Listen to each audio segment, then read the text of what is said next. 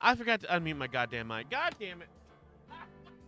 I'm sitting here explaining shit like, I got this. I'm ready to go. I am not ready to go. The short version. Meek time crunch. Me must finish today. We're about halfway done. Normally I do like a big welcome in kind of thing, greet everybody, but we're jumping right into this to get the shit done. So, let's do it.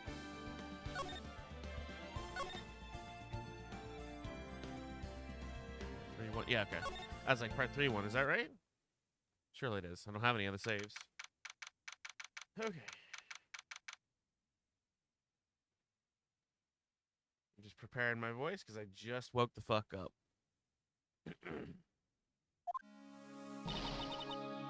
Okay.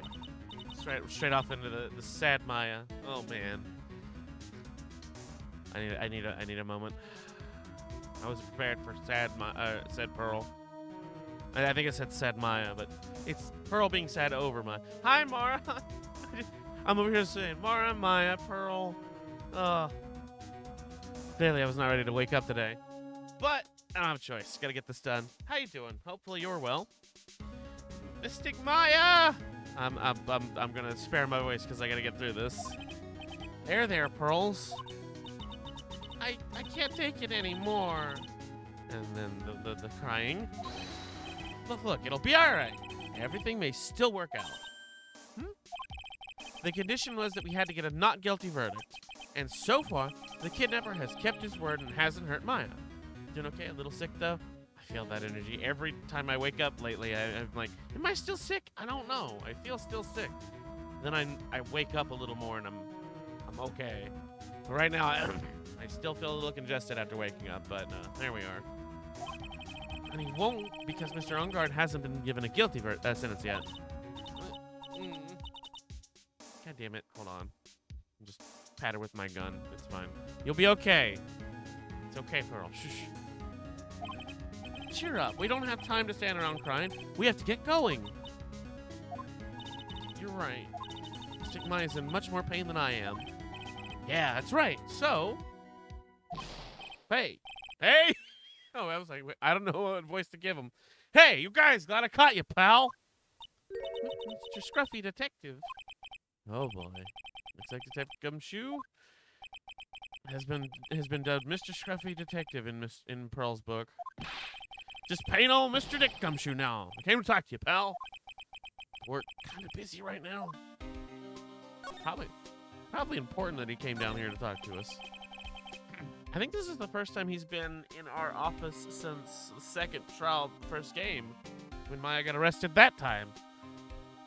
So what are you gonna do from now on? What do you mean? Well, you've been fired, right? So, do you have a new job lined up yet? Oh, that, what am I supposed to do now, pal? I don't have anything coming at me until next paycheck. What are you talking about? You don't have another payday. I guess that means I'm just gonna have to work here at your place, pal. Say what? You'll be searching for things that prove Mr. Ungard's innocence all day, right? Well, yeah. So yeah, I'm gonna help you, pal. I've got lots of experience in investigating and watching over people's places. And I'm great at making really simple meals, pal. I'll take care of it all. Come on, Mr. Nick. Let's let Mr. Scruffy Detective take care of things. Okay. By the way, what's your best dish? Instant noodles, pal. Why am I surrounded by people who only eat cheap, unhealthy foods? That was the first time I've seen Mr. Edgeworth act like that.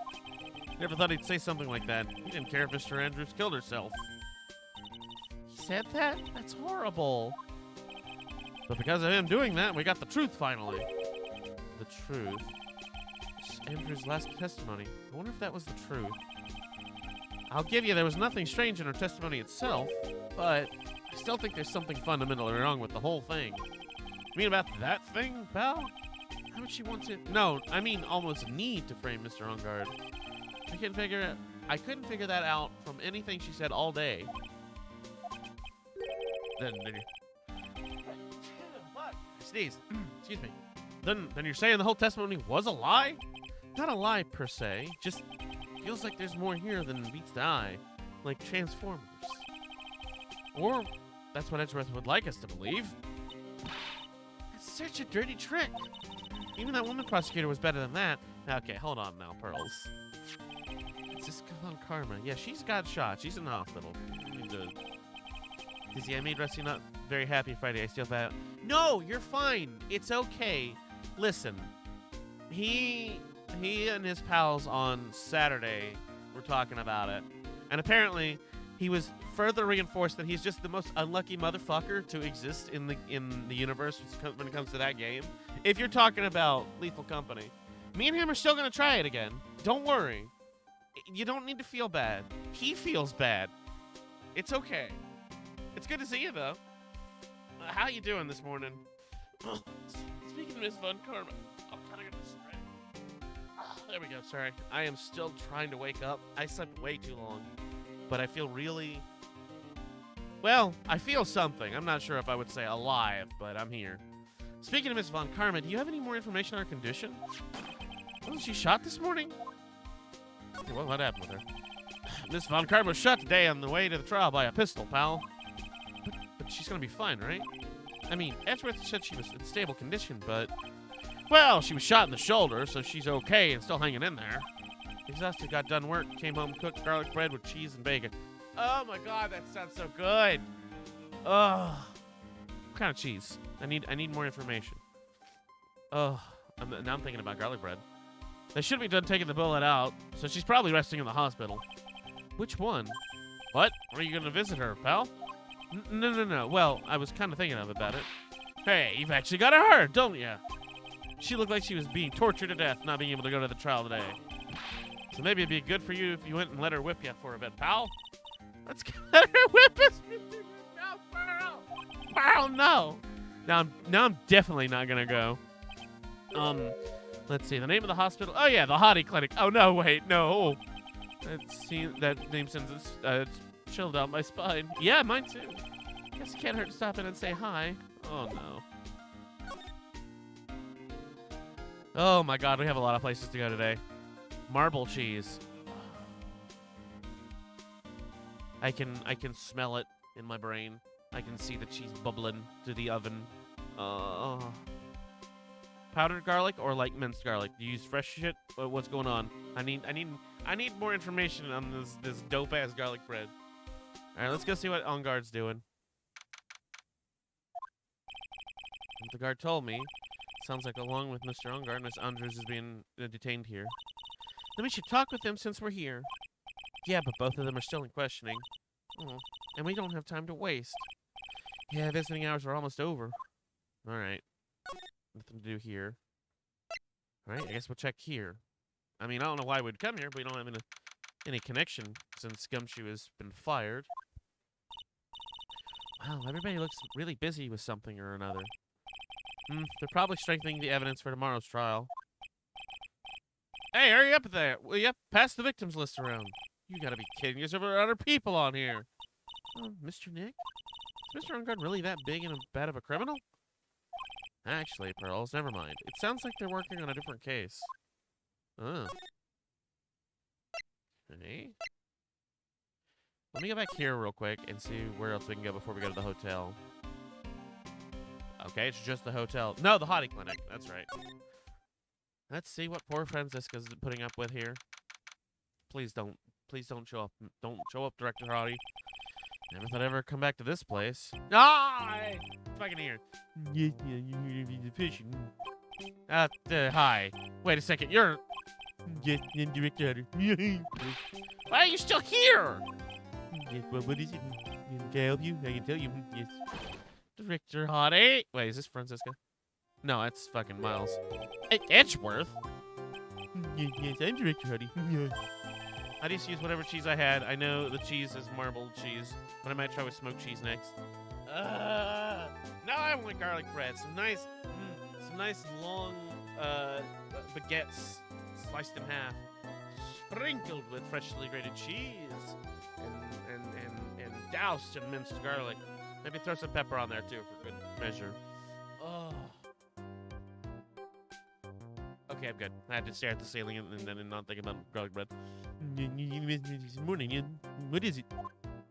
Director Franziska. How is Franziska Von Karma? don't need to worry. Yes. She's in good hands. Yes. Because you see, I'm personally taking good care of her. Yes. Hi, Tara. I can just say the garlic bread was hella tasty with cheese and bacon. I should have eaten something before I started, but I was late to wake up. Yes. Got some jelly beans. And the thing with the surgery, you're doing well. Like jelly beans. Eat some beans. Fucking beans. Fuck are my beans? Where the fuck are my beans? Oh, they're in the box. There they are. Ba-da-da-da-da.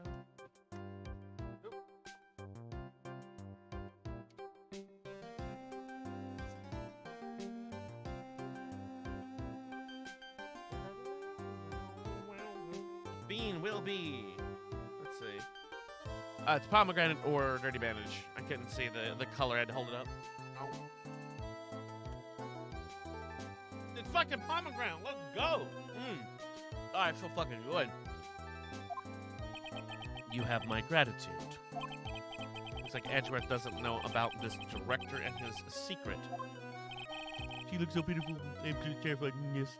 But I understand. Yes. Her opponent wasn't good after all. Yeah. And when I snuck up on her little secret, like she would like scream real loud. Yes. I see. I mean, she's really cute too. When I do that, she'd whip me with her whip. Boy, did I cry like a baby. Yes, I did. But I think I get used to it. I hate him. Yes! Get him! Get him, Franziska! Go back to your room. You're so mean. You're so mean. Me frisky. Get him! Okay. Yes. Time for my IV drips. Yes. Get the fuck out of here, hottie. And what are those tulips doing in your hands, Mr. Phoenix Wright? I knew I shouldn't have come here.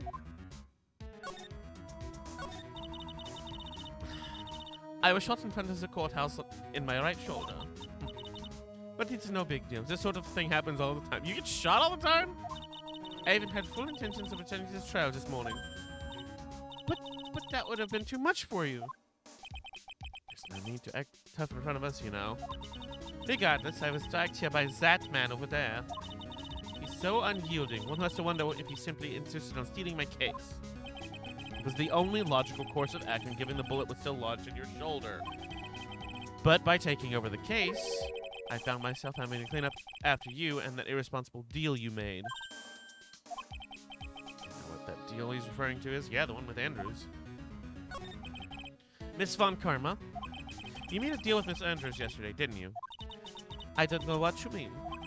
In order to make sure you got a guilty verdict on Matt Engarde, you told Mrs. Andrews not to testify in court today.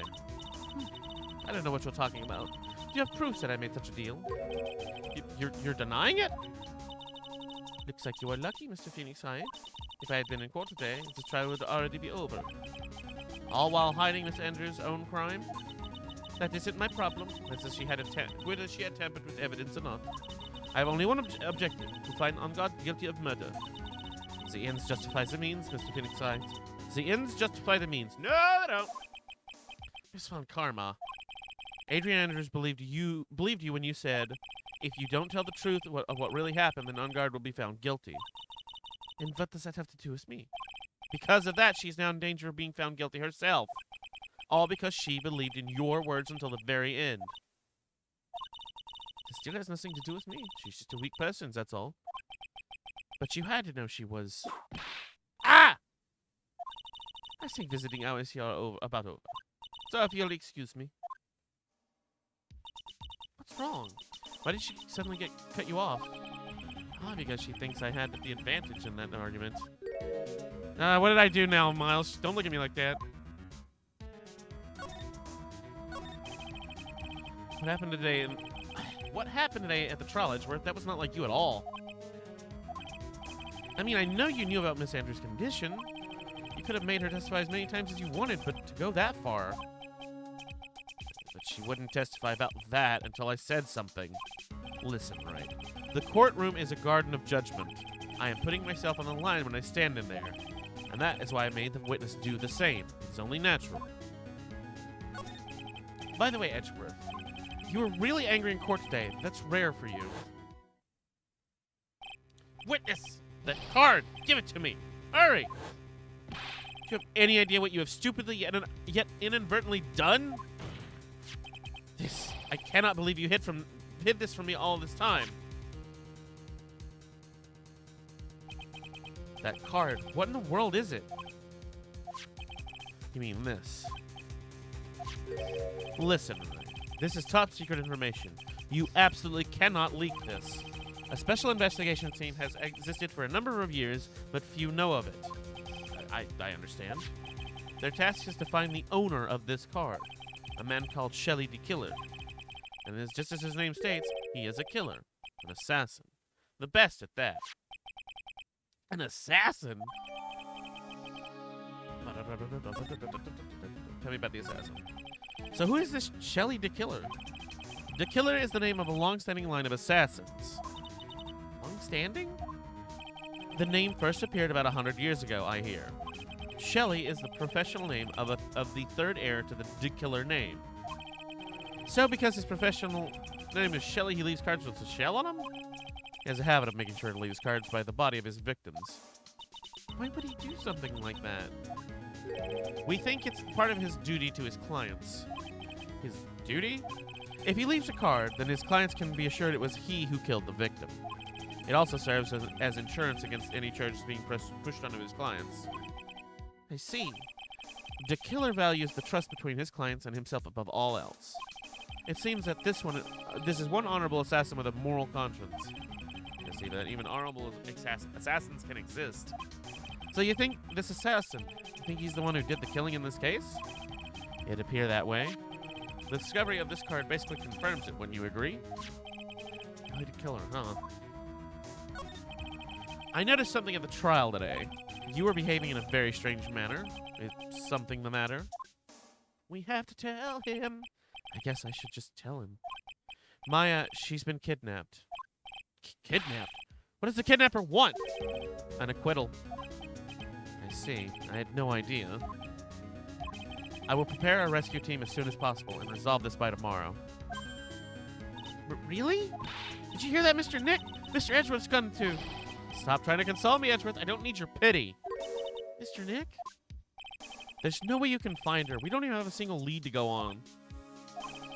I mean, you could possibly track the transceiver signal. I mean, I don't know. There's only one way to save her. I have to get an acquittal somehow. It's the only way. Right? Listen, you need to know something. Juan Carrito was killed by Shelly the Killer. And the client who ordered the job is Matt Ungard, your own client. Please, stop. I can't listen to you. I can't believe that. You see. Well, if you want to continue your investigation, you will need this. What is it? The hotel right now is restricted to police personnel only, as we are looking for any clues that might lead us to Shelly the Killer. But if you take this with you, the hotel, I'm sure they will let you enter. Must bear freely in crime scene. Okay, cool. In any case, I must attend to the preparations for Maya's rescue team. We'll meet again, if anything should happen. Now, if you'll excuse me. Mr. Nick? Do you think Mr. Ungard hired an assassin? No way! I mean, he doesn't have a sight lock. Yeah, I guess not. Maya. Please, all I ask is you make it home. Safe and sound. Don't worry, Maya, we got you. Where are we? Oh, that's where Maya is. I guess even kidnappers can be a little clumsy. Sometimes you have to drop a card like this for me. And even though he said he was an assassin, I bet he's just making that up like how Nick does with everything in court. Anyway, let's try out the card trick. With this card I just found. Looks like I got the door open. Okay, time to take a good look around. Apparently we can move.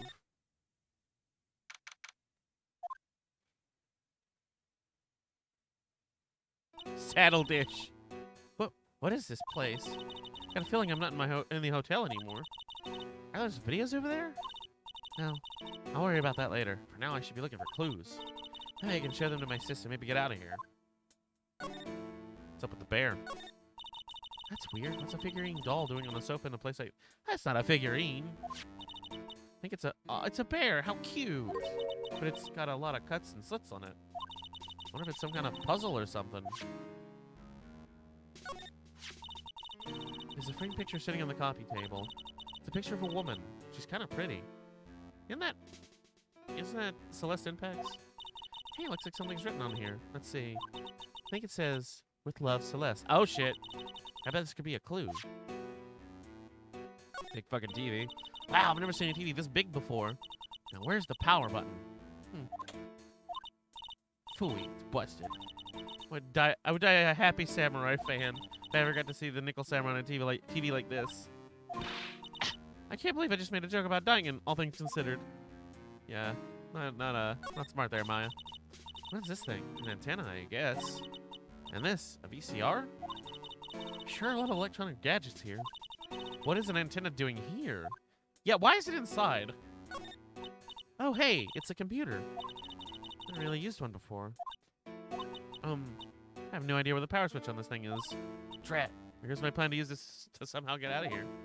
There's a dog door there. I'll get that in a second. It's so dark in here I can barely see, but these kind of feel like videotapes, all of them. So what kind of room is this? The masturbatorium.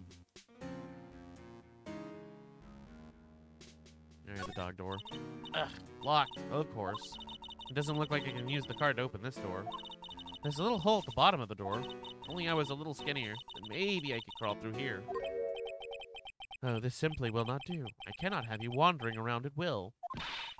Is that... Oh, yeah, there he is. It seems that your Mr. Right is truly concerned about you. He is? For now, I would suggest you remain cooperative. If you cannot, there are ways in which I can help you. Ways? You mean... Dead men tell no tales? Is that how the saying goes, correct? Dead? I'm almost certain I told you in our first meeting. I am an assassin. No way, you're lying. I mean, an assassin? Come on, look at you. People are not always who they appear to be.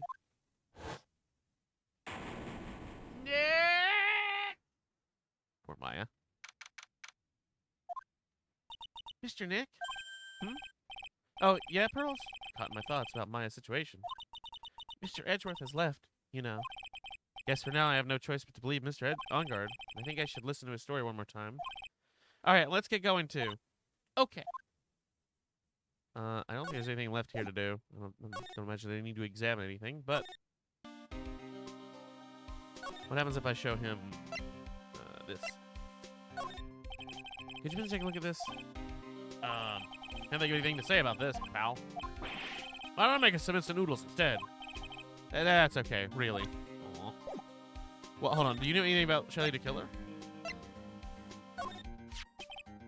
Oh yeah, do you know about this card? Card? Edgeworth, for some reason, went pale the instant he saw this card. Hey, I know what that is, pal. You do? No matter what way you look at it, I'd say it's a picture of a shell. That's all? Oh yeah, that's right. Mr. Edgeworth really likes those cooked snail things. What are they called? Escargot or something like that. Mr. Nick, I think we just solved the mystery of why Mr. Edgeworth's face turned pale, right? Yes, because he eats snails. As I suspected, Gumshoe has no clue. Alright. What's his name? Oh, yep, okay.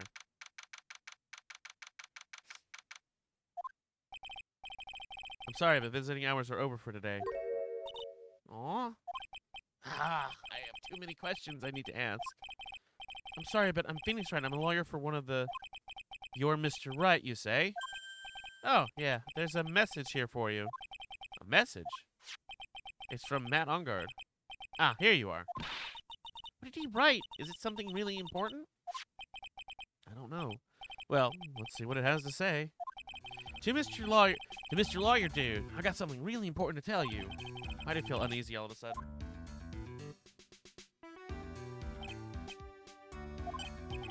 Oh, Mr. Wright. So actually, I have a favor to ask of you. I have this cat named Shu. I didn't put out a lot of food for when I left the house, so he's probably pretty hungry. Think you could drop by my house and feed Shu for me, dude? That's just a little ways down from the hotel, all right? Really? This is terrible. Let's hurry. We have to feed his cat. Pearl, please. I'm sure poor Shu's stomach is growling by now. Yeah, I guess. Matt's request is a request. I guess I should go check up on his cat. How the fuck do I get to his house?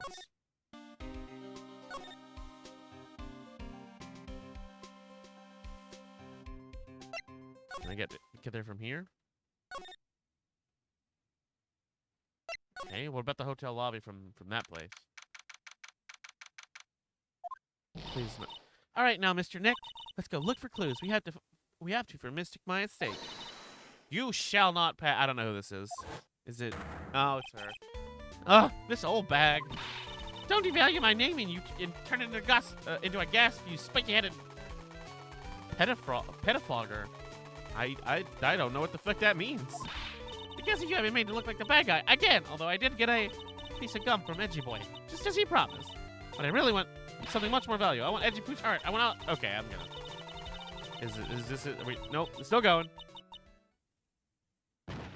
And she's dead. This old bag.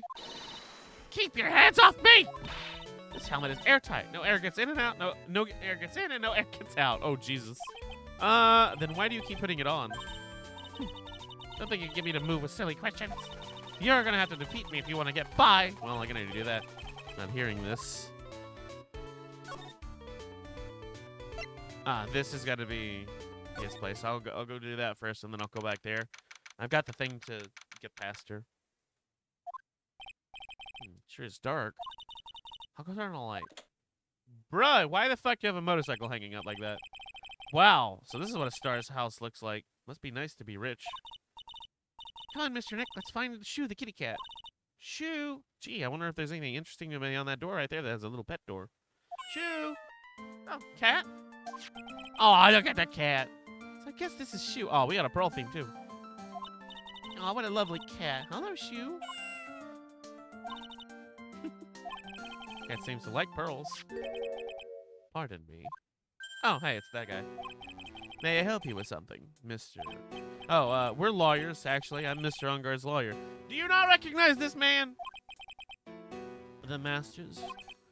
Then you must be Mr. Right. Yes. Nah, it's a pleasure to meet your wonderful self. I am the family butler, John Doe. John Doe, my ass. Nice to meet you. Why? Wait, hold on. Phoenix, think about this for 2 seconds. Besides the fact that you should recognize this man, if he has a butler, the butler would feed the cat. Why the fuck do you think he would send you here? Think, Mark. Think. You must know all sorts of things about my Unguard, right? Honestly, sir, I don't believe my master is capable of such a foul deed as murder. And, anything else? No, not especially. It's not appropriate for a lowly servant to speak of the master and his affairs. Or his affairs. How typically butler-like, as it were. Mr. Doe, how long have you served at this residence? Well, sir, I would have to say, maybe about 1 year. And, anything else? No, not especially. It's not appropriate for a okay. You know, I would have thought men on guard are the kind to have a maid over a butler. You're not wrong! That's a very cute cat you got here. It is my duty to take care of him. The master rather fancies Shu. And, anything else? No, not especially. It's not appropriate. Yep. Okay. Oh, that was different than the family cat. I guess I need to scrap paper anymore. Well, I'm afraid I must take my leave of you now. No, we probably should get going ourselves. So young and yet already so accomplished, a master of law. But there's also a lot to be proud in. There's also a lot to be proud of in being a butler, in charge of the house and all. Thank you for the compliment, sir. People are not always who they appear to be. Now, if you'll excuse me. Pet the cat! Can we go in here? There's a small door at the bottom of this bigger door, Mr. Nick.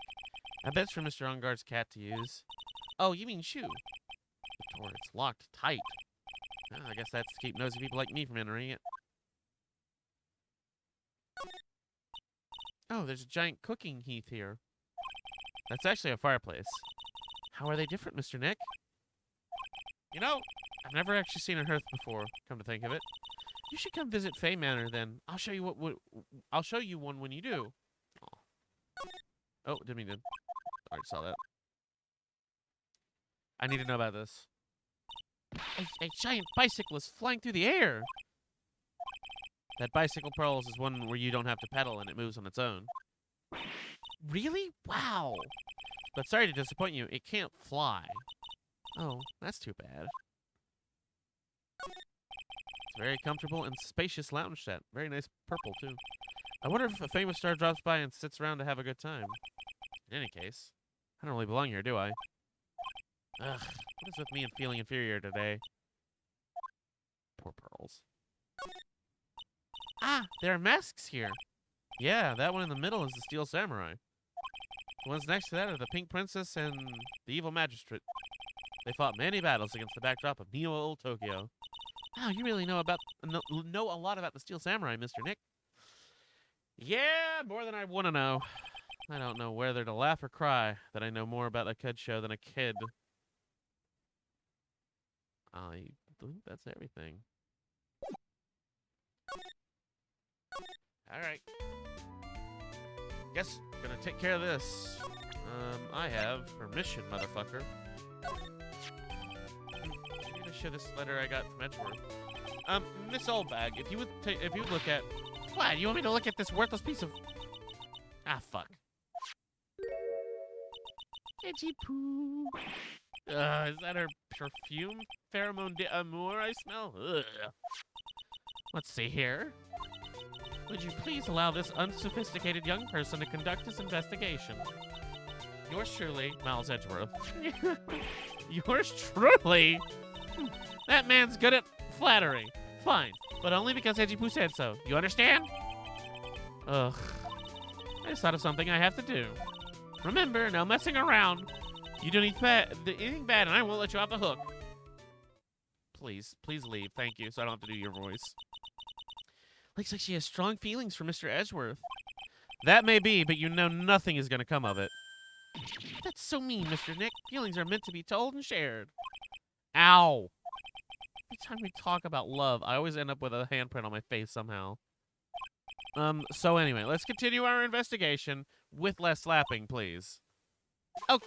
Hey, goddamn it, get out of here. What now? One little thing before I forget. You can't go into Enguarde's room today. Why? The police main investigation team is going to be in there all day, you hear? I wonder if they're the team in charge of investigating Dick Killer. So don't go in there. Set one foot in there and you'll face the wrath of Wendy Oldbag. Oh, Jesus Christ. All right.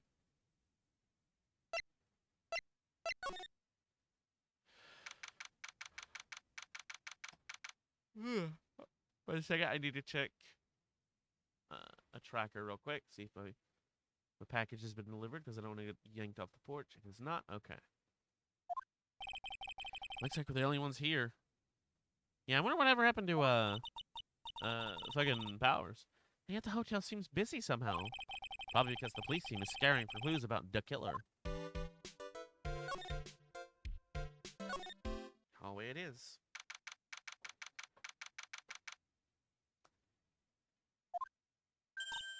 Oh no.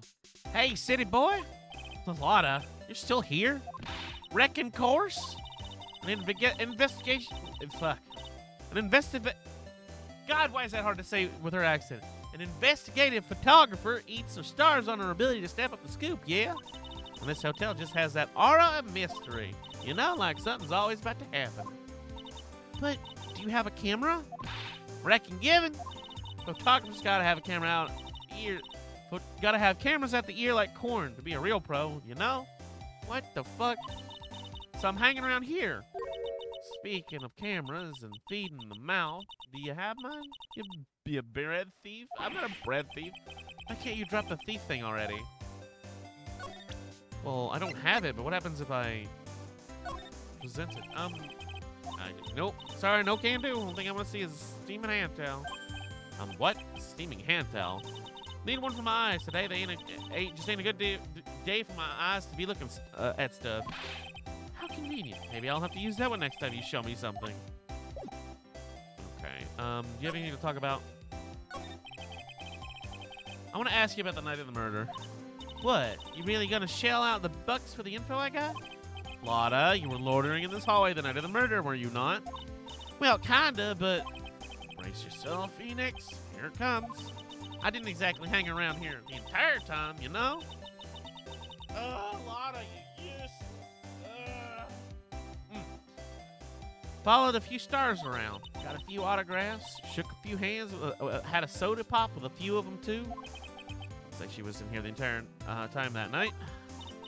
The security lady also wasn't in this hallway the whole time, either. I guess this means there's no one who can tell us who came and went that night. So about the note that was inside your camera case. Oh, that ditty I wrote? Yeah, can I believe what you've written? You mean the stuff about Enguarde shoving his manager lady into Corita? Yeah. Well, I reckon you best not be believing that. What? Look, I sort of wrote that on a whim, you know? Writing whatever came to mind. Whatever came to mind? Yeah, when you get down to it, it's just a lot of random bull doodlers. Dooders? Bull dooders? Hey, what's with y'all? You're staring at me like my grandpa used to. Man, why do you look like you suddenly got older, too? Or am I just shrinking here? God, Lotta, you are terrible. Alright, I'm trying to think. Do I need to show her anything? Because I don't really have anything. Oh, me selecting camera shows that I have the camera, I guess. Ah, my baby, my $1,600 baby. What's with that red-coated prosecutor anyway? The guy told me it was evidence and refused to give it back to me. Oh, I don't have it, okay. Well, that's kind of how it is. Hey, you're that redcoat's friend, ain't you? So put a few good words in for me and get my camera. You want me to do what? Listen, nag the guy real good for about 5 hours and guarantee he'll give it back. Why don't you do your own dirty work? Well, I reckon it's time for me to get going. Yeah, get the fuck out of here. Tabloid photographer without a camera just is a tabloid, huh? Yeah, I guess. Keep yourself together out there. You hear? I'm coming to see you in court tomorrow. Oh, okay. I'll see you then. Please don't. And you too there, little one. Keep up the good work, okay? Okay. Don't be picking up about your food now. Okay. Make sure you do all your homework, you hear? Okay. And if you happen to find yourself a camera, make sure you bring it right to me. Yeah. Would you please leave already? Yes, Phoenix, get her. Oh, I need a moment. Oh. So we can't go in Enguarde's room, but they didn't say I can't go in Corita's, which is weird because that's where they found where what's her name found it. Andrews found the card. Okay.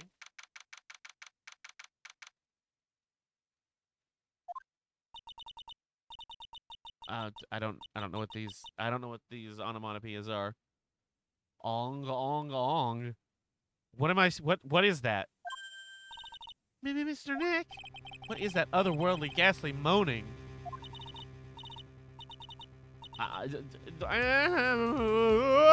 Ghosts? I don't fucking know. I don't remember. I hate evil ghosts. I don't think it's a ghost. Maybe it's a demon? Oh, god damn it, old bag. God damn it. Excuse me, would you watch your calling a brat or a demon brat? We already know who it is. Ah! Zoinks! It's the alien. Who are you calling an alien? No, it's just you, Miss Oldbag. What are you doing here? What's wrong with you youngins today? I came down here to pay my respects to my poor Juan, and you're disturbing me. No, you're disturbing me by existing, goddammit. Please talk to me about the night of the murder just one more time. I talked about it plenty at the trial. I was fooled, tricked, deceived by that fraud of a photographer and her note. She was loitering around here with that imbecile look on her face. Well, she's got that right. I hate both these characters. With that imbecile look on her face? Okay, got it. Now hold on a second there, you little pipsqueak. If you're gonna take notes, at least make me sound better than that. Well, then be better than that, goddammit. Oh, all right. Now I've seen everything. But you know, I was working that night too, so doing my job, minding my own business. So it's not like I had time to waste standing around here the whole night. Okay. I was wondering if you could tell me a bit more about Mr. Kurita. He's the most popular star, you know, especially when it counts, in my book. Or where it counts. But I heard that he was lagging behind the polls against Mr. Ungard. Well, that's just a recent thing. Bad luck and all that, you know. But he was going to become an even bigger star than he used to be. Look, just look at all the mountain of presents. It's a show the mountain of feelings all his fans had for him. Why are they all bears? Yeah, the mountain is pretty big, and certainly nothing to shake a stick at. Mr. Nick? What is it? The presents, they're all bears, right? She's got a point. There isn't a single thing here that isn't a bear. All of Mr. Kurita's presents from his fans seem to be bears. Oh, that's because you can't think of one without thinking about bears. Why? Bears? Why bears? I agree, Pearl. You don't know. When my dear Juan was training, he fought barehanded with a bear. He refused to give in and let the bear win, but after the fight, they became friends. Wow, what a heartwarming story. Look, it's just like in those young people dramas. I can see those two tuckered out, down by river going, you sure can fight. You too, Bub, you too. Did all that really happen? That is biography, bud. Bub? What a load of crock. So ever since then, his fans have been giving bears as presents. Yeah, nice. Bears. Oh. I'm Uncle Bear, and I say it's barely 8 o'clock. What is that infernal racket? It's one of those presents going off. Sounds like it's already 8 p.m. Way past your bedtime. Ugh. Startled me. I thought it was gonna die for a second. 8 p.m.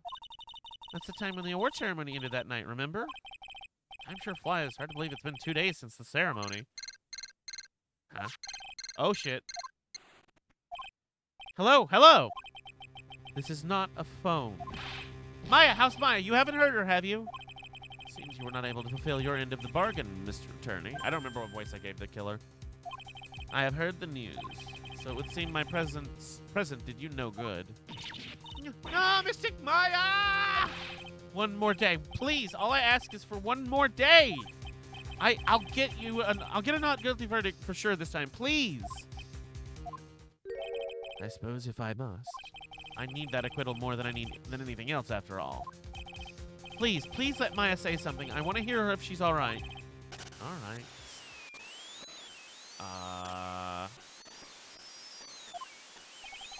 What's this static all of a sudden? Hello? Hello? Seems bad. Connect. Damn it! The transceiver just suddenly break? Excuse me. Well, shit. What happened? I don't know. All of a sudden, it became nothing but static. Aw. Mystic Maya! Shh. Phoenix, hug that girl right now. How did the transceiver suddenly break like that? I should probably have an electronics expert look at it. Who the fuck do I know that's that? The sooner the better. Alright, I know there's a bear in here that's important. But I don't know if I have the means. Hold on, let me examine this one. Oh, there are a lot of bears. Arm clock, one specters, stuffed teddies, plastic models. Pretty overwhelming. There's a bear in here with a camera somewhere. What kind of bear he doesn't have? There's even a few in the trash can. Yeah, I got a feeling maybe the guy didn't really like bears. Teddies. With all these problems.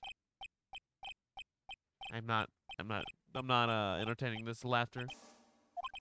I don't think I want to bear with this trauma the last case caused me. What's wrong, Mr. Nick? Okay, apparently I already checked all these. One of these is a camera, but I don't. Probably this one. Electronics expert. Who the fuck knows anything about electronics?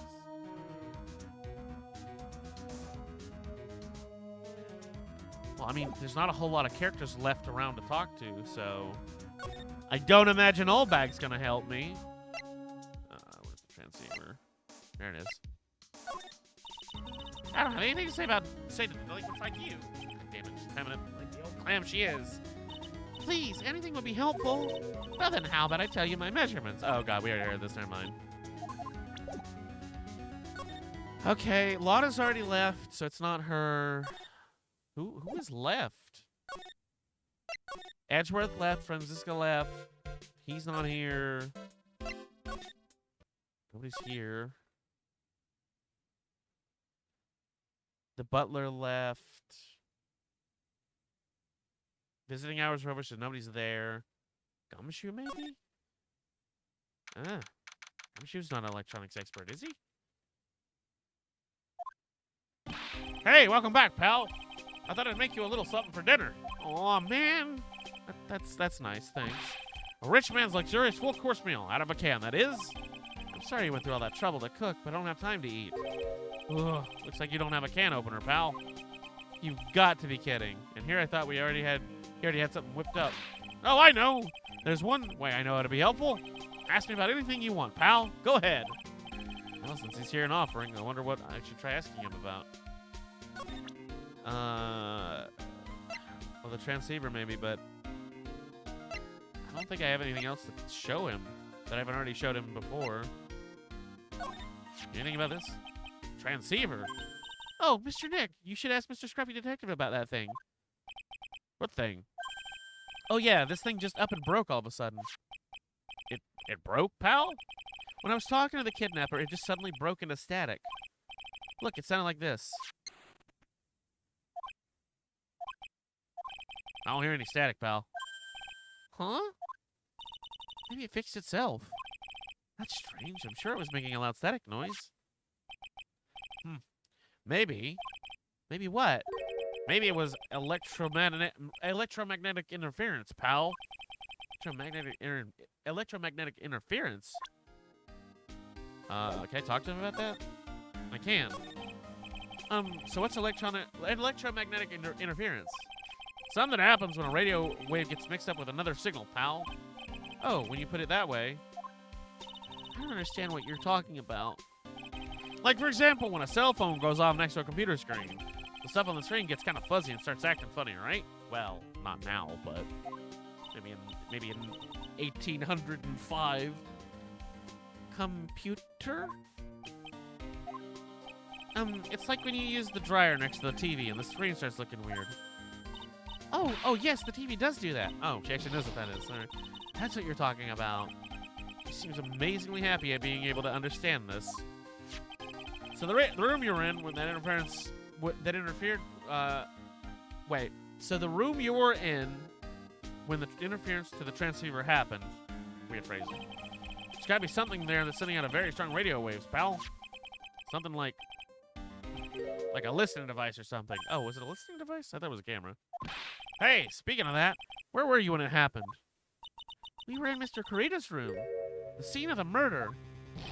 What? That's it. I'm going to sneak into the precinct and get a bug sweeper. I'll meet you at the crime scene later, all right, pal? Wait, Gumshoe. Oh, yeah, baby, it's investigating time. I'm on fire, pal. My fingers are itching to go. God damn it. I cannot believe they fired this man. We should go too. We should be going too, Mr. Nick. All right, let's go. I guess we should head to. He said he'd meet us here, so I have no idea if it's going to be a situation where he's gonna be here or if I need to trigger something else. But I guess we'll start with this. Nope, we didn't have to trigger anything else. Good. Hey, you're finally here, pal. It's the first thing I did. Just come here. Sorry to keep you waiting. Do you have the bug sweeper? Well, you see, I got busted trying to sneak in, pal. Then suddenly I'm staring at the precinct doors. From the outside, I mean. So, yeah, I couldn't get one of the police bug sweepers. What do you mean you couldn't get one? We need that item. Hey, calm down, pal. Didn't say I didn't get one, just not the police's. Wow, so this is a bug sweeper. Looks a little broken. Hey, this was made when I was in elementary school, pal. Oh? By who? Me, of course. Seeing this sure brings back memories. Hey, don't look down on it, pal. Sure, it looks a little beat up. Actually, it looks pretty professional to me. But I put my heart and my soul into building this puppy here. Your heart and soul? It'll work. Trust me, pal. It'll do the job, but you can't set the sensitivity. So it's gonna beep at anything that gives off electromagnetic waves. But isn't it better that way? Oh, no, oh, God, no. Well, anyway, since I brought it all this way, might as well give it a whirl, right, pal? I'm getting the sinking feeling again. Okay, now I'll tell you how to use this baby. There's a listening device or some other sort of bug hidden in this room, pal. So we're gonna find it, right? Right. Oh, sorry. Right, now first let's turn the sweeper on. Next, move the sweeper around to give the room a real thorough look-see, pal. The sweeper will let you know how strong of a signal it's picking up, so keep an eye on it, okay? Once you find something giving off a lot of radio waves, press, or check on your, whatever you're looking at. Don't press enter that. Don't break character. There's a lot of things in here that's gonna give off radio waves, so let's take a good look at anything and everything that seems suspicious, okay, pal? Alright, I'm gonna go stand outside and keep an eye out. Give me a yell if you find the bug, alright? Well, alright, that's a phone. What is this? A cell phone. Nope, no bugs here. A cell phone? What? Don't tell me you don't know what a cell phone is. Sorry, I've never seen one before. Pearl! Now she mentions it. My cell phone couldn't get any reception while I was staying in Kuran Village. Pearl's never lived outside of that village, so... Well, guess I can't say it's impossible to live without one. That's the light. One of the fucking bears has one. What does it say about the... Ah, what a lovely bear. Oh, Pearl. Ah, this must be one of those fancy bear-shaped toy robots. It's a robot? It's a real robot? Yeah, it's a real one. Mr. Nick. Yes? How many horsepowers is it? How many horsies? Horsies? Well, it's a bear, so,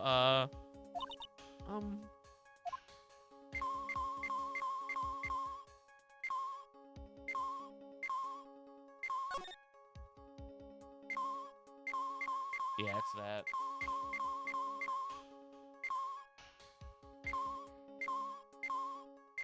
Alright, we'll just get it done. This is just a giant stuffed teddy bear, right? No, it's probably got a whole fucking satellite dish shoved up its ass. This is the biggest one I've ever seen. Hey, did you guys find it? The listening device, I mean? No, not yet, but this bear's eye is. Let's see. Perfectly normal stuffed bear with some really strong radio waves. Sounds like you found the device to me, pal. Let's dig this big fella's eye out and see what we've got. No, you can't. Such a violent act. And he ripped the bear open. No! It's a miniature camera. And it looks like there's more. Oh, there was a camera. There's a transmitter and a timer. A what meter? A transmitter, pal. Come on. Oh, is this more of that high-tech stuff?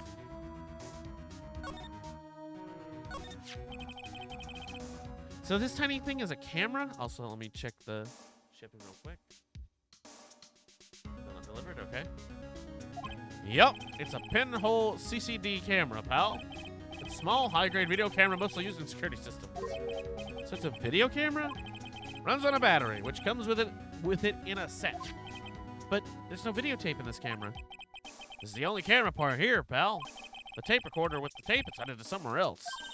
Somewhere else? The footage change into radio waves and then is sent to the recorder. So it's sort of like TV broadcast, isn't it? Hey, you know, you're right. Pal. Oh. What about the transmitter? So what is a transmitter? It's a device that sends the footage the camera took to a specific destination. It's like a video version of a listening device, pal. Looks like it's attached to a small clock-like thing. Oh, that's a timer, pal. You can set it to turn the camera on and record at a certain time with it. You can set it for a certain time? Yep, let's see. This looks like it was set to start at 8 p.m. and go for 1 hour. Suspicious much? 8 p.m.? That was the time of the award ceremony ended. There's no date set, so it's been recording every night, I guess. So, Mr. Detective, how long has this bear been here? I'm pretty sure it's been here since the night of the murder. Then maybe this camera caught the murder on tape. But what? And if you think about it, the angle the bear is at, it's bound to have had a clear shot of the whole crime.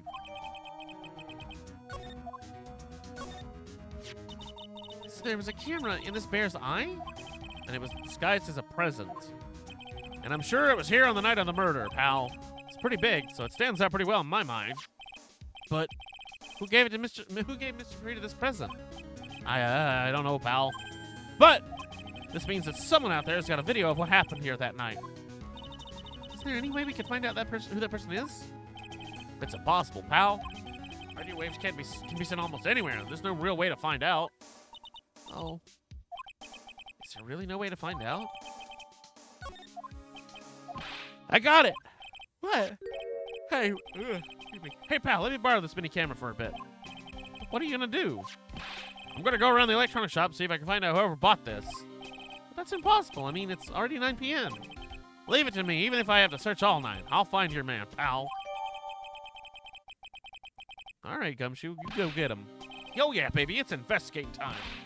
I'm on fire, pal. My fingers are itch. Okay, you already said this. Yeah! And he runs out the door. Hi, Tara. Why you looking suspicious? He's gone. Yeah. But Mr. Scruffy Detective sure is a nice man. He's pushing himself so hard, all for Mystic Maya's sake. I got some jelly beans. God damn it. You like jelly beans? I'm gonna assume this is Edgeworth, the way he's talking. Alright, what is our bean gonna be? White, so it's gonna be dirty dishwater, or it's gonna be the other one. Okay, it's got specks of color. So it's dirty dishwater or birthday cake. Oh. And dirty dishwater. Hot.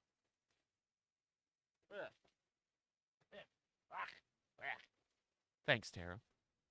It's a mystery how you always manage to do things in the most inefficient ways, right?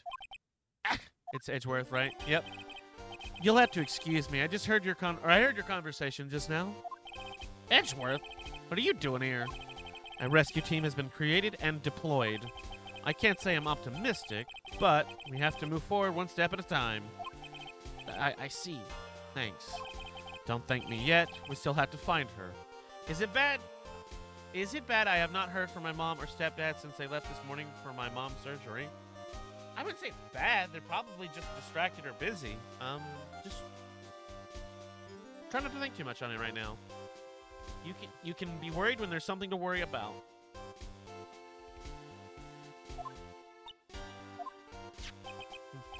So there was a spy camera hidden inside the stuffed animal, huh? You are one lucky man, right? Huh? Do you know this stuffed bear, little girl? I have no idea.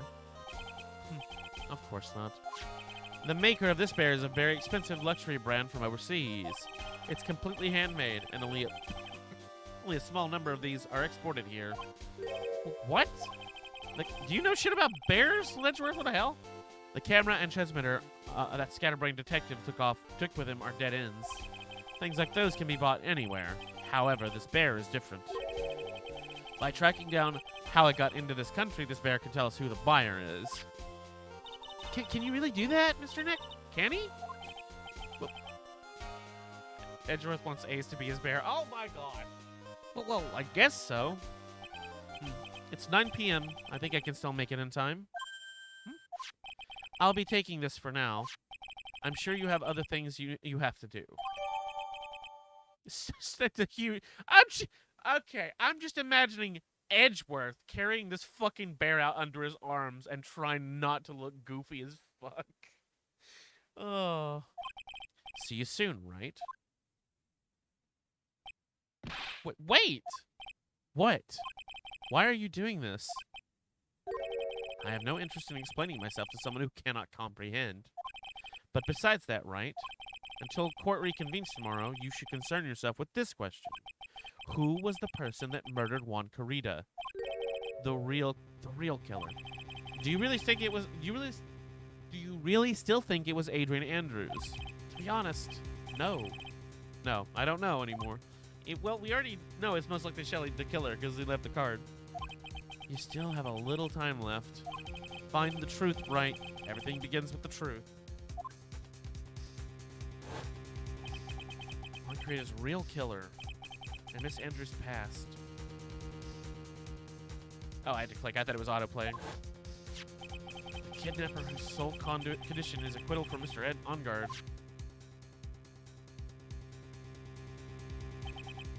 And this card. Shelly the Killer.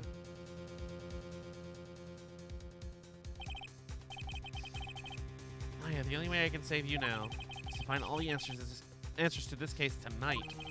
I don't understand what your real intentions are, Edgeworth. But as you said, all I can do for now is find the truth.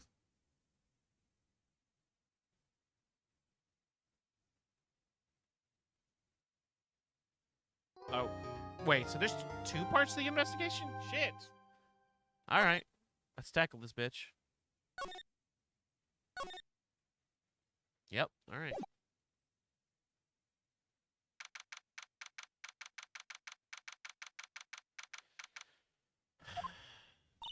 It's past 9 already, isn't it? I wonder if Mr. Edgeworth has already found Mystic Maya. These things take time. I'd say probably not. The police are professionals, Pearls. They'll find her, so don't you worry. And if we can win a not guilty verdict tomorrow, then everything will be okay. You're right. Does she have anything to say? So the real person who killed Mr. Karita was that assassin, Mr. Shelly the Killer, right? And the card Mr. Andrews found at the crime scene seems to be proof of that. But if that's the case, then a new question comes to mind. Who was the one that hired the killer to begin with? Who was his client? You mean, who asked for the murder? The person didn't want to dirty their own hands in blood. But whoever the client is, they're still a killer. Who could have hired the assassin? Do you think it was Mrs. Andrews? I wonder. But if she was the client, then why go through the effort to stab the knife into the corpse herself? But if Miss Andrews wasn't the client, then no, it can't be Ed Ongard himself. If Mr. Ongard really did hire the assassin, then he's not innocent at all. Sorry, he's not innocent at all. Far from it, he would be guilty of the crime. But it can't be Mr. Ongard, right? I mean, when we first talked with him... Mr. Ongard, I'd really like to ask you one more question. Did you kill Mr. Juan Karita? All right, so we're just so we're clear, dude. I didn't kill anyone, and that includes Juan Karita, okay? That sneaky bitch. I didn't see any Cyclops at the time. Actually, that reminds me. Do you remember something, Mr. Nick? Yeah, something Miss Andrews said at the trial today. She said something interesting. What did she say? I don't remember. So what was this interesting thing? Oh, that's right. You didn't hear it, did you, Pearls? Juan had to bet everything on the Jammin' Ninja this year. And if he lost the Grand Prix, he was going to make sure that Matt was going down with him. That is what he thought, anyway. It looks like somehow Juan had his hands on a secret so powerful that it would destroy Matt's acting career had it been revealed. I genuinely don't remember what the secret was. Mr. Ongard's secret? What is his secret? I don't know yet, but for now, let's think about it this way. Mr. Karita was going to reveal this secret. That means Mr. Ongard had plenty of motive to have Mr. Karita silenced. Alright. Which means we have to meet with Mr. Ongard. There's no way around it now. So it's implying I need to go to the detention center. Alright. Uh-oh. Please no, Mrs. Oldbag. Please no, Mrs. Oldbag. Please no, Mrs. Oldbag. Okay. Wow, it's really getting late, isn't it, Mr. Nick? Yeah, it's past 9 p.m. already. But we still have some things to prepare for tomorrow's trial. There's still the matter of the secret Mr. Karita held about Mr. Ongard. And Miss Andrews' real intentions. Those are two things I must know tonight. But aren't visiting hours over at the detention center? I'm sure we'll think of something, Pearls. Don't you worry.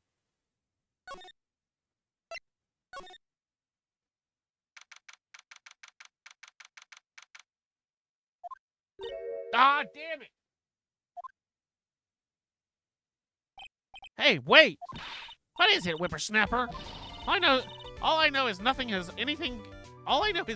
has anything to do with you is ever good. Like just now, I was handed this strange device from who knows what reason, and I was told to use it to search the whole hotel. That's the bug sweeper, isn't it? The gumshoe maid? I don't know, and frankly, I don't care, but the request came from Edgypoo, so... Edgeworth? And he said... If you feel angry, direct your anger at that unsophisticated lawyer. So I'm gonna feel free to direct all my anger towards you. Oh, gee, thanks a bundle, Edgeworth. What a pal you are. All right. This is absolutely top secret, so you had better keep it to yourselves. I heard they found a spy camera hidden in one of those presents. I found it. Very interesting. I'm sure it was, you know, it was to catch poor Juan in the middle of a scandalous meeting. Scandalous? What's that? It means, well, you know, the gossip has been going around about my dear Juan. Oh, you mean the thing about Miss Andrews?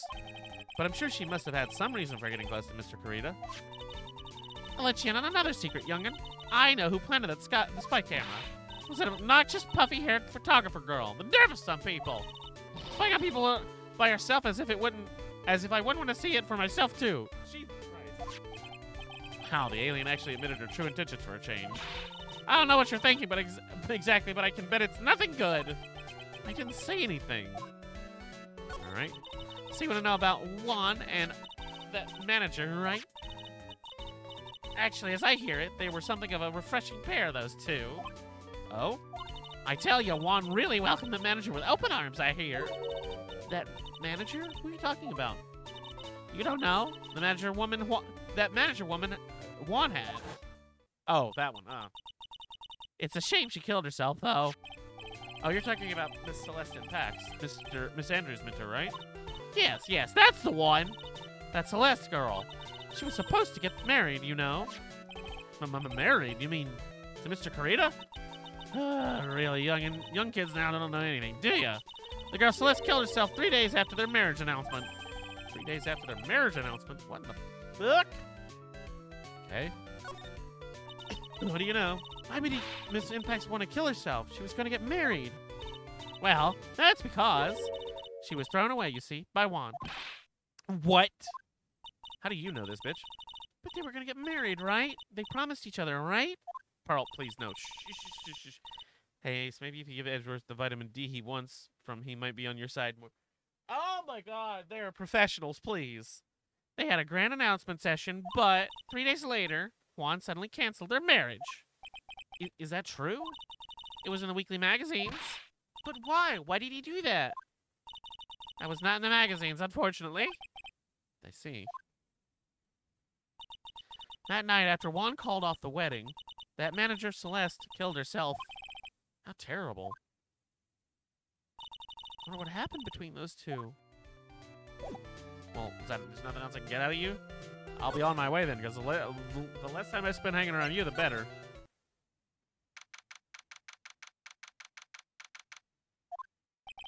On that night, there must have been at least a few hundred people here. Guess the police are done with their questioning and investigation.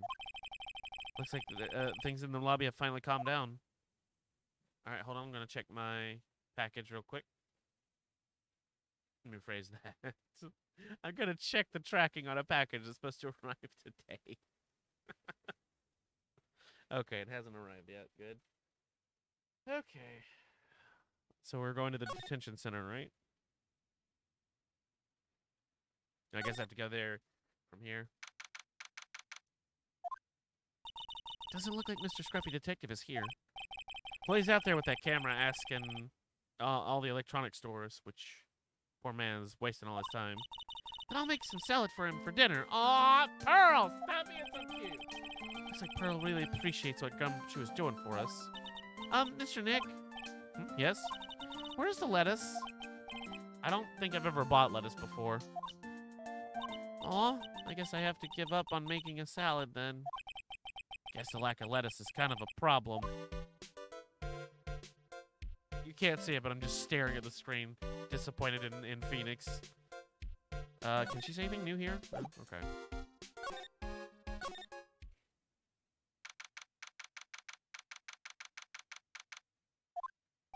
Visiting hours ended a few hours ago. Looks like we're not gonna get a chance to talk with Mr. Enguarde tonight. But isn't what we have to ask him very important? Yeah, but I don't think that matters to the guard. Okay, shit. Oh, can we go here?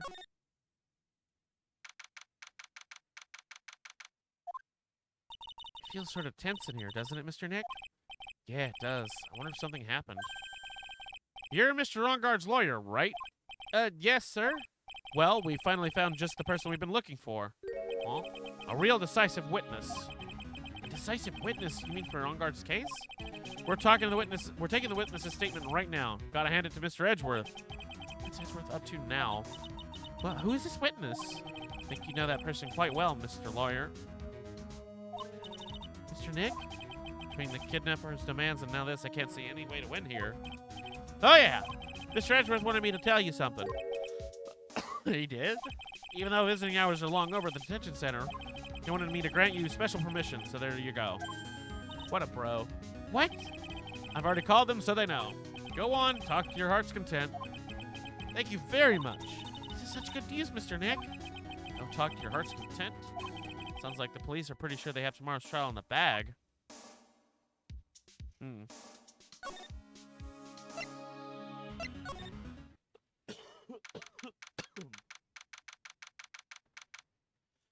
Stretch real quick.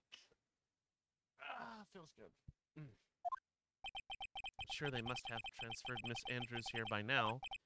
So that means that both Mr. Ongard and Miss Andrews are in the same detention center. Now then, whose story do you want to hear? Ongard.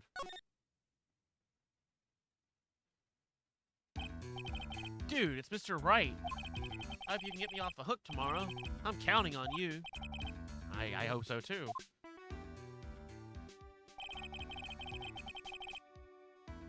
Edgeworth just dropped by a bomb. Sorry, Edgeworth just dropped a bombshell on me by saying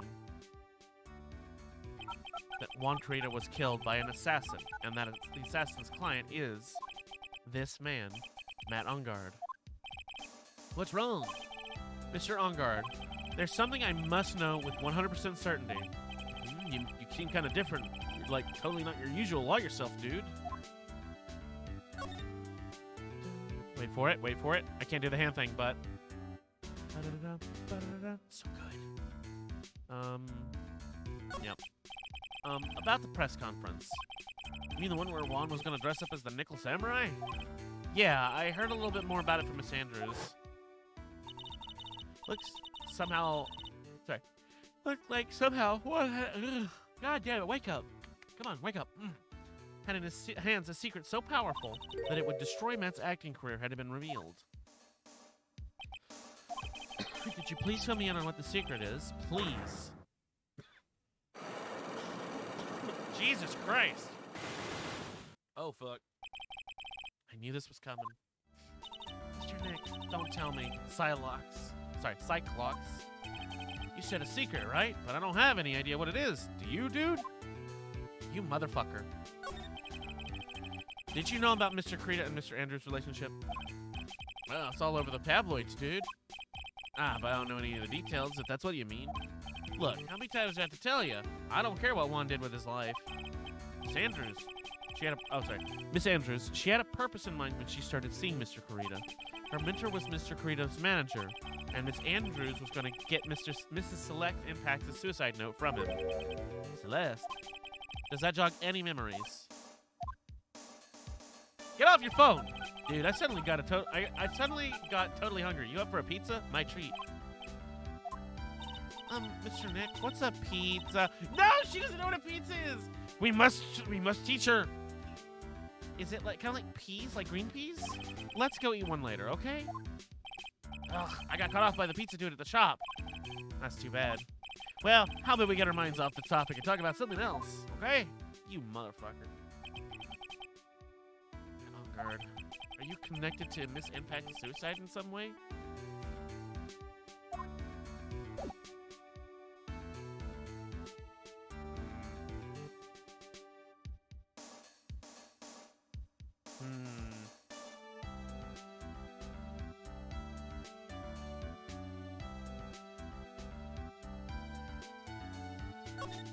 Well, I hardly have anything to do any Psylocke things with, so I guess we'll just move around and see what we can do. Gather some more data. Shit, we can already do something here? I was gonna go to the hotel. Oh, Mr. Wright, please, you have to help me. I don't know who this is. Uh-oh. Oh, God damn it. What happened? Mr. Powers? What happened? Why are you here? You see, I got roped into this somehow. What? Now I'm gonna testify tomorrow's trial. So the decisive witness is Mr. Powers? I was talking with a detective until a little while ago when I was on my way home. Well, all of a sudden, you there, you're under arrest, and I was brought back here. Uh-oh. They said my face and whole self in general looked suspicious or something. Huh. Well, I guess I can see how they thought you looked suspicious. I'm just a normal guy on an exercise show for kids. Is that a crime? Potentially.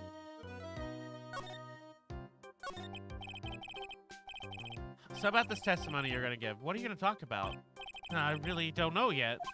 But it sounds like I saw something pretty important from what they tell me. You saw something important? What was it? Well, the detective told me not to talk about it. You can't tell anyone, and especially not that lawyer, he said. Bruh, I helped you. Come on. Who do you think that lawyer the detective was talking about? I'm gonna take a wild guess and say it's me. Yeah, you got it. Mr. Nick, Mystic Mine and myself are your only two allies in this world, but it's all right. Ouch. I don't really have a lot of friends, do I? Poor guy. This is going to do a lot of damage to Matt, you know. Because he's got that refreshing, like, spring breeze image going. But what is he really like? Well, let's see. Matt's always been kind of a player with women. He would never really turn a pretty face away, if you know what I mean. He'd always say, it's just a game to justify himself. What? How horrible. That's unforgivable. Ow. Sorry, I didn't mean to offend you. But, you know, he said once that there's only one person in the world who won't swoon over me.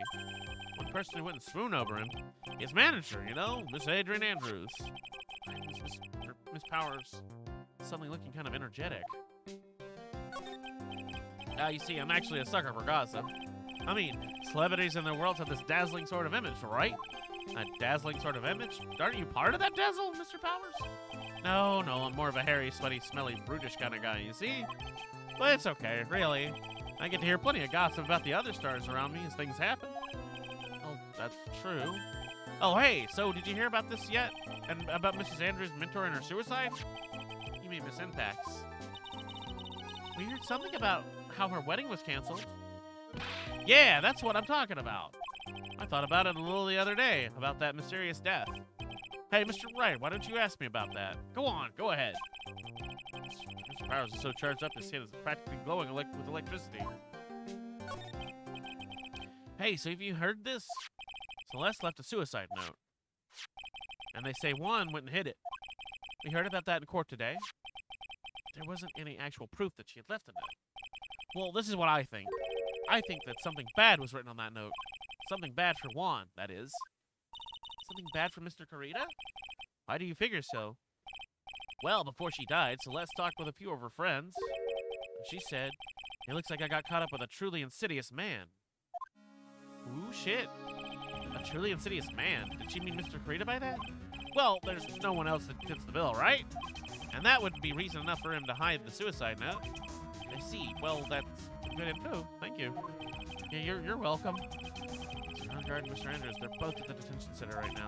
There's still some things I don't understand, or know, I'm sure. Okay. I have to get the two of them to tell me everything. Does that mean I can move back?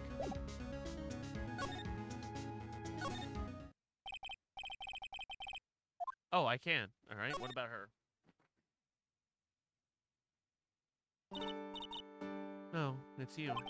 I'm sorry to be visiting at such a late hour, but there are a few questions I absolutely have to ask you tonight. Me? I thought your client was Matt. Miss Andrews knows something. She can't be clueless about this secret Mr. Carita had on Mr. Angard.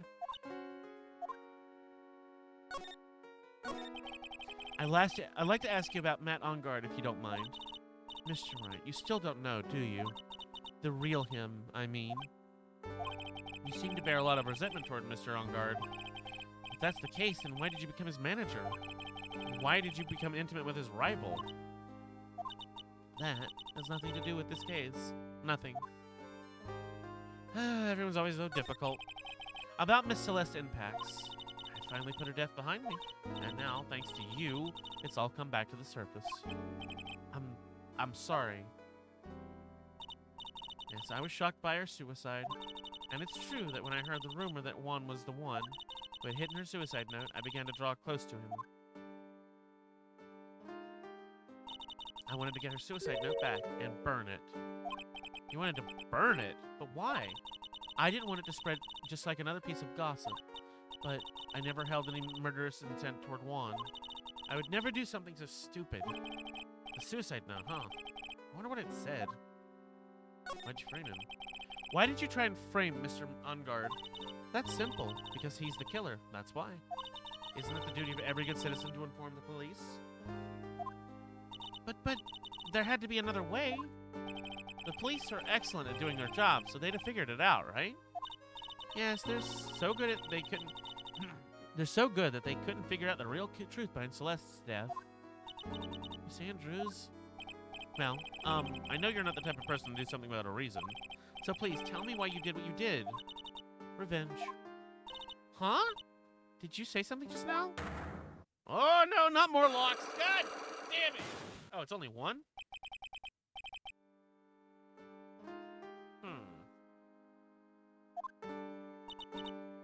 Did you understand yet? You're not my lawyer. To be honest, you're more like my enemy.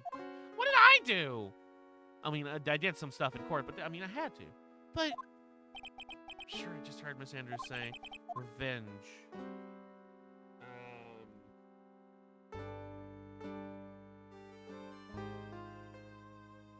Well, I don't know what I need for this either. I'm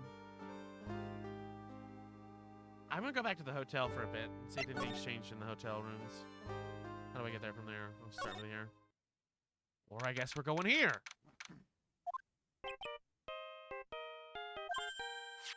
Mr. Nick, your phone. I don't like the sound of this ringtone right now. It sounds kind of ominous. It's probably just your imagination. You should really pick it up, Mr. Nick. It could be important. Hello? We've got a big problem, pal. What's wrong? I'm on my way to your office right now. Okay? Hey, wait a second. Why is he coming here? It's terrible. I don't know what to say, pal. It's something. His picture's still here. I got here faster than I thought. Hey. No time to relax now, pal. I'm confused as anything here. Well, what happened? We got him. We know who bought that spy camera. Huh? This quickly? And this bear is what gave them away, pal. The bear? I figured it out, pal. Figured out that what we should have been looking into the bear instead of the camera. God damn it. But wasn't it Mr. Edgeworth that figured?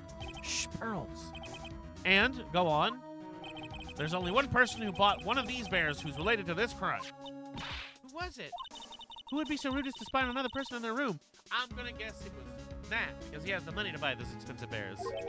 Matt Ungard. Fuck. Huh? Matt Ungard, your client. That's who, pal. Here, I thought things couldn't get any worse. Okay. Are you sure you heard that right? The person who bought this bear was... I heard it from the department store clerk, pal. This is the credit card receipt for the purchase. It's for $3,800, pal. That's the exact match to the price of that stuffed bear. The receipt? That's all you have? Nah, it's not just the receipt, pal. The store clerk said so himself. He told me, I'm sure I sold the bear to Mr. Ungard. I mean, the clerk even got me Mr. Ungard's photograph out of it. So I really fucked that one up, but whatever. So I'm sure that person brought the stuffed bear was... So I'm sure the person that bought the stuffed bear was Mr. Ungard himself. My sight is failing me. This cannot be. Okay, what about the spy camera? So what about the spy camera we found? That was a dead end, pal. I mean, you can get this kind of thing in from anywhere. But for now, I guess I can give those back to you for filing into evidence. Cool. I know you don't want to give up, pal. I didn't think it was possible. The person who put the spy camera in Juan Corrida's room was Matt Ungard. Why would Mr. Ungard do something like this? I bet it was to catch Mr. Andrews and Mr. Corrida in one of those rendezvous. I bet it's not good enough for me. I have to know about... sorry, that was Pearl. I have to know the absolute truth behind this camera. Are you gonna see him? Mr. Enguarde, I mean? Yes. I'm scared, Mr. Nick. I wonder what we will find out next. That he's a murderous bastard! Alright. I don't think where we need to go. And Enguarde, what in the world have you done? Fucked up! Okay.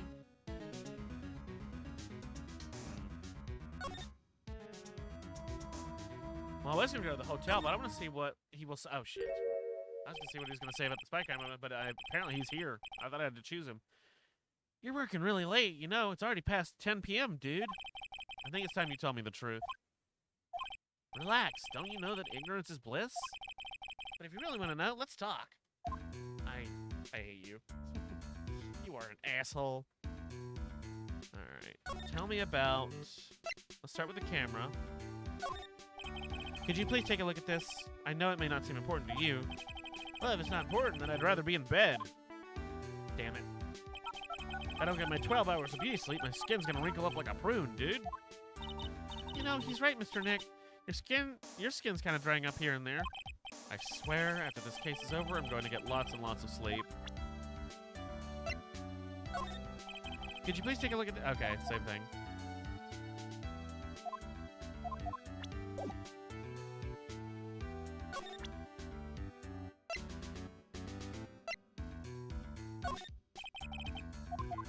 Okay, he's not going to talk about any of this. All right. Well, we have a lot of evidence right now. I wonder if we can break the Psylocke. I don't know what the questions are, but... It's possible. Get through here. That's a lot of fucking locks, though, and I don't think I have that much evidence. I have the bear, the transmitter, the camera, and stuff like that. That's at least 3. Now, let's hear what the secret of yours is. What if Mr. Kurita had been successful in his plan? What would he have disclosed? I told you before, dude. I don't know. I don't know anything about Juan, okay? Look, Mr. Wright, I can keep on saying that until I'm blue in the face, but I totally didn't pay Juan any attention that whole time that night. I mean, come on. I was in the middle of a nap. Don't lie to me. Huh? I know you paid close attention to Mr. Kurita, especially on that night.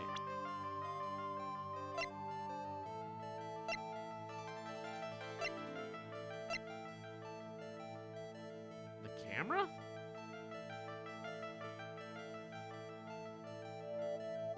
I mean, I don't have any proof it was him, but it was in the bear that he bought. Someone used this camera to secretly film Mr. Kurita's room the night of the murder. Secretly film? What? And they sent the images the camera took with this transmitter.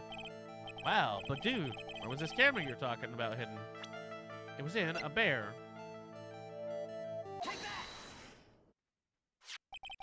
The spy camera was hidden in this bear's eye. A bear that was supposed to be a present from a fan. Oh, got one. I guess Juan had a few those kinds of fans too, huh? Actually, I wouldn't say this bear was a present from a fan. Huh. You sure, dude? Who else could it be from? The person who gave this bear to Mr. Kurita was you, because I have the receipt.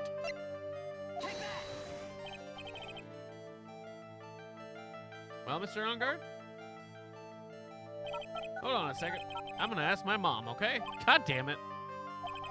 She says that I can't be friends with someone like you. Go home. If you don't go away, I'm gonna call the police on you. What? Really?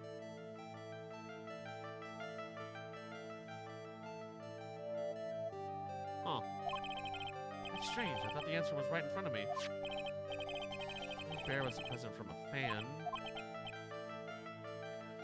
Oh, who else could it be from? I guess I have to show his profile. It's from you. I thought I had the receipt be like, you got your name on it, bitch. Mr. Enguarde, don't you know this bear from somewhere? I don't think I've ever met the Mr. Bear before, dude. Aw, but he says he knows you. How could you forget such a great friend? What else did the bear tell you? He says the one who put the camera in his eye was you, Mr. Enguarde. If I didn't know how you work in court, I think I was in some serious trouble. Oh, what the fuck? Come on, this is all a joke, right, dude? You're just pulling my leg. Looks like you're not ready to give up your secret yet. Well, do you have any proof you want to show me first? Here's proof that it was you who put the camera inside the bear. Now the receipt?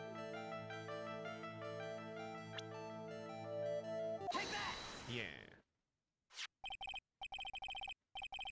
I have it right here. One credit card receipt, Mr. On Guard. It's from when you bought the stuffed bear. Dude, all you can tell from this is that I spent $3,800. I go to that department store all the time, okay? This $3,800? This could be the toothbrush I bought that one time. What fucking toothbrush is $3,800? A $3,800 toothbrush? Yeah, Phoenix, get him! It's ivory. And it's got an elephant hair for bristles. You're brushing your fucking mouth with... Okay, never mind. Ew? Elephant hair? Is that what rich people use nowadays? Gross. Anyway, the store clerk clearly remembers you and your purchase. After all, you even gave him an autograph, did you not? Dude, you should have said this earlier. Oh, now? Okay, sure. So can I ask you one thing? Yes? You're my lawyer, right, dude? So if you're, then why are you looking into stuff like that? Because if I don't know the truth, I can't help you. Sounds more stupid lawyer talk to me, but hey, let's stop. Sounds more like stupid lawyer talk to me. Hey, let's stop talking about this, okay? No, not yet. I haven't even asked you why you set up the camera yet. And what your secret is, of course. It would be strictly confidential. So, what are you gonna do now? I'm gonna find out what I want to know, because I must. The reason you have this camera in Mr. Kurita's room and filmed it in secret is... I assume... Well, it's either one of two options. He wanted proof of the murder, or he wanted to, check on the rendezvous between the woman, Andrews and Kurita. Ah, no, damn it, son of a bitch! I keep fucking up with that. Ah, god damn it, my hands are on the screen. Main screen, there we go. Well, I just got fucking busted, because now I'm done. Oh, I'm not dead?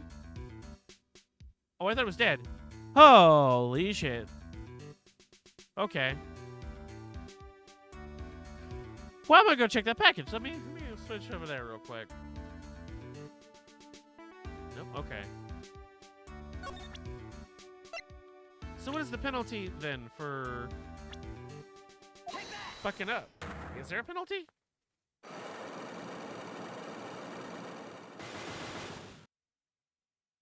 Do I just not have any health left?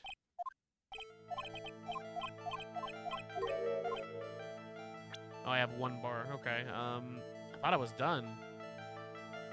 All right, what was the order?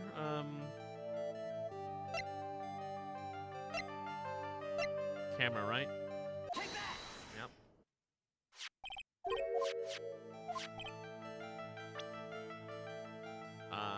So it's a camera, and then the stuffed bear, and then his profile, and then the receipt, right? Yeah. Oh, god damn it! Ah! I can't right click or it'll stop doing good work. Stop going through.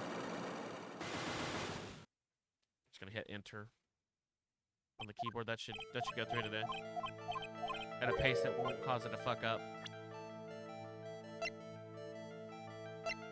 Camera.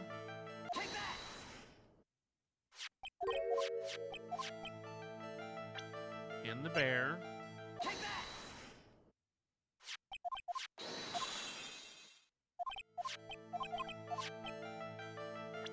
From you.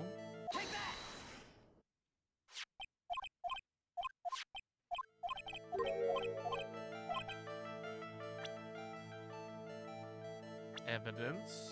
Careful. There's the evidence that you need, you motherfucker.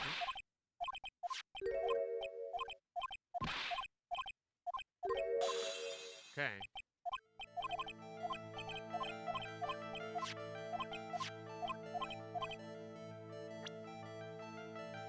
Profiles. Her, right? Yeah! Okay. Adrian Andrews. There's a rumor going around that Miss Andrews and Mr. Kurita were having secret meetings. You, who was keeping tabs on Mr. Kurita, you were going to reveal this as a fact and turn it into a scandal. Isn't that right? Dude, can you be such a moron? So wait, dude, you can be such a moron. Huh? Oh man, Mr. Lawyer, dude, that kind of scandal, that's the good stuff. That's what we in the industry call juicy. The good stuff? Juicy? Look, we can get publicity without spending a penny with that kind of stuff. I mean, if people stop paying attention to us, then it'd be the end, dude. Too bad that wasn't your intention. What are you talking about? I don't know what I'm talking about, because I thought that was the intention. Shit. I wish your reason for spying was something so innocent, but it wasn't. You didn't spy on Mr. Kurita because of Miss Andrews. Then there's only one reason I can think of you for doing such an act. The real reason you set the camera in Mr. Kurita's room was...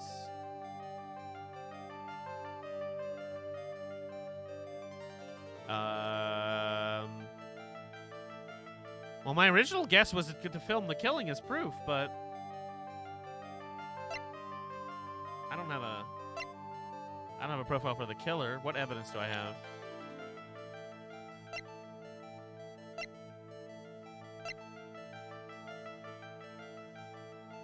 This is about the only thing I have related to the murder, right? Like, for his, like, I know what happened, and I don't know the way to get there. I'll present this and stick with my guy. Yes! It is this. What's this card? Maybe he doesn't know about this card. This is a certain man's calling card. That man's name is Shelly the Killer, and I'm sure you know of him, don't you? Shelly the Killer? That's ridiculous. Why would I know something shady? Why would I know some shady scumbag like him? You really don't know him, then why are you acting so jumpy all of a sudden? This is it. I'm finally starting to get the truth. Can't afford to make any more mistakes now. Mr. Matt Ongard, I know why you know Mr. the Killer. It's because you're a hero of justice. You're his client. Since you're the one who set up the camera, a big stretch. That means you knew exactly what was going to happen in that room. So, how? How would you know something like that? Because you're his client. That's why. You hired Shelly the Killer to assassinate Mr. Juan Kurita. The real mastermind behind this whole murder is you, Matt Ongard.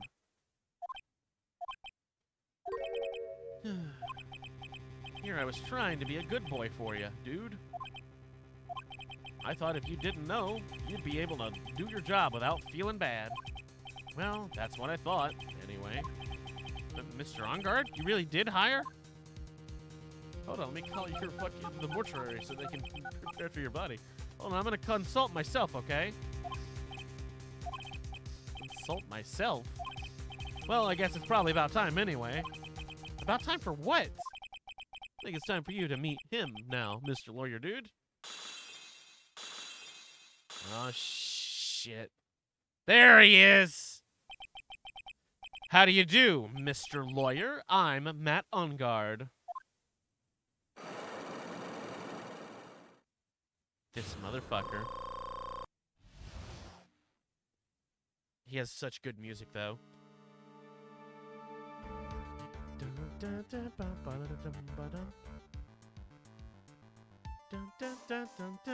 Oh my god, so good! Well done, Mr. Wright. I bet it wasn't easy to gather as much information as you have. You really... So you are Shelly the Killer's client? You didn't really think I would dirty my own hands in this, did you? Well, what do you mean?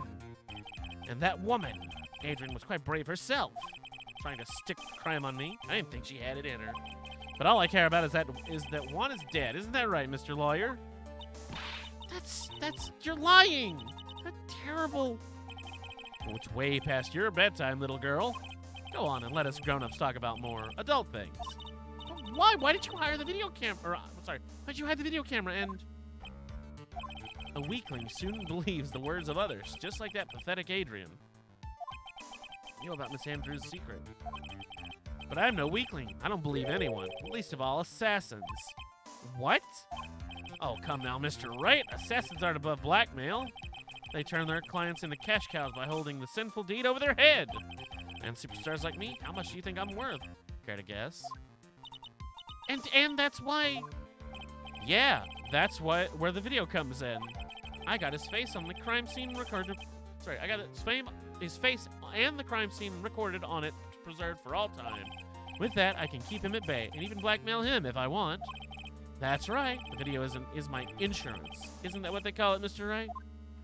Why would you do something so wrong? Because I'm a grown-up and I can. Good enough for an answer for you, little girl? You motherfucker. Why? Why would you kill Mr. Kurita? Because he was about to sling so much dung onto my beautiful public image. Scandals are a little annoying, aren't they? This is all because of that press conference, isn't it? Mr. Kurita had been able to give it, then Mr. Enguarde's secret would have been...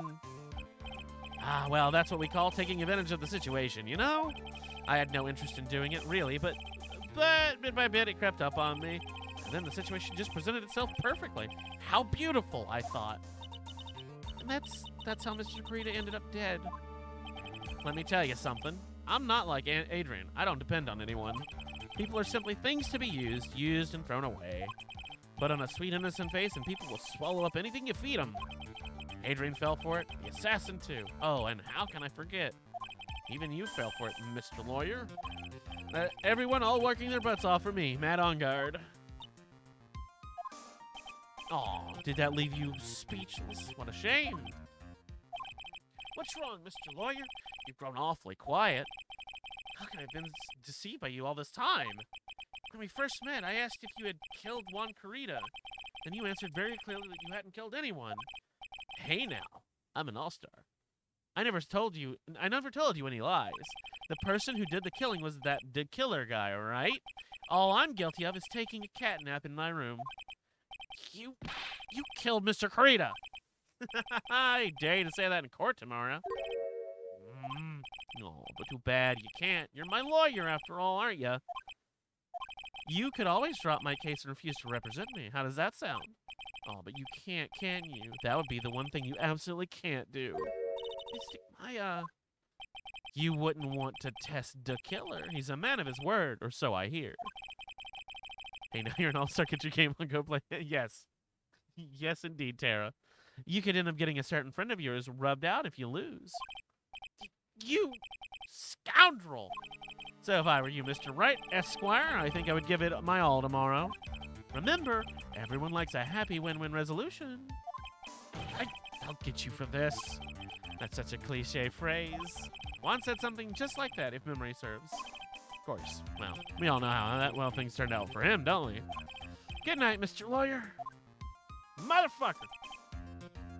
What am I supposed to do? And now, I don't know who's talking. Now you finally found it. Oh, there he is. The starting line of this case. Edgeworth. I don't care for the horrid atmosphere here. Let's return to the precinct.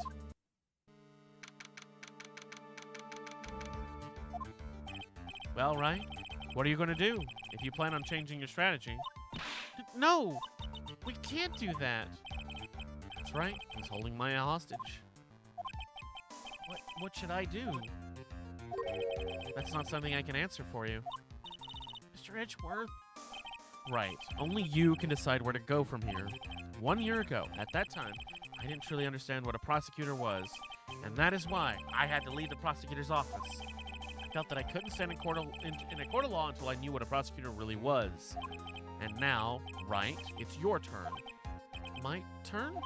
That is this thing called a lawyer. Or what is this thing called a lawyer? What can you do as one? You must find the answer, and you must find it on your own.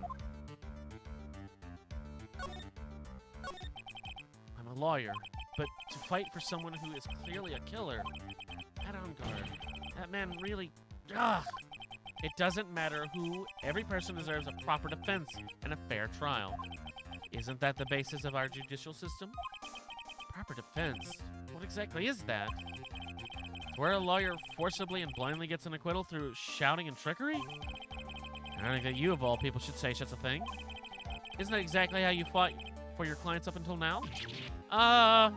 Well, that may be true, but that's because I believe my clients to be innocent from the bottom of my heart. But if I were to get Enguarde an acquittal, that isn't a proper defense at all. And I became a lawyer because I thought I could save people who were suffering and in pain. But when I look at this mess we're in, I can't even protect the person closest to me. Even if I win the case, I still lose in the end. I just don't know what to do. Right? Would you get a hold of yourself? You have it all wrong. Huh? We aren't some sort of heroes. We're only human. You and I. You want to save someone. That's something easier said than done, wouldn't you say? That's... You're a defense attorney. You can't run away from that. You can only fight, and that's all you can do. People like you and Franziska von Karma are always using all you have to pin me down. You fight to the very end, even when you know the truth is not with you. But I'm not like you. I can't fight for a false verdict. For a man I clearly know to be guilty. Franziska, she fights for herself. The only thing she fights for is her perfect win record. That's all. And isn't that the same as you? Isn't that why you ran away a year ago? Guess your precious win victory record was destroyed? You were so petty. I see. Now I understand why you despise me so. However, you are mistaken. Thanks to you, when you sealed off my path to a perfect win.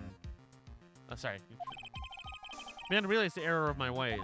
I realized that things such as a perfect record were meaningless. What?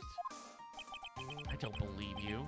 Are you saying that is why you left the prosecutor's office? But then, why are you here now? The answer to that is something you will find out on your own. I have faith you will see it before the verdict is read tomorrow.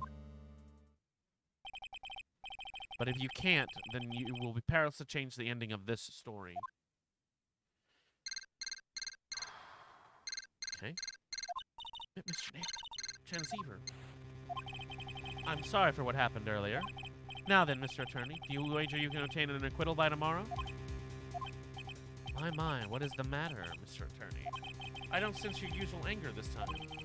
Tell me, please, why are you holding Maya hostage for Mr. Engarde's sake? Why are you doing this for that cold-blooded killer?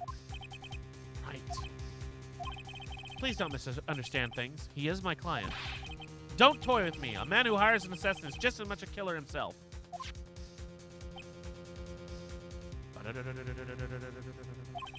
I believe you were asking me for a reason as to why I'm doing what I am. Yeah? This is what I like to call my aftercare. Well, what the heck is aftercare? Well, see, that's when you... Never mind. My name carries a certain amount of honor and dignity, Mr. Attorney. I take great care to ensure that no suspicion falls on my clients for my handiwork.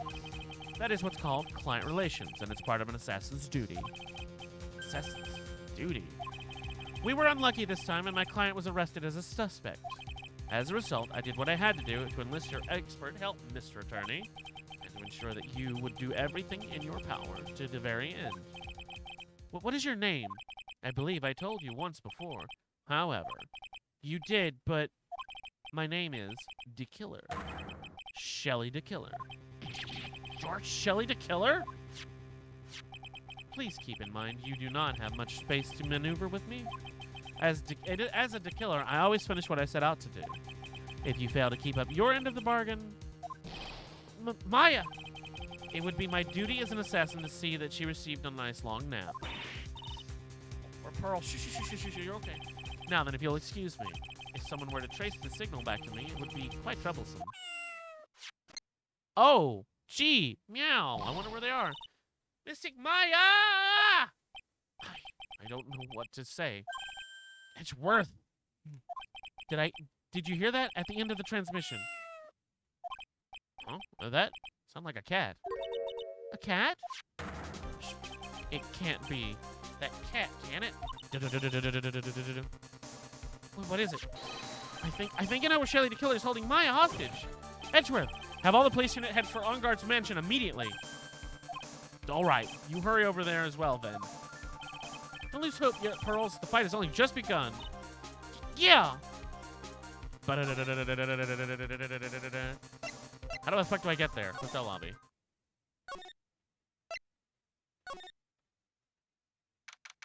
Please continue the badass music. Yeah, there we go. Maya! Please answer us, Mystic Maya! We have this area completely surrounded. There's no way for him to escape. Assuming he's still in the area. Can't believe it. The butler, all this time, he was the killer. And he and Engarde were working together all this time. sure they had worked out a contingency plan ahead of time. Well, there's a bear here. Oh, it's a figurine of a bear. But there are a lot of cuts in it for some reason. The bear, isn't this more of a thing for Mr. Kurita? Why would something like this be here? Right, look down. There's a little pet door installed here. Ah, I'm sure that's for Shu. You think that this came through that little door? This door, it's locked. Well, I'm pretty used to breaking doors down by now. Let's go, Edgeworth. Hell yeah, slam that door. Fuck up that door. Ah, there's no one here. From the looks of this room, I would say this is Enguarde's private lounge. Look at this, right? An antenna for sending and receiving radio signals. And a VCR. Check inside the deck. If there's a tape, it would be an important piece of evidence. If we're lucky, it'll have the moment the crime was committed on record. Or recorded on it. I'm sorry, but the tape deck is empty. There's no tape to be found. Ugh, I keep hiccuping. No. But there's no mistake that someone used... Goddamn hiccups! Why now? Hold on, I'm gonna try some water.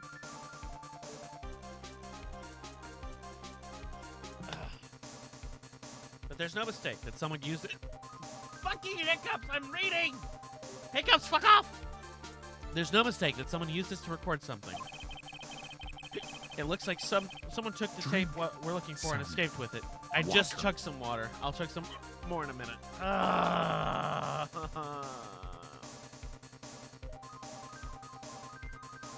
Taking deep breaths. There we go. It's a VCR and an antenna. The footage the spy camera took at the scene of the crime was beamed here and recorded on tape. If we had that tape, it would have been really helpful. It's Enguarde's computer. Why couldn't you have used this to get help? Mr. Nick, where's the power switch? Oh, I get it. So that's what happened. She couldn't find the power switch. Remind yourself that you're not a fish. I am not a fish. Also, hello, Mintra. Welcome in. Shelf ocean and speakers loom largely here. Sure, if Maya saw this, she'd say, Hello, how are you? I am under the water. Oh, heal time? Please help me. All right, hold on.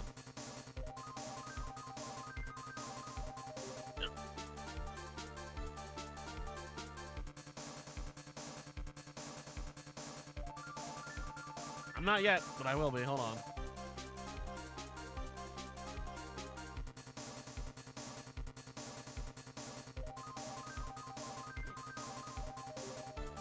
Oh, the hiccups are bastards.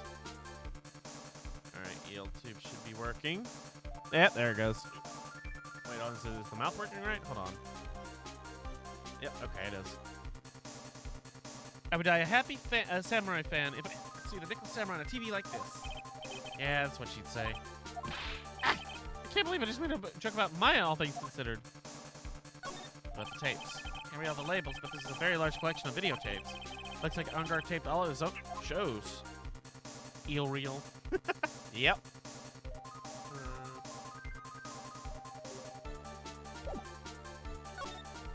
Oh, you can go to the wine cellar. Oh, shit.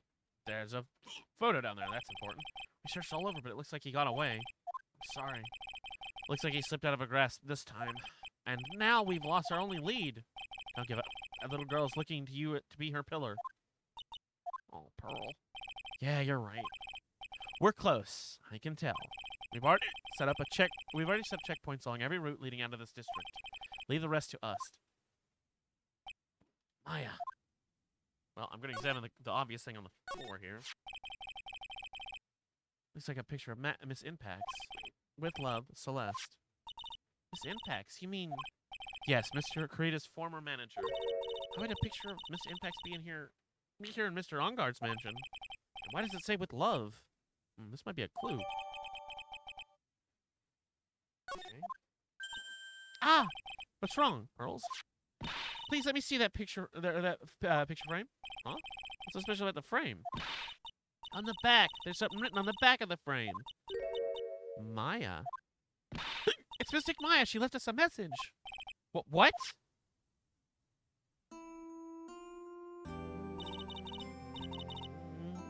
I thought you'd come. I knew you would. Now listen up. You'd better get on guard a guilty sentence, okay? If you get that creepy slime bag or not guilty, I'll never forgive you, ever. I'm fine, so you don't need to worry. There's so much I want to write, but I don't think I have a lot of time left. Pearly, you're there too, right?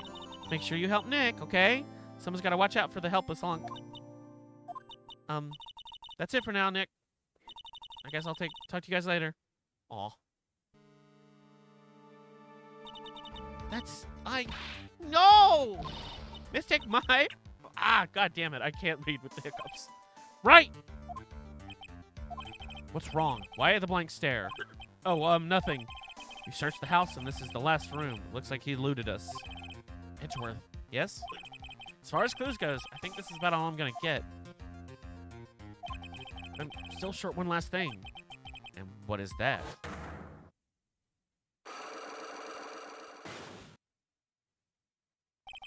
Miss Andrews' psych clock.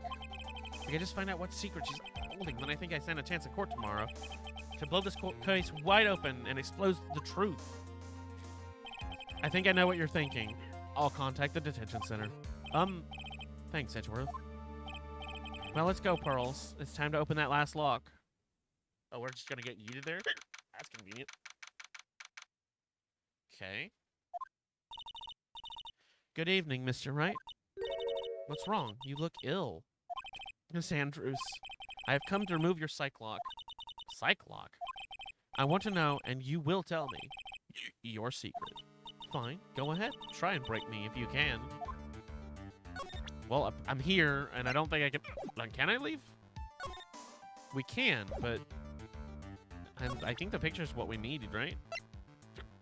God, we have so much evidence in this case. All right, it's only one psych lock, so... My mom messaged me she did good. She just needs to rest for 5 days and do no heavy lifting. See, I told you not to worry. Holy shit, it's Samus Aran. It kind of looks like her, yeah. Can you please tell me why you framed Mr. Enguarde for the murder? I've already told you countless times. It's because I thought Matt was the killer. No, that's not it. I know you have a personal reason to dislike Mr. Enguarde. Miss Andrews, you may think I didn't hear it, but I know you said something earlier. You said revenge. So you're saying I was taking my revenge out on Matt, and that's why. What an absurd idea. I don't have anything I want to take revenge for. Miss Andrews, a woman who lives by being dependent on other people. There is something or someone in her past that would make her take revenge. Okay. So the person is her.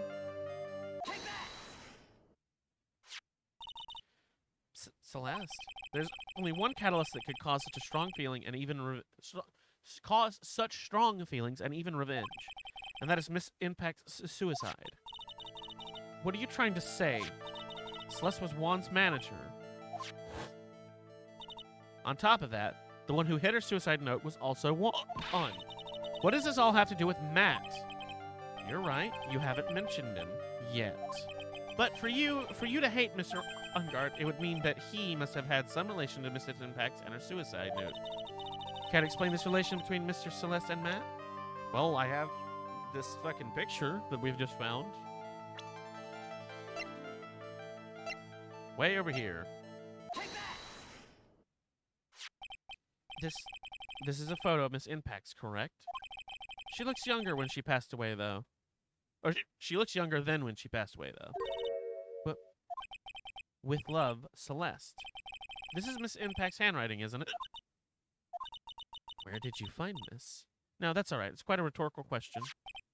Yeah, it is. I found this at Mr. Matt Enguarde's mansion. There's no Mr. there. Oh, wait, no, there was Mr. there. I thought I was, like, reading shit that wasn't there. After all this time, my last remaining secret has been revealed. I'm confused as shit right now. I actually don't get what the secret is.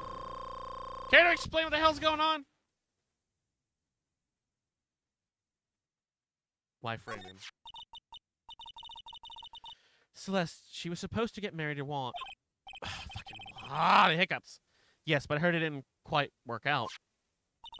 Yes, Mr. Corita didn't want to get married to her anymore, right? Yes, because of Matt. She's pregnant with a love child. I don't know about that. Because of Mr. Enguarde? What do you mean? Okay, I can see where this is going. You can see what I can't see right now. Fucking hiccups. Ah, they are driving me crazy. I fucking hate hiccups. Drink Celeste. some water.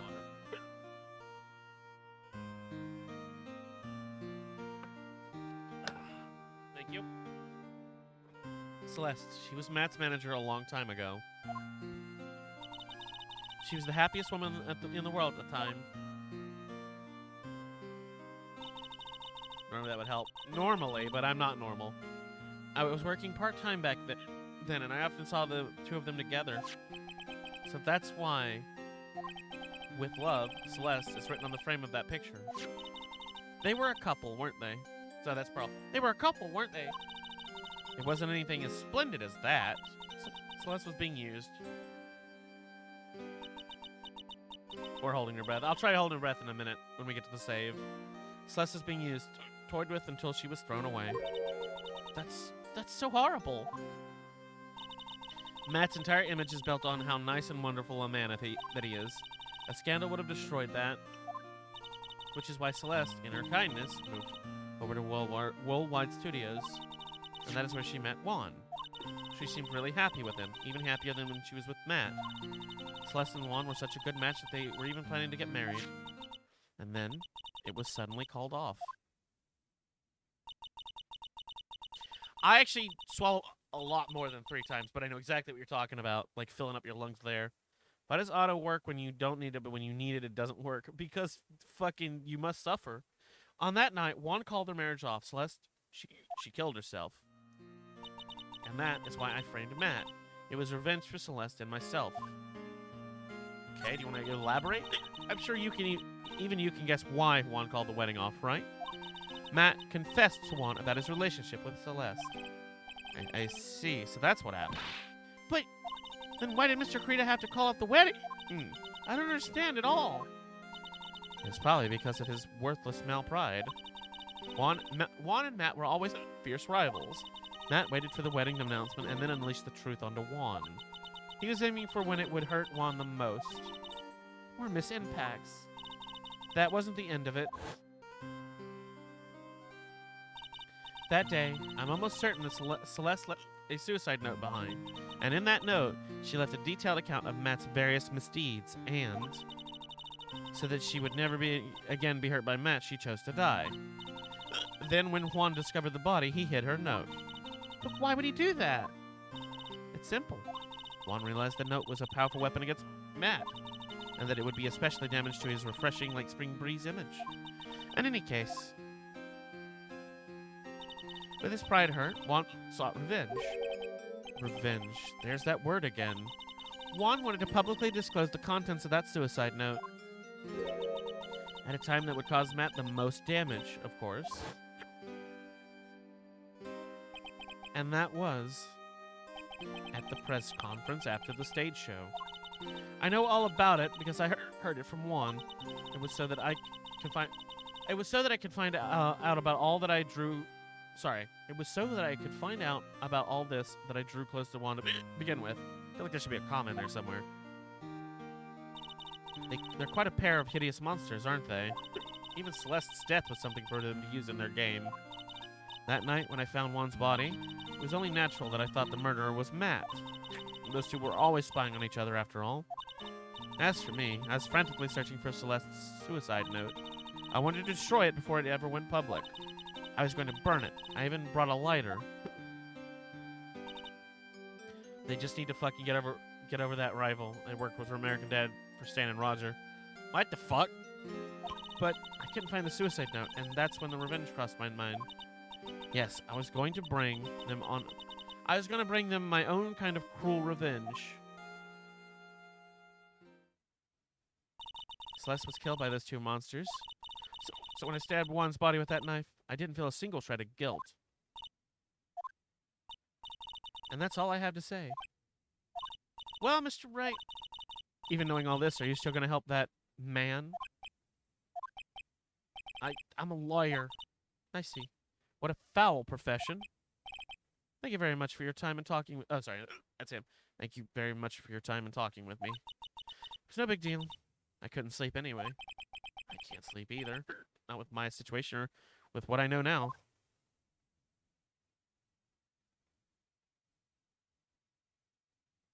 All right.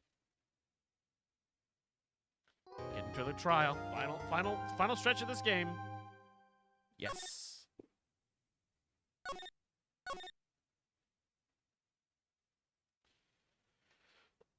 All right, I'm gonna step away for a minute and try and get these hiccups to fuck off so that I can actually get this shit done. So I will be right back, everybody.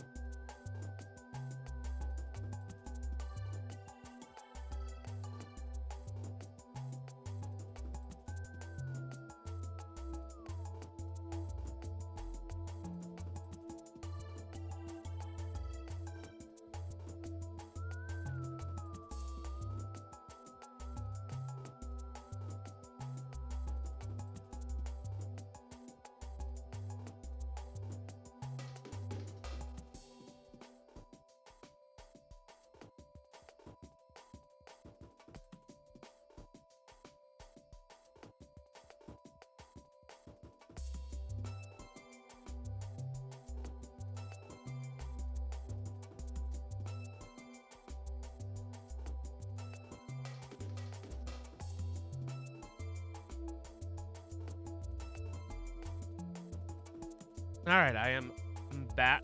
I think I got rid of the hiccups. I walked around a little bit and did some breathing nonsense. You know, that oxygenating the blood or whatever the fuck you normal humans do.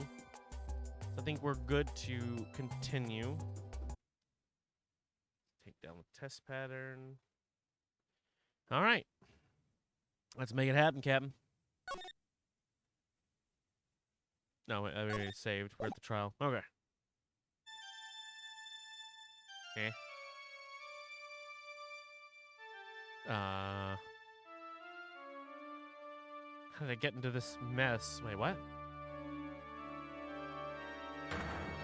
That's far enough. I don't know what's happening. You can't run forever, Mr. Phoenix, right? What?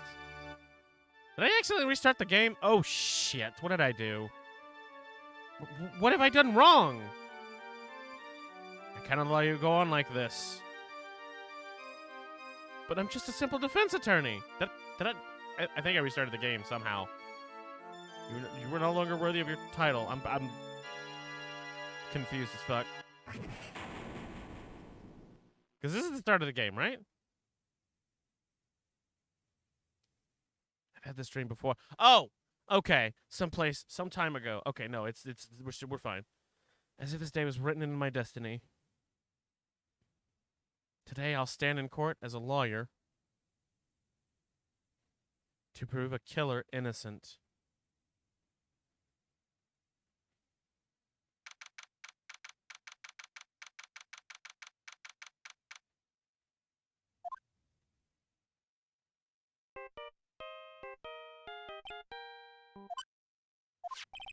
Hello, this is Phoenix Wright. You don't look so well, dude. You're gonna prove me not guilty today, right? Fucking prick. If you please, Mr. Lawyer. Remember, it's not just me, your precious friend's life is riding on today's verdict, too. Now listen up, you better get on guard a guilty sentence, okay? If you get that creepy slime bag of not guilty, I'll never forgive you, ever. Maya. Phoenix. Phoenix! I don't know who's talking. Oh. Mia. Maya, how's Maya? I don't know. You don't know? She hasn't tried to channel me since yesterday. Mia, what am I supposed to do? Well, like I said, for a lawyer, the worst of times are when you have to force your biggest smiles. But you can't give up. There's still some hope left. Stop it, please. There's nothing left. Not here. Not anywhere.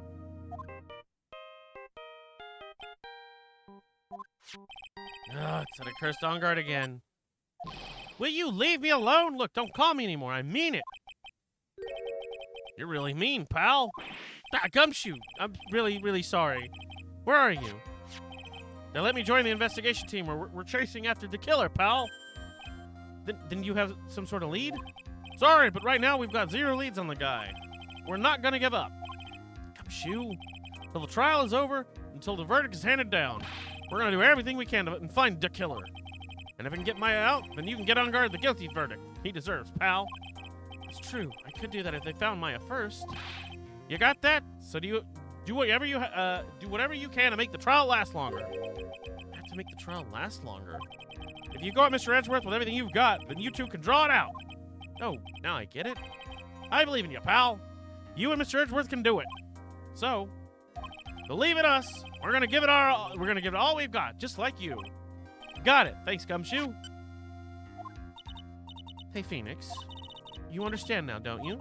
You have something money will never be able to buy. Friendship. It's the strongest weapon in the world, and you have it in abundance. Yeah. Well, sort of. Everybody kind of tolerates you, but that's fine. So we're coming to the end. I have to make the trial last as long as I can. Gumshoe will come through, I know it. Will he?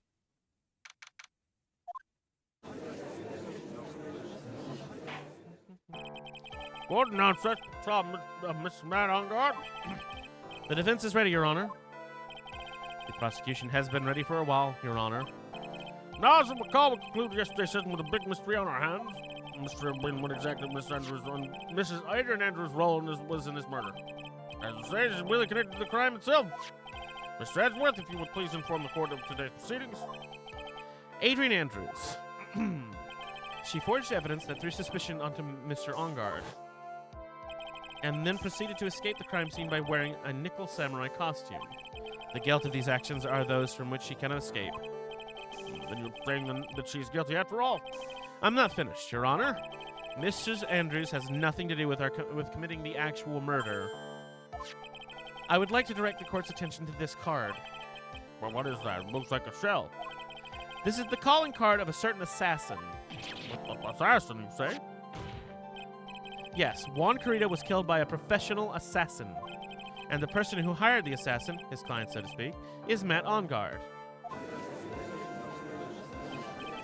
Well, what a surprising turn of events. I would like to think it's become commonplace by now, Your Honor. Ass in. Shut up, Tara. I know what's going on this time, so I know that everything Edgeworth says is true. We still have to hold out as long as we can, at least until Maya's safe and sound. I wonder how the trial will turn out today. Now then, please call your first witness, Mr. Edgeworth. The prosecution calls the defendant's mentor, a Mr. Will Powers, to the stand.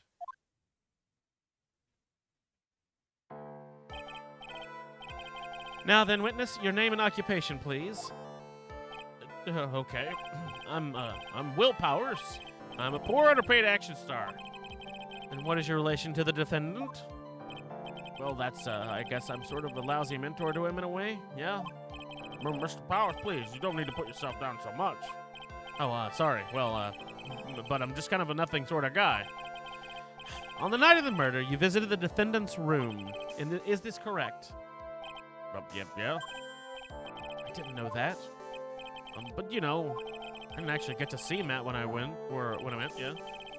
All you need to do is answer what you're asked. Now then, I would like you to please testify about when you went to Mr. Ongard's room. Okay, sure. All right, what are we doing with you, my fucking fuzzy friend? After the award ceremony, I went by myself to Matt's room. Matt was standing there in front of his room, still in his nickel samurai costume. He was talking with someone. At first, I thought it was the bellboy. I watched the two of them for a while, but I gave up and went back. I had guests with me that night, and I couldn't make them wait for me.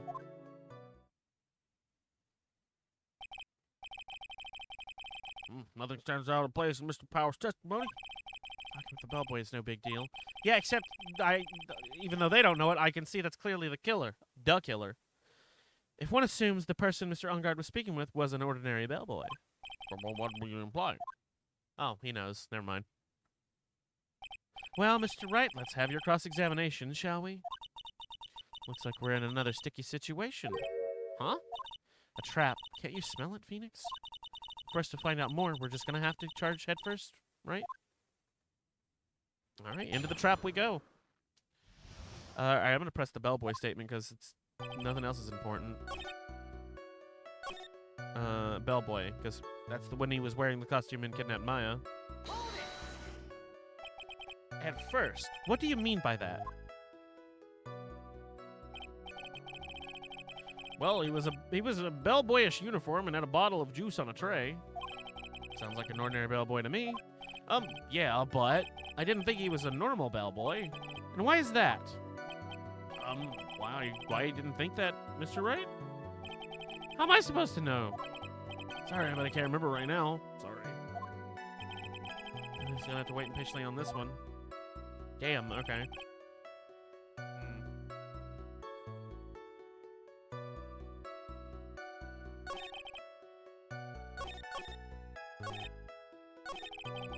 No, I'm gonna press this one.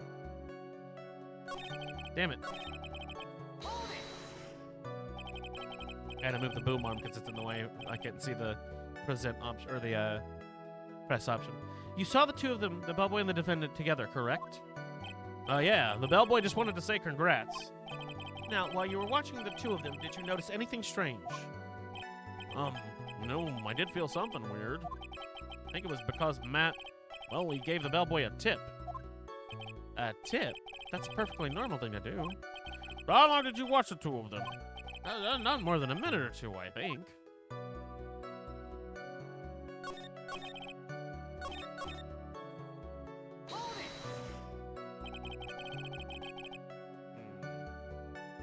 So these are the guests you're talking about.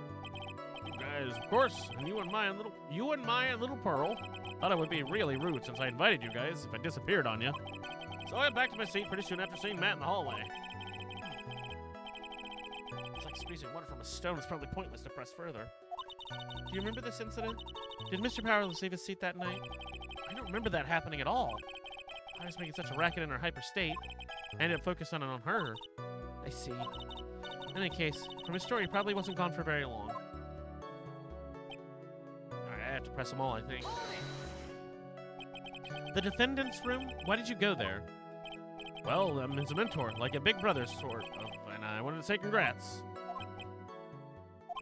What's wrong? Why did you stop? Mr. Wright. What is it? You're gonna try and trick me into a corner, aren't you? Huh? I know I'm just a poor, underpaid action star, but I'm not the killer. No one said you were, Mr. Powers. No, please, don't trick me. Every time you do your lawyer thing, the witness suddenly turns into the bad guy. Every time. Witness, I will personally talk to the defense at a later time. So for now, please kindly cooperate and continue with your testimony. Sorry. So I went to the defendant's room, and then... Hey, wait a minute. What about... when and how did I suddenly get turned into the bad guy here?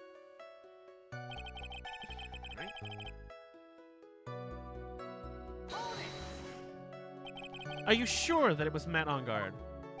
Yeah, I'm sure. He wasn't wearing the Nickel Samurai mask then. If that's the case, then he really can't be mistaken. And? What was the defendant doing sitting in front of his own room? He was talking to someone... No way.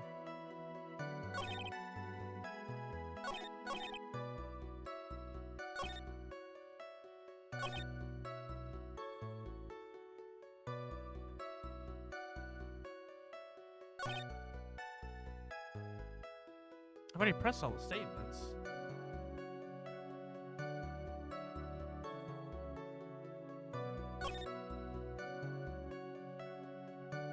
I don't have any evidence.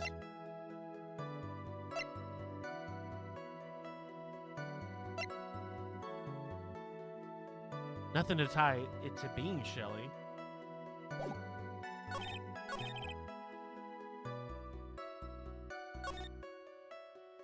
Wait, he said something about a tip, but where's that?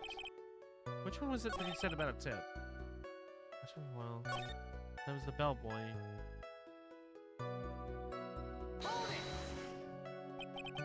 At first, what do you mean by that? Okay, never mind. We already did this one. Wait a minute, hold on. Actually, Mr. Powers, only a few minutes ago you stated. You know, I did feel something weird. I think it was because Matt, well, he gave the bellboy a tip. Could it be that you felt something strange about the tip giving incident itself? Ah, yeah, that's it. You really know your job. I get lucky on that. Mr. Edgeworth? Yes, Your Honor. This bellboy, he wasn't an ordinary one, was he? Perhaps we should let the witness tell us. Very well. Mr. Powers, please amend your testimony. Me about the bellboy, right? I gave the bellboy a tip. What about the tip was weird, though? So he gave the bellboy a tip. What's so strange about that? Well, you see, Matt's not a poor penny pincher like me. I was trying to figure out how much it was because the tip really shocked me.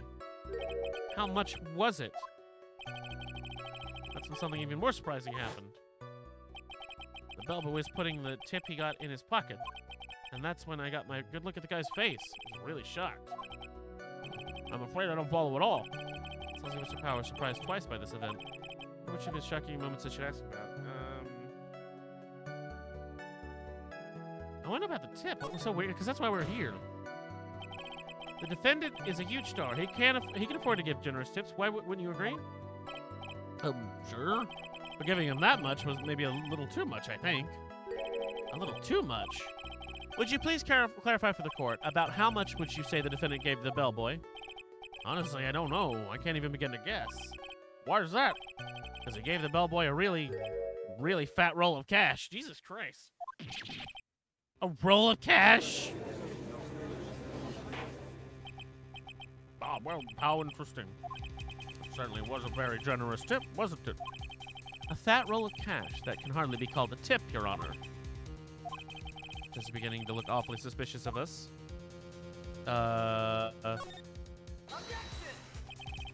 The defendant is a superstar. That kind of tip is typical fare for people like him. Are you saying that all superstars are super spenders? If I could receive large rolls of cash simply by bringing people things on trays, then why on earth would I stand around here prosecuting? He's got a point. I don't even get paid little in rolls of cash for all my hard work. I suppose that roll of cash was not a tip. Then what was it? Payment, Your Honor. Payment? Isn't it obvious for the murder of Mr. Juan Corrida? Then, when that bellboy the witness saw, yes, he was the assassin. Hold your horses now, Mr. Edwards. Do you have any proof of this? You don't have any proof of this, do you? Have I ever been unprepared to support my claims, Your Honor? I have here the card Shelley DeKiller left at the scene of the crime. Shelley DeKiller? He is the person the police's special investigation team has been chasing for ages. I am certain that the person the witness saw was this very assassin, Shelley DeKiller. Really? What's wrong, Mr. Powers? Nothing. Something just clicked in my head, and I think I just figured out something. Oh? Actually, I saw that bellboy again later that night. Well, what? Holy shit, you're a huge man. Mr. Powers, please testify. Tell us what you saw. Yes, sir, right away. Starting to sound like Gumshoe. All right, what do we got for us? This time I was in the hallway because I had to go to the bathroom. And that's when the bellboy I saw came out of the room. Of course, when I say room, I mean Juan Corrida's room. Now that I think about it, the bellboy did seem kind of out of place. Yeah, so he had to be the assassin. I'm sure of it. I mean,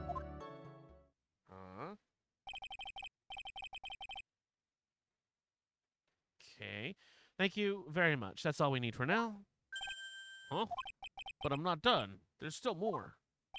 Let us first establish the bellboy was truly DeKiller, then we shall see. So the bellboy came out of the victim's room.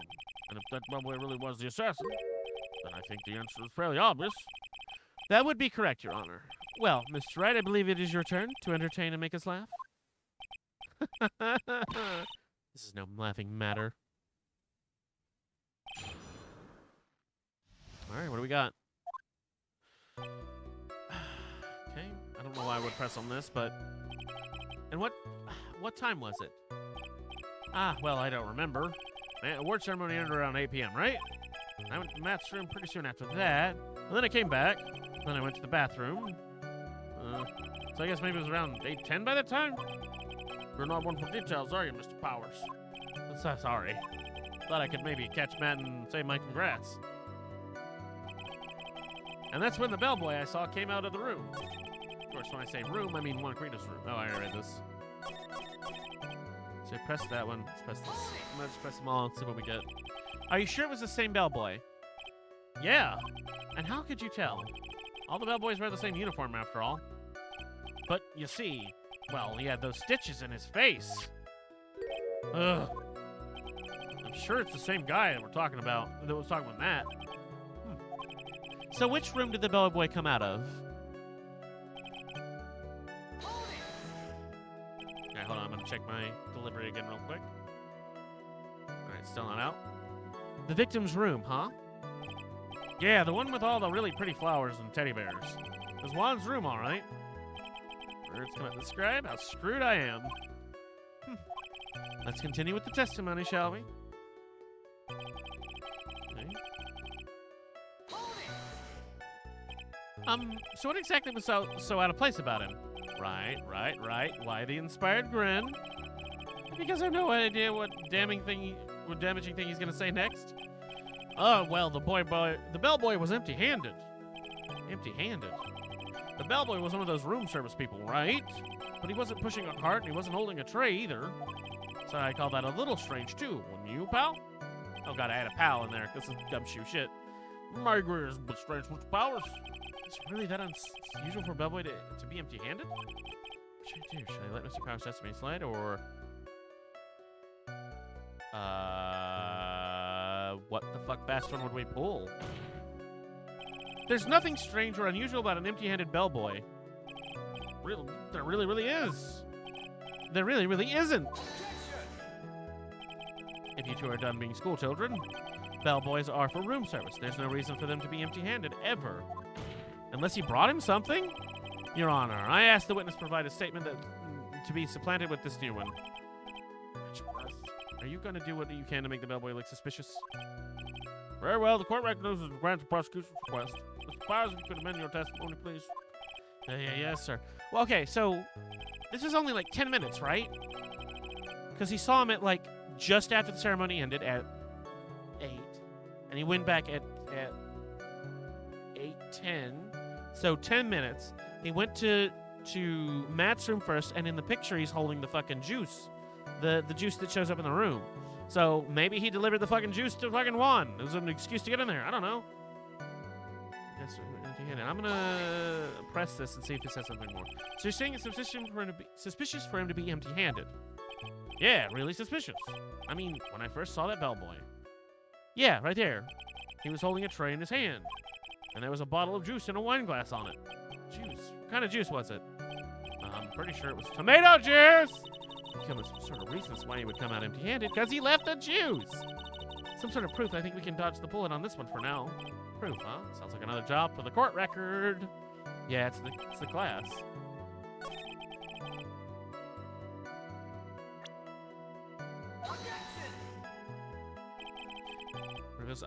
Maybe not the glass.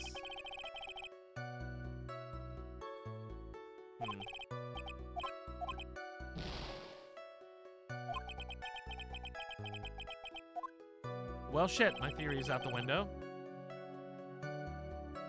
What else do I have? Oh, did I not present the right thing? I'm gonna try it again. Oh, I was right. I am so glad I tried again, because I realized that it was on the fucking badge. Jesus Christ. I thought I clicked it. But yes? You're easily influenced by other people's words, aren't you?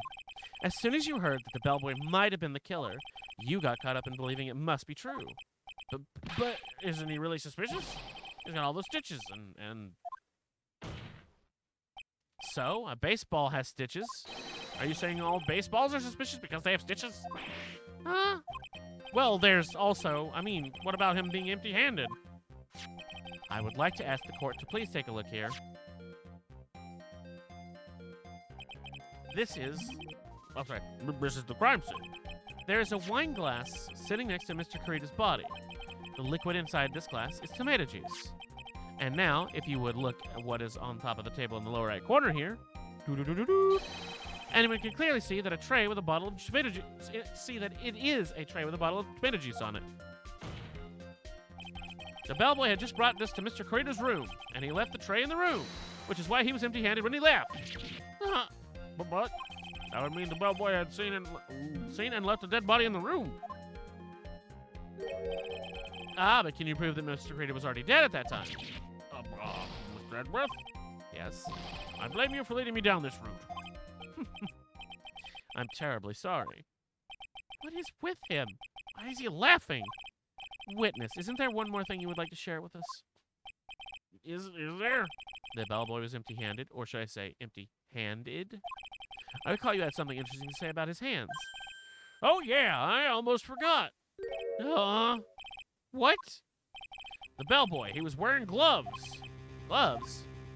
Yeah, pitch black, leather ones. All the other bellboys don't wear gloves like that, right? Like leather gloves. Why didn't you mention them earlier? Sorry, it slipped my mind. Why does this make the bellboy look really suspicious? Alright, gotta focus. I can't get lax here. So what if he had black gloves? A lot of bellboys wear gloves. Come on, Mr. Right, that bellboy was wearing black leather ones. Man, fucking Agent 47 would not survive in this universe. Man's wearing gloves. He must be guilty. So, a football is made out of leather. Are you saying all footballs are suspicious because they're made of leather? You gotta stop doing sports references. But the man, he received a large roll of cash from the defendant, and then he was seen leaving the crime scene wearing black leather gloves. I don't think that even someone like myself can believe he was just another bellboy. Seems that we have finally come to an understanding. Now then, witness, please continue with the rest of your testimony. The rest? Well, yes, please tell us more. Okay. How many more fucking testimonies you got, bro? After leaving one's room, the bellboy went and knocked on the match door just like that. He gave something to the person inside the room. Then the old guy just left without even going into the room. Out of that, I went to the bathroom and then back to my seat. Shit. So the bellboy, after leaving the crime scene, went to the defendant's room? Yeah, I kind of saw that by accident. Some accident. I'd say you saw too much. And all of it was suspicious to high heavens. I think it's safe to say that we can no longer consider this bellboy to be normal. Now then, let's get started. Shall we, Mr. Bright? Your cross-examination, please. Yes, Your Honor. Ah, fuck. All right. Check my delivery again, because it's almost 2:30. Still not delivered. All right. After leaving one's room, the bellboy... Oh, I already read this. Nope. Press. Is that what you saw while you were busy spying? Excuse me? I may be a poor underpaid action star, but even I wouldn't stoop to spying. Well, I think the point is, where did you watch all this from, Mr. Powers? Oh, from the door of the bathroom with my left eye and the sort of sneaky spy. Fuck. He was spying. Please, does it really matter what he was doing if he was doing it over or underhandedly? What did the bellboy do next? That is all I care to know.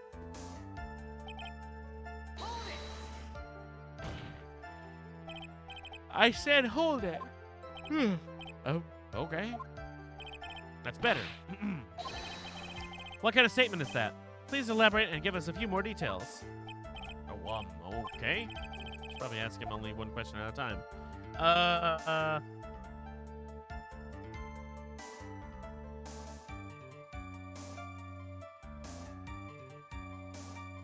That's the person inside. Nothing else is important. So, who took this something the bellboy handed off? Actually, I don't know. What do you mean?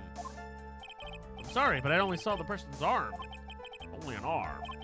Then you're saying you didn't see the person's face? Yeah. It was Mr. Engarde's room. It was Mr. Engarde's room, correct? So it could have only been Mr. Engarde himself, I'd say. But could have been Adrian. Adrian Andrews, maybe. And then what did the bellboy do after that? Oh, so after he gave the person inside the room the thing?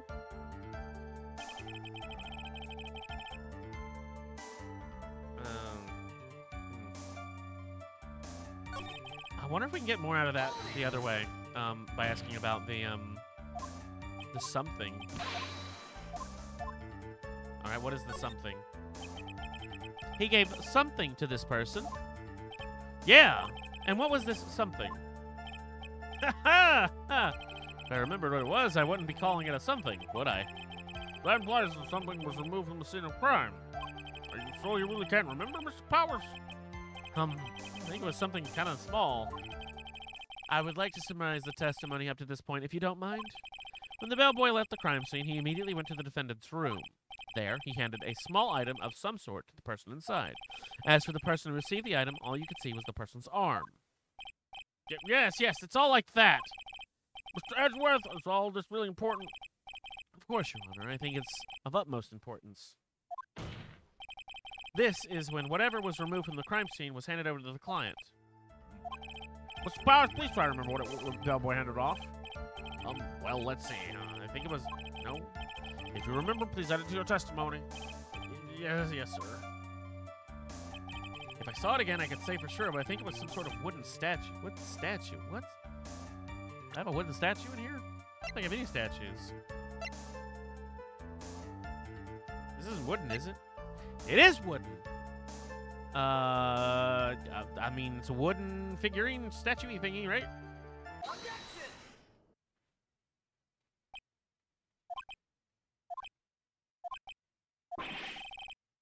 What is the point of that pregnant pause? Where did that assumption come from? Well, speak up. It was me, Your Honor. What is it, Phoenix? I have a feeling that something bad is going to happen once I show this. Mr. Wright, if you have something to say, please spit it out. Yes, Your Honor. Okay, Phoenix, deep breath.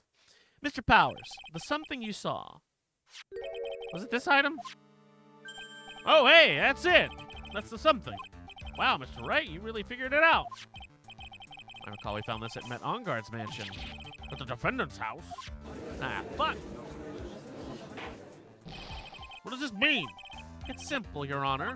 Shelley the Killer assassinated Juan Corrida in his room.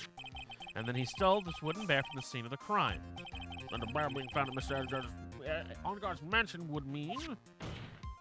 It goes without saying, Your Honor. Mr. Matt Onguard is the killer's client. Order, order! I said order! Mr. Wright, this is the most unfortunate turn of events for you. Yeah! Sorry, Mia. No, it's all right. Your judgment was sound. Actually, I figured the bear would come up. If not now, then it would have later on. Even if you hadn't shown it to the court, I'm sure your friend Edgeworth would have. I almost forgot that he knew about it, too. I think it's clear that there's no need for us to continue this trial. I can't let this happen. I have to do something. There must be something that we've overlooked. Your Honor, a minute, please. Yes, Mr. Wright. There are still a few points left that we have not fully explored. What are you trying to pull? Oh, well, we can't have that. All right, Mr. Wright. What questionable point would you like to explore further? The person who received the bear, because we didn't confirm that it was Matt. There's one thing in Mr. Powers' testimony that was very unclear, and that is the identity of the person who received the bear. He gave something to the person inside. I forgot what voice he gave. He gave something to the person inside the room. There we go. Sorry, but I don't only saw the person's arm. Yeah. As long as we don't know who took that bear, we can't be sure of... Ah! Huh? What? What is it, Mr. Powers? You're going to scream like that, at least give us a good reason why. Oh, yeah, sorry. Actually, so I remembered. I remembered who took the bear. Well, what? Really? I mean, I only saw his arm. But the arm. It was the Nickel Samurai's arm. I swear it. Well, it could have been what's-her-name in the costume. Just saying. Also, where's his stitches? You've got to be kidding. Are you sure of that, Mr. Powers? Yeah, I'm sure it was the Nickel Samurai. Okay. Order, order. Looks like you've dug your own grave. Yet again. How many times is that today? I've lost count. So the person who took this little bear was the Nickel Samurai. And as we all know, Matt Onguard is the Nickel Samurai. What about Adrian Andrews? She was wearing a costume. Right to the fence, we made that all clearer. What am I supposed to do now, Mia? Help! You don't have time to act lost. You've got to find another angle to attack this from. Hurry! Now I will bring this cross-step. God damn it! Your Honor! Again, Mr. Wright! We've already removed any and all questionable areas from his testimony. It's about time you removed... What the fuck? Russ! Russ! Go! Russ. Did you finish the thing or did you get frustrated again? Tell me. I need to know if you've completed Ada's bullshit. Are you dizzy? No. Well, yes, but I'm not dizzy in the sense that I am dizzy. I hope that cleared out. Well, welcome in IGA Nova. I think you just called Nova in Russ's chat, right? Whatever you would prefer, let me know. Russ, tell me, did you beat the thingy? Did you Ada the campaign? Did you assignment the Resident Evils? And while I wait, I'm gonna check and see if my package is here yet. Ah! It was delivered! Alright, be right back. Be right back, everybody!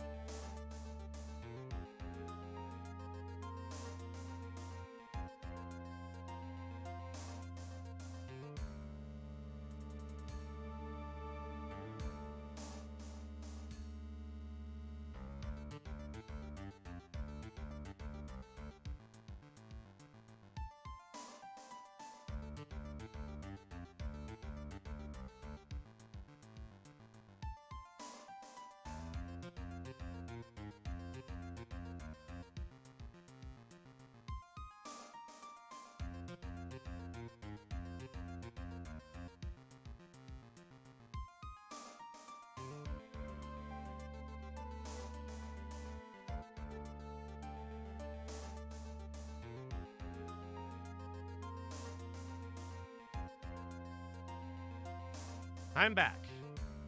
Sorry, I wanted to get my package out of the door. Let me bring back up. Okay, I'm gonna open this real quick, make sure everything is as it should be. He did it? Good. Hi, Ben. How you doing? Good to see you, too.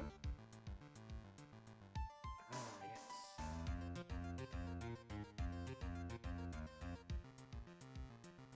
Perfect. That'll go into the box for when I'm on camera. Secrets. Sorry for stopping the stream. I gotta make sure all my shit's here.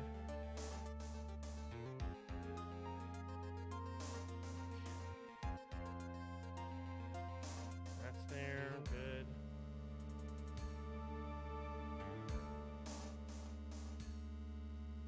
Ba-da-dum, dum, ba-dum, bum, bum, bum, bum, ba-dum, bum, bum.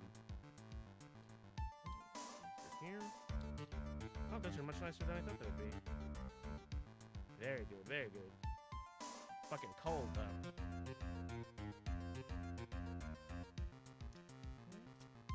Y'all can't see it, but I'm looking through my package real quick.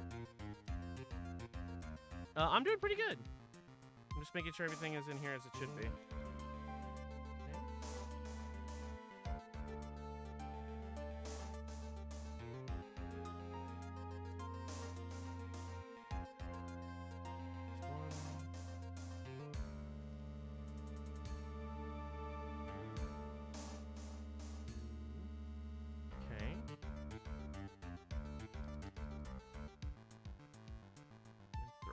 Those three. Good, good, good.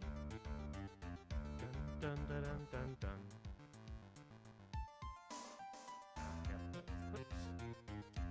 Good.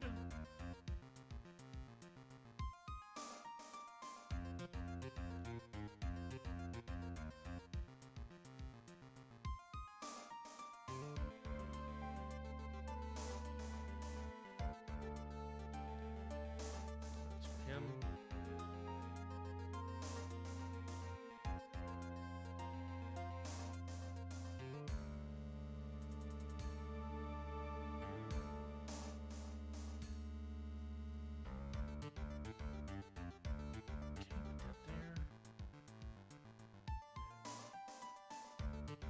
Okay, looks like everything all right. Good, good. Excellent. Perfect. Mundo. Put that aside. That is a lot more chunky than I thought it'd be. That's good.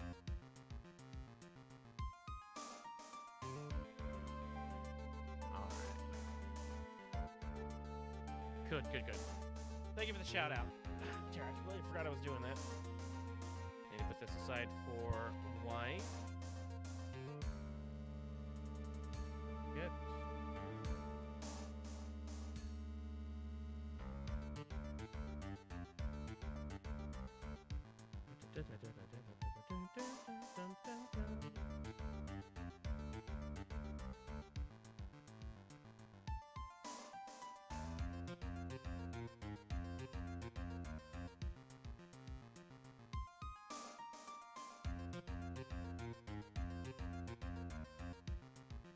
We'll be back to the game in just a second. Just checking some final things real quick.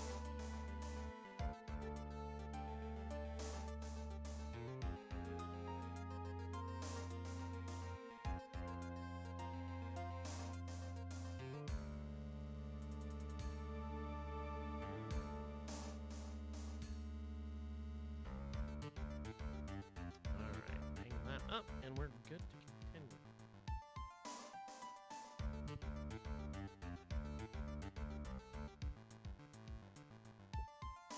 Alrighty. Alright. It's about time you were removed from this court, Mr. Wright. I have to find something. Even one more little point will do. There are still questions left unanswered. What are you trying to pull? Oh, well, we can't have that. Alright, Mr. Wright, what questionable point would you like to explore further? Like the bear itself, maybe? Could be an Oculus. I think it's fairly obvious that the bear itself is very questionable. The bear, Mr. Wright? This was found at Mr. Edgeworth's mansion, Mr. Ongard's mansion. However, Mr. Ongard was arrested at the hotel that night, which means that since the murder occurred, he has not had a chance to go home. Ah, shit, I didn't even think about that myself. Fuck. I think Your Honor has already figured out what I'm trying to say. It is not possible that it was Mr. Ongard that took this bear to his mansion. Yeah, that's exactly what I meant to think. Yeah, exactly, precisely. Well, that is very true. We didn't consider that point, Mr. Wright. There was no way, time-wise, for the defendant to have taken this bear home. Oh, disaster averted. Fuck! You haven't got the best of me yet, Mr. Wright. Huh? I remember it as clear as day. I remember what you muttered to yourself at Ongard's mansion. We have this area completely surrounded. There's no way for him to escape. I can't believe it. That butler. All this time, he was the killer. The killer and Ongard were working together, so to speak, and the killer was hiding at Ongard's mansion as its butler. What a bold move! The bear figurine was brought back to Ongard's mansion by the killer himself. When it looked like he was about to be arrested, Ongard had him do so. I assumed because it would have been bad if the police had found it during their investigation.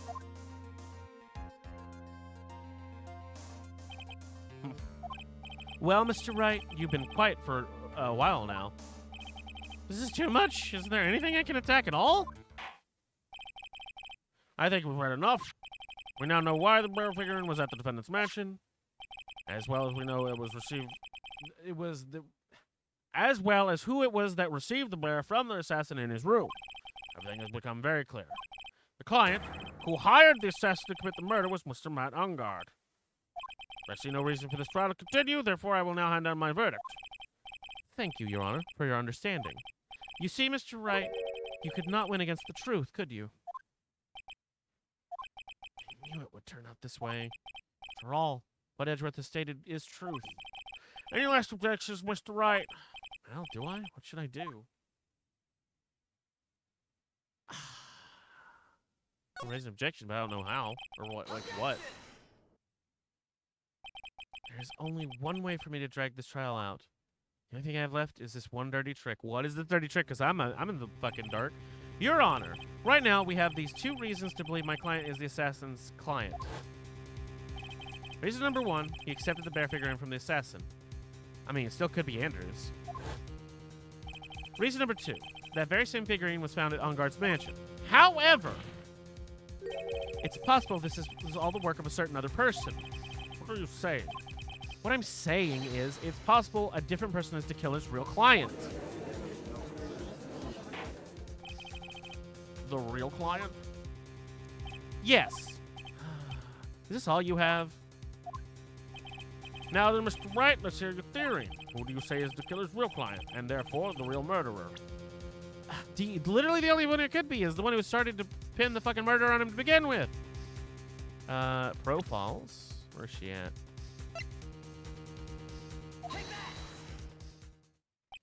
Adrian Andrews. Yes, we already know that she tried to frame Matt Ongard for the crime. By wearing a spare... I knew it! I fucking called it. By wearing a spare nickel costume. Nickel samurai costume. Then the nickel samurai's arm that I saw. That could have very well been Miss Andrews. What about Mr. Ongard? If you would please recall yesterday's testimony, he was taking a nap. Yeah! The defendant was taking a nap during the break period. That's right. Then finding this figure at Mr. Ongard's mansion? It was a well-laid trap set by Miss Andrews. Dum da da da dum. Mr. Edgeworth, what is your opinion on this? I can't even begin to count the flaws in the defense's logic. Besides which, there is no evidence to support it. However, I can't fully discount its possibility either.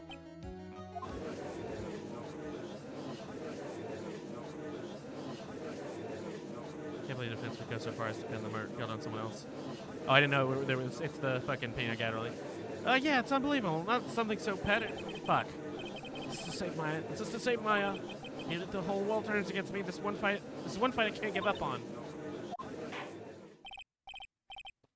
Order! Order! All destructive parties will be forced to leave the courtroom.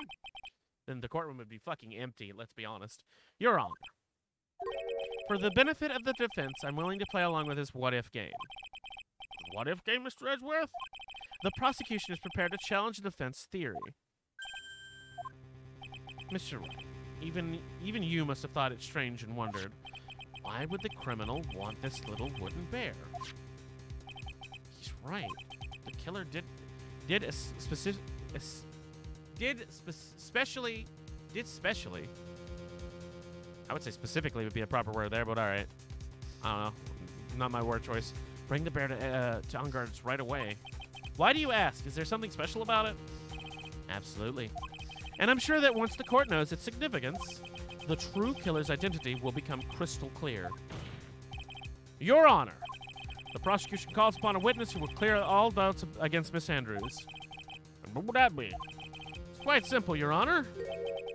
Miss Adrian Andrews herself. Dun-dun-dun! Dun-dun-dun! I see. Well, then the court will take a short 10-minute recess. Prosecution prepares witness in that time. Yes, Your Honor. I don't imagine we're going to be able to squeeze much out of her.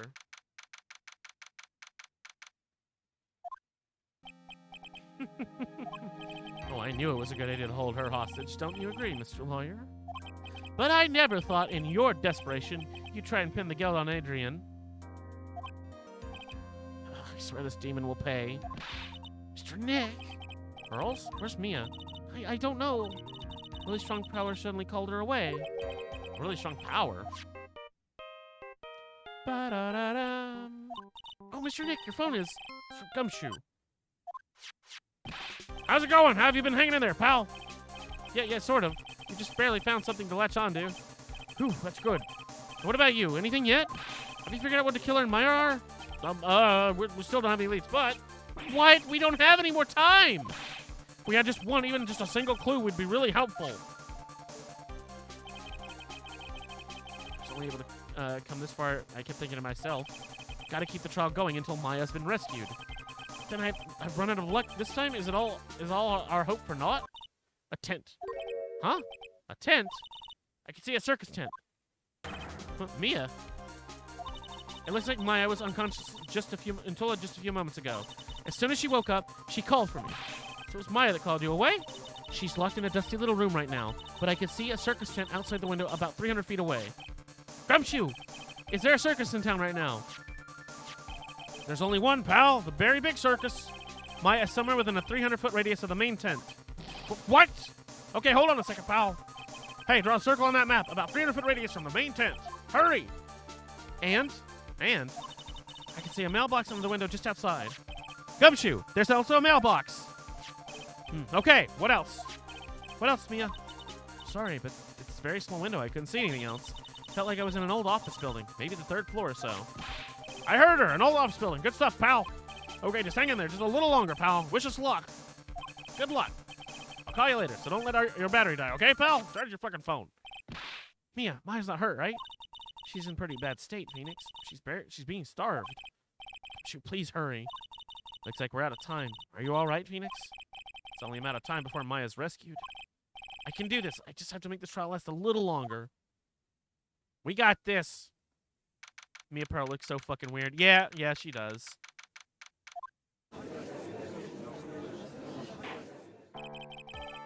Oh, now reconvene. You know, I should add objections into chat as a sound command. Just all the objections from the different characters. So it'd be Phoenix, Von Karma, Payne, Edgeworth, his daughter Von Karma, not both Von Karma. I mean, Von Karma has a sound command too, but and the other ones we haven't met yet. I won't say their names. The killer, the man who murdered the victim, handed this to his client. I wonder if I can make it random, like randomly pick one of the sounds. From this, one obvious question arises: why this particular item? I believe the answer to that question will provide us with the name of the real culprit. Now then, the prosecution calls the defendant's manager, Adrian Andrews, to the stand. Currently, the witness is accused of tampering and obstruction of justice. However, you have been called to the witness stand today to ascertain who exactly is guilty of murder. Fuck, I can't read.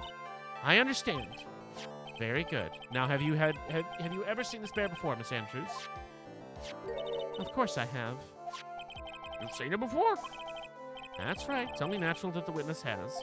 Miss Andrews, could you please enlighten the court as to this bear's secrets? All right. Why does she... Okay. Actually, this is an elaborate puzzle. If you know the correct order, it can be taken apart one piece at a time. And its center is a small cavity with just enough room to store a small item. Because of its complexity, if you don't know the order, you can't open the bear. You really can't tell that it's a small jewelry box just by looking at it. Okay. So the figurine is a container of sorts, is it? Yes, looks can be deceiving, wouldn't you agree? Oh, yes, this is superb craftsmanship. Oh, yes, I nearly forgot. You may begin your cross-examination, Mr. Why do I feel like he's fiddling with the fucking bear, trying to open it? It's like there really was something to that bear after all. All right. Actually, this is... Oh, I already read this. I'm going to press. A puzzle? That's right. Well, it looks like an ordinary figurine. True enough. People who don't know, I'm sure they would never guess that it was a puzzle. So what kind of puzzle is this exactly? If you know the correct order... Oh, why do I keep reading the ones I've already read? I'm so dumb. So you can take it apart? And how would one go about doing that? Well, you first turn its tail to the right and then push it in. Oh, whereas I see. After that, the arms and legs are free to move and can be removed. Oh, this is most interesting. He is fucking with it. A boy and his new toy. I feel like he's 5 all over again.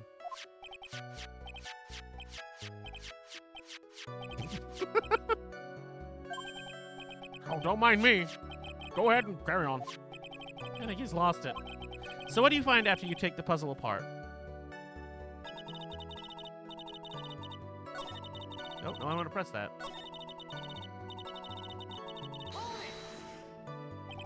And how do you know about this? I know because I was the one who bought it. Huh? It was a souvenir from when a friend and I went to Switzerland. And this was a present from you? That's right. It was a puzzle in the shape of a bear, so I thought it would be perfect for Juan. It was a present from Miss Andrews.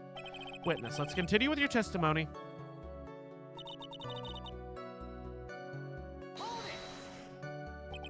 So who exactly knew how to solve this puzzle? Only the two of us, Juan and myself. I'd assume the puzzle maker. It was a souvenir from Switzerland, so I doubt there are many people with the same bear in this country. Well, it looks like it can be easily broken, especially if someone wanted to get at what's inside. Well, it's a toy, but it can never be the same once it's broken.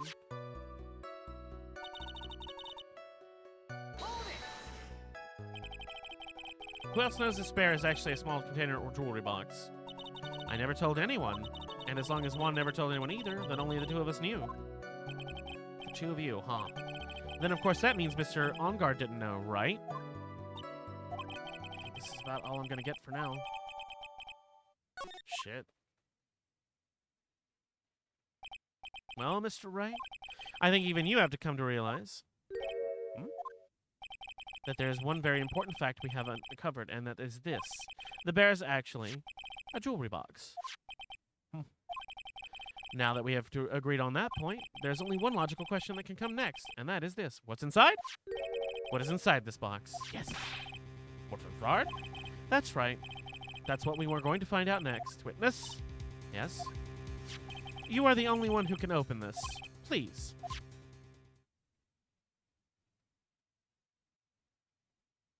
There's a painful silence hanging over the courtroom. All eyes are on Miss Andrews now as she solves the puzzle and takes the bear apart. I've opened it. Is this what you wanted? Well, what is that? It looks like a note. I don't think we need to guess at what that is, do we, Mr. Wright? I don't know what it is. It's the oh shit! It's the suicide note. The suicide note? The suicide note left by Juan Corrida's former manager, Celeste Impax. Until now, no one knew of its whereabouts. But then, just as we suspected, it was hidden. Hidden by the victim, Juan Corrida himself. It seems Celeste Impax has very beautiful handwriting, and she's just as beautifully signed her own name on this document. It is most definitely the note she left right before she committed suicide. Why isn't Adrian freaking out right now? Order! Witness, did you know about this? Yes, I did. I heard all about it from Juan. When I discovered his body, I looked for the bear. I wanted to destroy the note before it became public, but I couldn't find it anywhere because it had already been taken by the killer. Everything was going at Mr. Edgeworth's pace. So now the suicide note has been found. What's the next logical question? What is written on the note? That's right. At least that's what I would think. Now then, I believe it is only appropriate the contents of this note being made known. I can't stop you, can I? I went through so much just to get my hands on it, and I was going to burn it for her sake. I'm deeply sorry, but I cannot allow you to persuade me to stop. Your Honor, if you could please read the contents of the note aloud. Very well. Judge's voice rang out loud and clear through the deathly silent courtroom. In her note, Celeste Impax left us a record of all that had happened to her, about being used and then thrown away by Enguarde, about being engaged to Corrida and Enguarde's role in destroying that, and about how she decided, in her despair, to end it all.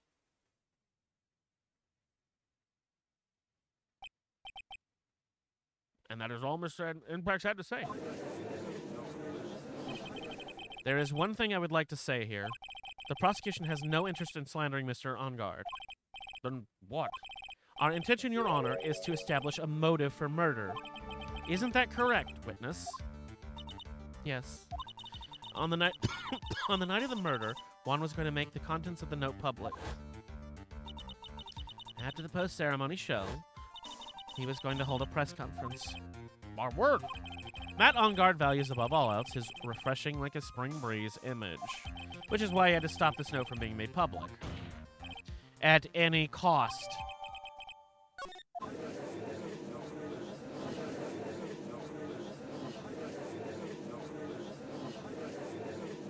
Oh shit, I looked at the other monitor. And just, shit, how terrible, what a selfish person. Alright, I'm just gonna assume they're just fucking throwing shit at fucking Phoenix. There's no room for doubt here. Mr. DeKiller's client's goal was to obtain the suicide note. And the only person who needed that note badly was the defendant. Let us not forget the bear with the note inside was found at the defendant's house. Shut the fuck up, Peter Gallery, thank you. Seems we've come to the truth at last. The defendant's motives were entirely selfish. He deserves no sympathy from anyone. Oh, how was I supposed to escape from this one? By the hesitation, Phoenix. Gumshoe hasn't called yet, so you know what you must do. I know I have to carry on to buy some more time. Okay, there are two deadly pieces of evidence and the figurine. Sorry, there are two pieces of deadly evidence: the figurine and the suicide note. Maybe somehow I can find a way through this situation with one of those.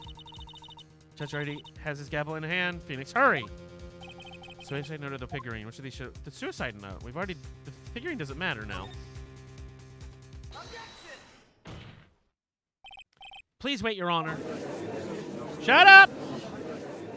Oh man, look at that lawyer. He's still going at it? They don't know. Ah, shit, I missed it. I think Your Honor believes that Matt Enguarde killed in order to obtain this note. Yes, that is correct. But that seems a little strange. In fact, I think there's a contradiction here. This note was hidden by Mr. Corrida until the night of the murder. If that is the case, I say Matt Enguarde could not have known what was written on this note. Oh, I didn't think of it that way. I didn't think of it that way. Shit. Exactly. But I didn't think of it that way. Fuck it. And I thought it was rather strange.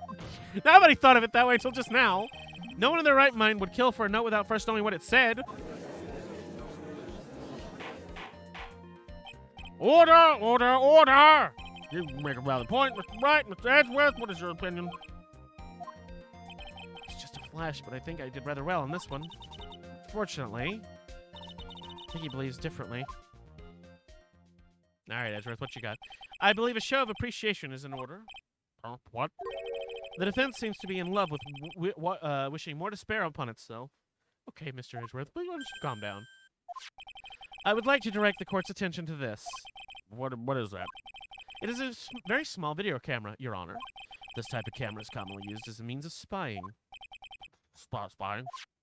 What in the fuck? I thought the spy camera was in my possession.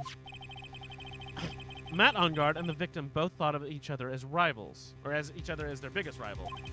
They even went so far as to use this type of item to find each other's weaknesses. And the victim, Juan Carita, was being spied on. His personal life was being watched by none other than Matt Engarde. And in this case, he was off guard. Order! Mr. Bright! Yeah, yes, Your Honor. You don't tell me you knew about this client's spying on it. Don't tell me you knew about your client's spying activities. Oh, well, sort of. Sort of was not an acceptable answer, Mr. Wright. I see you are confused, Mr. Wright. You probably are thinking, but I have the camera that I was stuffed into the bear's eye.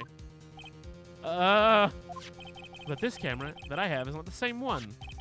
Last night, I searched the victim's house on a hunch. Using this.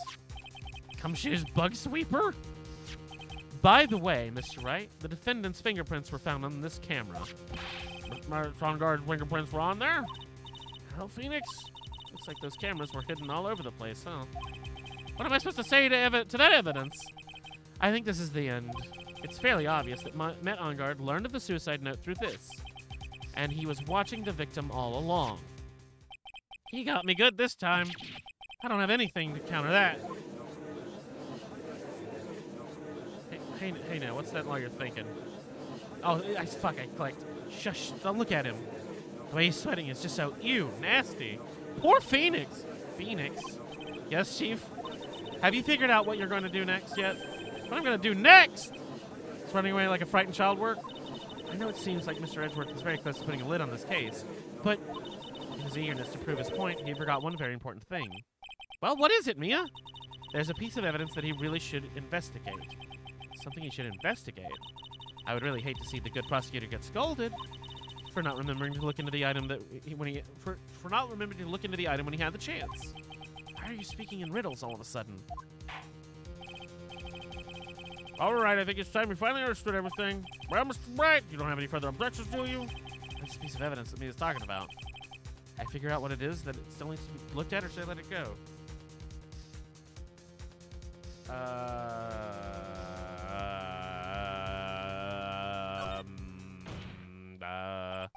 I have an objection, Your Honor. Ugh.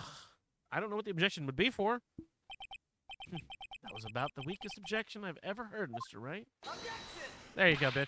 Your Honor, the defense has no intention of letting this go so easily. You're beginning to sound desperate. That's just your imagination, Your Honor. Mr. Edgeworth, this is not like you at all. In your eagerness to prove your point, you've forgotten one very important thing. Hey, isn't that what I just said? So you're telling me that I forgot something. You're so close, Mr. Edgeworth. But there's something you really should examine about this piece of evidence.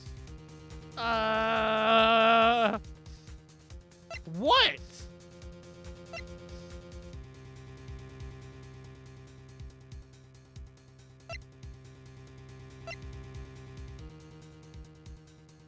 I mean, I have room for a mistake, but...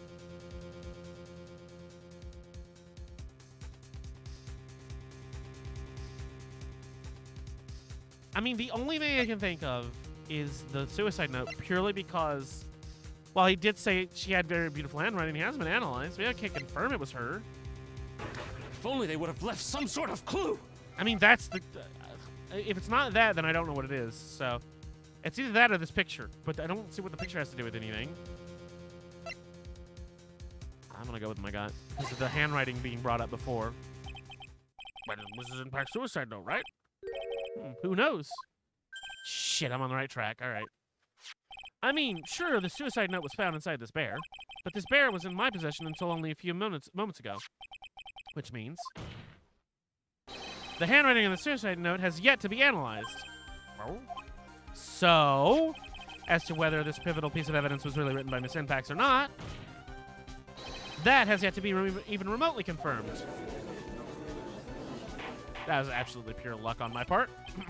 Mr. Wright, you can't seriously be suggesting. Mr. Wright, are you saying the suicide note is fake? Miss Andrews, you were the one who tried to pin this murder on Mr. Engarde. Who's to say you didn't create a fake suicide note and put it into this bear? How dare you? Your Honor, the defense is indiscriminately accusing the witness again. There's no evidence linking the witness to the suicide note whatsoever. But she's trying to pin it on Engarde. What are you talking about? But if this is fake, the only witness, then only the witness is the only. But if this is a fake, then the witness is the only person who could have made it. What? Because she's the only one who could open the bear. Recall the witness's testimony concerning the figurine. The only person other than the victim who could solve the puzzle is the witness herself. Get fucked! I mean, I know it's not you, but get fucked temporarily until we find Maya. And then you're free to go. I mean, you did try and pin murder on someone, but you're free to go from not having committed murder, right? That's how that works. You wrote it so you could use it to frame that Engarde. I did no such thing. Right, what the fuck are you doing? Right? If you're gonna pronounce this suicide note a fake, then show the court some evidence to support your theory. Evidence? Mr. Edgeworth, you were the one who presented this scrap of paper as evidence. That means the burden of proof lies with you, the prosecution. I love it when he fucking does that. That's enough. Mr. Edgeworth, can you confirm the handwriting on the suicide note? It is as the defense has stated, the handwriting has yet to be analyzed. If that's the case, it seems yet again we have reached a point where a verdict is impossible. It's impossible! This isn't good, Phoenix. Judge is gonna carry on this trial over one more day. I don't think Maya will physically be able to make it another day. I didn't want to have to do this, but I don't have a choice. I request that both the prosecution and the defense further investigate. Handwriting analysis, all that, but that's just trying to buy more time. Engarde is guilty. Look, any idiot can tell you that. I think we've reached the end of the line. Guilty, guilty, guilty, guilty. All right, well, the peanut gallery is spoken. Judge, you want to do something about this? I'm sorry. You're right. I am just a little depressed. That's all. I can get through this. Oh, I'm a sham! Mr. Wright, you will refrain from shouting that you are a sham, even though you were in fact a sham. What is that sound? It's Gumshoe. Hello, Gumshoe? What is with him, and what is with that sigh? Where's Maya? What happened to the killer? He got away. What? I'm sorry, pal. I really am. I don't know what to say besides I'm sorry. Wish there's someone to make it up to you. I really do. Anyway, what's going on? We found his hideout, pal. But the two of them, they were already gone. This is terrible. I'm gonna keep looking for them, pal. Don't worry. Just need a little more time. But don't tell me we don't have any more time.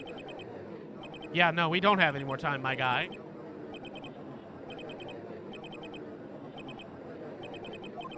Do you hear that? They're calling for his head.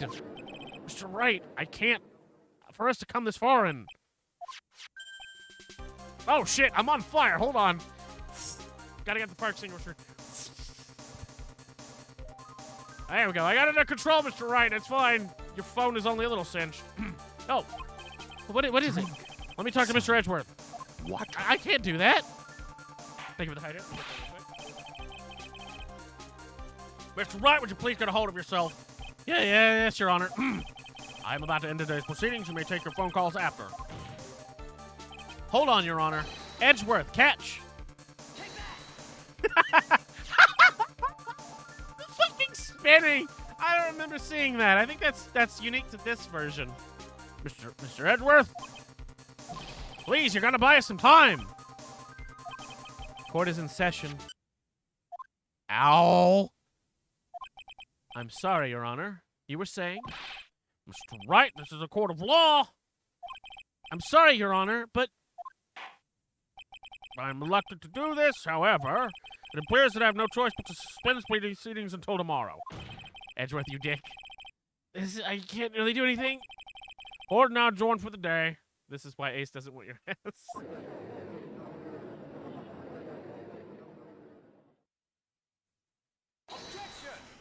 God damn it, Edgeworth. You can't keep doing this.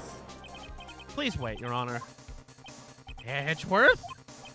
Well, what is it, Mr. Edgeworth? I humbly request another 30 minutes, Your Honor. For what purpose? We can perform the necessary tests on this piece of evidence in that time. Can you really obtain your results in 30 minutes? 30 minutes or less, or your next one's free. I believe we can, Your Honor. But wouldn't it be better if we just adjourn for today and reconvene tomorrow? 30 minutes, please, Your Honor. That is all I am asking for.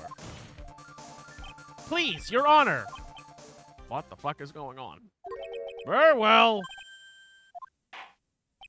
At the prosecution's request, the court will now take a 30-minute recess, but be advised that it will not allow another recess today. I'm not sure if this is helping or hurting us. The court will now take its final recess of the day.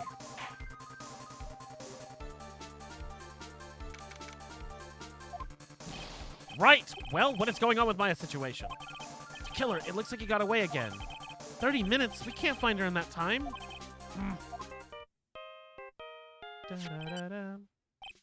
Report! Is this Mr. Edgeworth? We don't have time. Just spit it out. Right. It looks like we just missed him, sir. But the killer left a few things behind by accident and is rushed to get away. A few things? Can we use any of them as evidence? I thought you'd ask, pal. I've got the things he left with me right now, and I'm on my way over. Really? That's odd. Any items like that are usually sent to the crime lab first.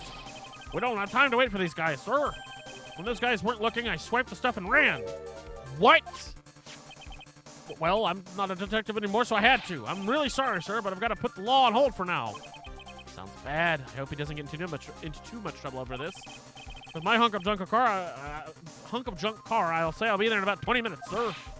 Don't worry, I'll be there. Wait for me. All right, just get here in one piece. I'm on a mission, and no one can stop me now, sir. No one.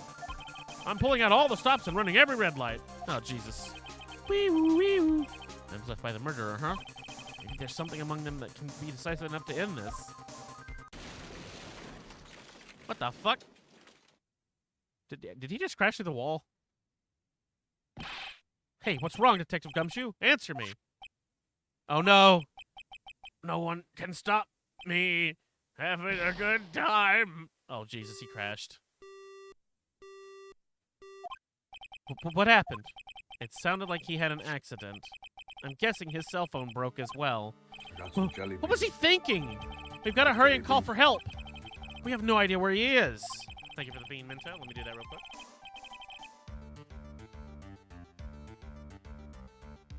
It is a red bean. So, pomegranate or dirty bandages. Nope.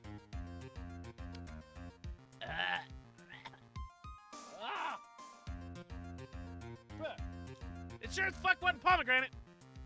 Ha!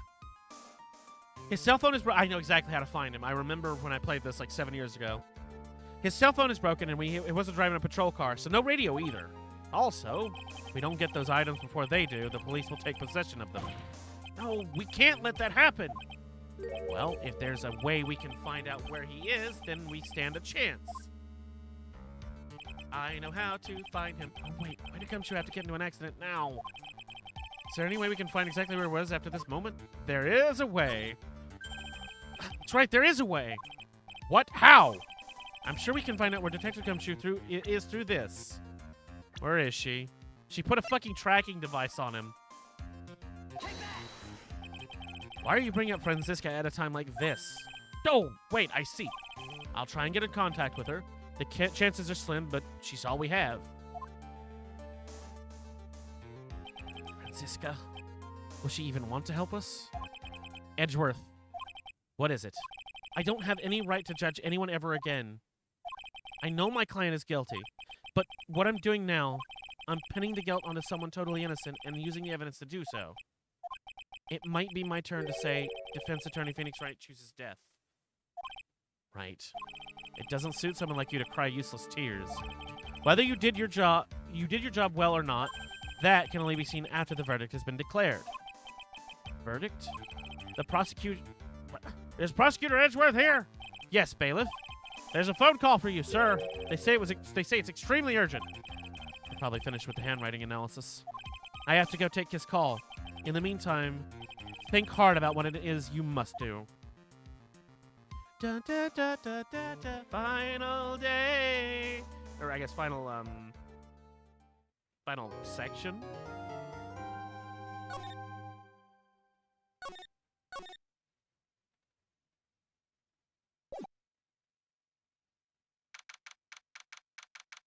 Here we go. Let's do it.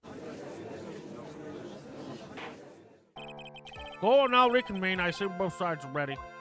Yes, Your Honor. Yeah, yes, Your Honor.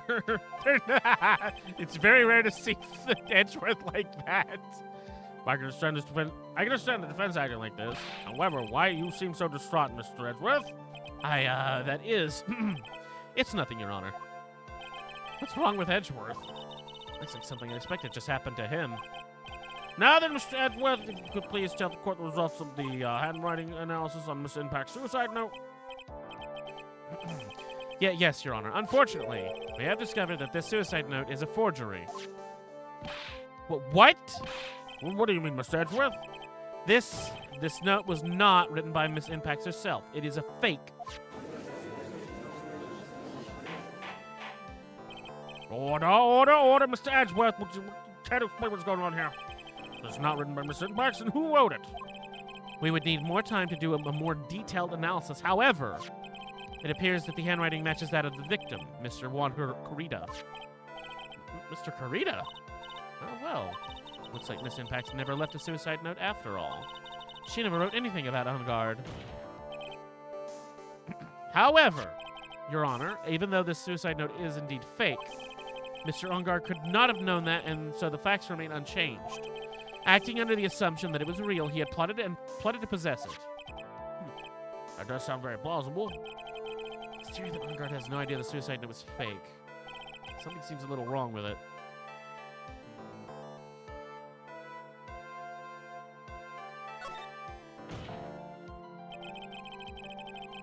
The defense believes that the theory the prosecution has stated contradicts the testimony. If everything the prosecution has proven up to this point is true, then it is impossible for Mr. Angard to not have known it was fake. The spy camera, right? Because he was spying on him. The whole point would be that when he went after him to begin with would be that, like, he saw the note through the spy camera. But he could have written it before he was spying on him? Then again, they've been, like, rivals for years, so they've been... Like, what was it? Who was it that said they've been spying on each other for a while? Whatever. I'm going to put up the spy camera, and hopefully that's right. What is this little item called again? A video camera, Your Honor. Well, very small one, but... Oh, that's right, a camera. Are you kidding? Your fancy toys nowadays. Mr. Edgeworth, earlier you claimed that Mr. Angard knew the existence of this note because he was spying on the victim. Isn't that right? If that were true... then that means Mr. Angard would have known that the victim had forged the note. So then the defendant knew the suicide note was fake. If that is true, then the situation has suddenly changed in a very dramatic way. Exactly, Your Honor. The prosecution's theory as to what Mr. Angard's motive for murder was, it has suddenly disappeared into thin air. But Your Honor, it's not as if Mr. Angard monitored Mr. Carita 24 hours a day. Yeah, I mean, that is a good point. Perhaps the victim wrote the note in a place Mr. Angard didn't know of. Well, right back at you, Mr. Edgeworth. Why don't you show us some proof that the victim made the forgery at an unknown place? At an unknown place. Order, Mr. Edgeworth. Looks like it is you who has dug his own grave. As I figured. As you figured. As I figured, it came down to this after all. Mr. Edgeworth, you're not making any sense. When I heard the results of the handwriting analysis, I thought this might happen. The question is, what next? Oh, Batman. Wait, this is not Batman. What next? If the prosecution can't prove Mr. Angard's motive through the evidence, then we must prove it from another angle. Well, I agree with you there. Your Honor, the prosecution would like to call a witness to the stand at this time. Oh, well, that's fine. However, this witness is a little unusual. Who the fuck are we calling? Edgeworth stuttering? This is not like him at all. Unusual? Well, what sort of witness is this person, Mr. Edgeworth? This witness is one who perfectly fit to answer once and for all the question of who was it that hired Shelley DeKiller to commit the murder. That's impossible. Who in the... No such person exists who could answer a question with such certainty. Yes, Mr. Edgeworth. Who is this witness? It is the defendant? Yes, go on. Who is it? The man himself. Mr. Shelley DeKiller. What? I mean, I know he showed up, but I didn't realize it was now. What? Shelley DeKiller? How in the... What in the... When in the fuck? You mean the killer?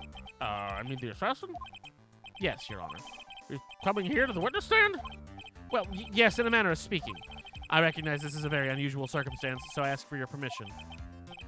Well, Mr. Wright. Yeah? Is this all right with you? Do I have a choice here? Can't really do much just to drag this trial out. The defense has no objections, Your Honor. I wonder if it really is all right to do this. Very well, then. The prosecution calls his witness to the stand. Is this no other way left to us? Now then, witness. Your name and your, occupation, please. Very good, sir. My name is Shelley DeKiller, and I am a professional assassin. I say, what is going on here? Your Honor, how can you remain so calm, and what is the meaning of this two-way radio? Actually, Your Honor, it was delivered to me just now, and it came with a condition. As long as we do not trace its source, Mr. DeKiller will testify to this court. So this must be what the urgent phone call he got earlier was about. Aw, damn it, you know that that's not available when I'm not on cam. I forgot to turn it off. You'll get your points back at the end of the stream, don't worry. I'm gonna turn off trigger fire. There we go. Don't you equal sign lowercase p me. Don't know this will not do. I cannot allow this in my court. First of all, we can't even be sure this is really Mr. DeKiller himself. Witness, please present some sort of proof that you are in fact Shelley DeKiller. I understand. Please wait a second. I'm so hungry. Maya! Maya! A voice. Mr. Wright, can you confirm anything from this? The defense has no objections to this person. We are satisfied that this man is indeed Shelley DeKiller. Like we run into yet another unexpected turn of events. Holy fuck. Well, it does seem like we have too many choices under these circumstances. We don't have... Yeah, that one. Circumstances under this. So, now then, witness. There is one thing I would like to confirm before we speak of anything else. And what would that be? At the request... By the way, Shelley DeKiller's music is really fucking good. Like, goddamn. At the request of the client, you killed Mr. Juan Carita. Is that correct? It is as you say. I did indeed kill Mr. Carita. Now that we have answered that, let's move on to the name of your client. Very well. This is all just a bad dream. Yep, that's it. This is a bad dream. Should I reject that? I can do it. No, it's fine. I'll take care of it all at the end of the stream. Don't worry. I go through everything all at once. I confirm all the beans and then reject everything else. Shelley DeKiller, what's he going to say? What is he going to say? Because I don't remember.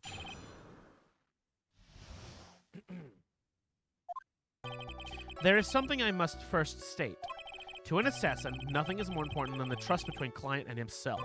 And that is the reason I am here today on the witness stand. It is my wish that you grasp this concept before I give the name of my client. Okay. Mr. Carroll seems to be a very clever man.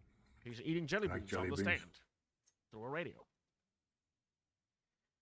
All right, next bean of the night will be, well, the day, will be a liver and onion. Because let's be honest, it's not going to be cappuccino. Oh. God damn it. God, that was so strong of onion flavor. Christ. Oh. Hey, Mighty, how you doing? No thinking here. Thoughts empty. Only beans. Thank you for the hydrate. Water. You seem to get that one a lot. I know! Which is a shame because the cappuccino is really fucking delicious, and the liver and onions is the worst one. Like, it's the one that fucks with me the worst. Seems Mr. DeKiller seems to be a very clever man. I'd almost say he seems to be mocking us. While he may Anybody appear want to... a soda or something? Quick snack break. What? Because I'm going up to the machine. I thought I maybe, do. I'd get somebody something. Because I've had all these sweets, and I think I'm going to get something salty. I thought maybe some... Thank you for the shout out. I did, in fact, pop into your stream when you were playing that. I didn't say anything, mostly because I didn't know what the fuck you were playing. All I saw... I think I caught the very end of it, because I saw what appeared to be Wish.com Jill Valentine and a bloody Chris Redfield and a small child trying to give him a potato. That's all I remember. Anyway, I have a Dorito. I shall eat a Dorito. That is so delicious. I shall have two.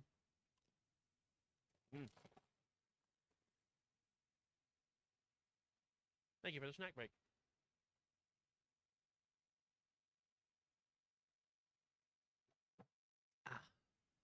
Yeah, it was like the last couple seconds. Yeah, I got there at the very end because I saw the credits were rolling. Ah, shit. All right, well. Yes, while he may appear to be our enemy, Your Honor, Mr. DeKiller is only stating the truth. He is no hypocrite. He has always stood by this one belief. You mean about the trust between his client and himself thing? Seems to be a level of trust beyond what people like me can comprehend. Well, Mr. Wright, are you ready to cross-examine the witness? Yes, Your Honor. There's no way to know what's coming next, so stay cool and collected, Phoenix. I crashed during the middle, had to be up early this morning. Oof. That's okay. I'm sure you'll catch the next one, Tara. You can't see it, but I'm giving you a pat on the shoulder, but in the air. It requires multiple runs to cause convoluted time bullshit. Oh boy. There's something I must first... Oh, wait, I already read this. Okay, so I don't know what I need here, so I'm just going to start pressing. We can hear anything you have to say later. Please, can you just tell us your clients? I don't think you understand your place, Mr. Attorney. I said this is something I must first state. Do you know what the word first means? Sorry. Go on. Well, where's this one witness who can't badger Mr. Wright? It's only because you don't know about my situation. Alright, press this. The trust between you and your client? I provide my services in a fast, efficient manner. In exchange, I trust that my clients are discreet about me and my identity. If too many people knew my face, it would be quite troublesome. That's why you're testifying in this manner? This is the first time one of my clients has ever been accused of murder. I must preserve the DeKiller name so my clients can trust me. But couldn't someone stab you in the back and break your trust? It has never happened before, but if it ever did, yes, that person wouldn't be my client for very long. They would certainly... That's enough, please. No more. Very well. It was only hypothetical anyway. Well, I'm going to go ahead and say this. We already know that Matt On Guard was going to blackmail him, so we just don't have the tape yet. Okay, press this. Seems a little strange to me. I mean, you're able to tell us the name of your client. I would think this would be very bad for them. It doesn't matter to me. This client has already broken the rules and acted outside of their prescribed role. The role? This person tried to implicate another in the crime in order to save themselves. And this is a trespass that cannot be forgiven. Who gave you the right to be so high and mighty? To the gentleman who spoke just now, excuse me, but would you care to die? Holy fuck! No, I didn't say anything. The judge had better watch himself. It is, okay, this is the last one. We understand, so please tell us the name of your client. I'm afraid I cannot do that. I still have a few things to say before I do. Egomaniacal. It's not good for your health to be so aggravated. You won't live very long if you let everything bother you. Somehow, that coming from an assassin makes it less than comforting. I don't really care about all the extra fluff. Just tell us the name already. Patience, try and calm down a little. It's important to try and understand his mindset. He seems very steadfast and close. Close. You're gonna have to work to get him to talk. Okay. This therapist, you know.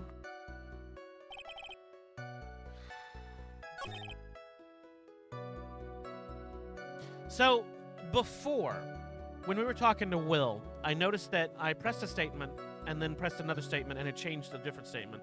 Right here, he says that the most important thing is trust between him and the client, and then he later said that he has already broken that his role. So I wonder if it's going to change this. Client, approve service. Yep, you already read this. Change. Yep. I'm sorry, but I was wondering about... Yeah, it did change. Okay. I'm sorry, but I'm wondering about something you just said. You said that your client had already broken the rules. The person who frames another is the worst kind of human. And that's why you feel you can betray this person? I have no trust relations with a client who can't understand their assigned role. Just my luck, an assassin with a conscience. Who would have figured? Now then, everyone, do you think you can understand my logic? This case just keeps getting better and better. Surgery went well, and she has to watch her wrist as that's where they cut into to do what they needed to do. Hopefully she recovers in a speedy manner, and there are no complications. If you can't, then I'm afraid we can't proceed. Everyone understands your point, I think, really. In that case, I believe I am prepared to disclose the information you seek. You have made it crystal clear that you value trust over all else. I believe we are ready. Excellent.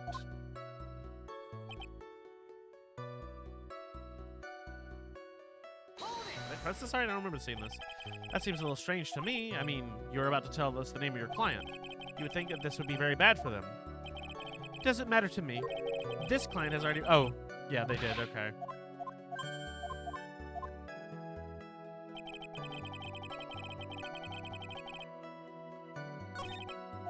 Wait. There was a new one at the end. Ah, fuck. I thought there were 4. 2, 3. Oh, there were 4. I just can't count. Now then, I do believe this time I revealed the name of the client. Don't you agree? Yeah, I, press, I guess? What is it? Oh, no, I can't bring myself to ask the client's name. If you can't ask it, Mr. Wright, then I will. Witness! What is the name of your client and who requested the murder of Mr. Juan Corrida? That person's name is... Oh, fuck. Adrian Andrews. What? What? What? Witness! That is not who you told me it was earlier. Pray tell, what are you talking about, Mr. Prosecutor? I should think I know my own client, and it is Adrian Andrews. What? This can't be. On the phone earlier. What's going on here? My guess is that Mr. Killer just stabbed Mr. Edgeworth in the back. Stabbed Edgeworth in the back? I'm sure in order to get an audience with this court, Mr. DeKiller told him a different name. Matt Ungard, perhaps? I knew it. This is an outrage. I was deceived. This witness is telling a very serious lie. You're the one who summoned this witness. You silly DeKiller. My testimony is the truth. The defendant at this moment is Matt Ungard. Am I correct? All I wish to do is help procure his acquittal. Wow. All of a sudden, it feels like we can actually win this. Yeah. I need that other evidence. Prosecution has failed to provide a motive and has instead just provided a suicide note which purportedly created by the victim. Furthermore, there is a possibility the defendant himself knew it was a fake. But most definitely of all, we have heard from the assassin himself the name of his client. Mr. DeKiller's client who requested the murder was not the defendant at all. No. With all this evidence, it is obvious to me that this means Mr. Ungard is innocent. I seem to have caused you all a bit of confusion. Please continue your discussion and call me when you have reached a verdict. Motherfucker. Bailiff, please bring Mr. Adrian Andrews in immediately. Now, with the way this is going, Edgeworth will be found Ungard will be found innocent. This may be our last chance to save Maya. Yeah, but Edgeworth is right. The killer is lying. And Ungard. My client, I know he's guilty. Can I live with myself if I win this? Absolutely not. Who would have believed that the prosecution's own witness would have absolved the defendant? Your Honor, the prosecution requests permission to further question the witness. Shelley DeKiller is certainly lying under oath. It wasn't me. Listen, everyone, please. That testimony just now. It was all one big lie. It was Andrews. The suicide note may have been a fake, but that man, Matt, he's the reason Celeste died. And Juan's death. It was all because he got pulled into Matt's twisted world. That testimony just now. You have to believe me. It was a horrible, horrible lie. But Mr. DeKill himself has testified. He has named you as his client. No, that's not true. Also, there's quite a bit of evidence that points to you. The knife and the button, the donning of the nickel samurai sword costume. That's... You even have a motive. You know that Miss Celeste impacted a large part of your life. You wanted to follow her, and you wanted to revenge against the two who hurt her. Some say you have plenty of a reason to want them both dead. No, Mr. Wright! You know the truth. Tell them. Tell them the real story, who the real killer is. Tell them. Please, help me. Come on, Wright. You gotta do the right thing. It's in your name. I know the truth. Mr. Wright, Yes, Your Honor. I believe we have reached the end of this trial. Therefore, I ask the defense for any final words or opinions. I have to decide. Do I take the not guilty verdict and save Maya? Or do I throw this chance away and wait for Gumshoe's new evidence? Continue the trial. Phoenix. I can't do it, Mia. I can't accept I'm not guilty. You are a lawyer. I know. But Matt Engard is a killer, a murderer. I can't let him get away with this. I can't let someone else take the fall. If I let Miss Andrews be convicted, then I am no better than Engard. And even though I don't want to admit it, I have to face the fact that it is because of Edgeworth that I now know the real truth. He could have gotten Engard convicted so many times over, but he never took a single one of those chances. If I take this verdict right now, I'd be betraying his trust. His trust? Never thought about it until now. I trust him? Yes, you do. Mr. Wright, your opinion, please. The defense requests that we be allowed to further question Mr. DeKiller. Am I hearing you correctly, Mr. Wright?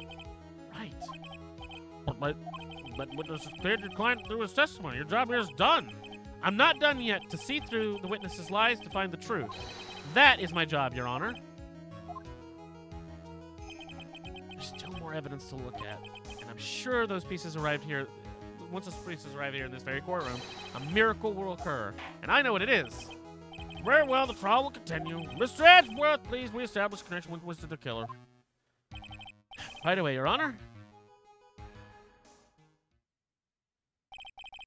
Has a verdict been reached? Before that, we would like to talk with you a little more. About? All you needed from me was the name of my client. What else could you need from me for? Well, actually, we would like to hear everything you know about this case. That is, how things are usually done. What is he talking about? Usually done? But what should we have him testify about now? Mr. DeKiller, if you don't mind, please testify about your client in more detail. You legal people and your procedures. Is it any wonder no one likes to go to court? All right. As I have already stated quite a few times, Adrian Andrews is my client. However, one thing I simply cannot overlook is tampering with the scene of the crime. My client did it to frame another for the crime, while pretending to be the first person to discover the body and enter the scene. Adrian Andrews already knew from the very beginning that Juan Corrida was dead. But even more appalling is the creation and planting of the knife and button. That act is where I was referring to when I said my client had broken the rules. Shit, I thought he was talking about it. Oh, yeah, I guess he doesn't know yet. Okay. Mrs. Wilson has made a turn of events again for the, what, 5th time now? However, this time, everything has finally been revealed. God damn it. Just a second, Your Honor. Yes, Mr. Edgeworth. We still have the cross-examination to do. But you don't need to question testimony like this. Do you, Mr. Wright? Your Honor, the defense will question the witness, as if I have a choice here. Huh? Why? What this witness said is nothing but beneficial to the defense's case. If you scrutinize the testimony, then I suppose the lie isn't that oh so beneficial to testimony, I suppose. Jesus Christ. I don't understand what's going on anymore. And these two of us.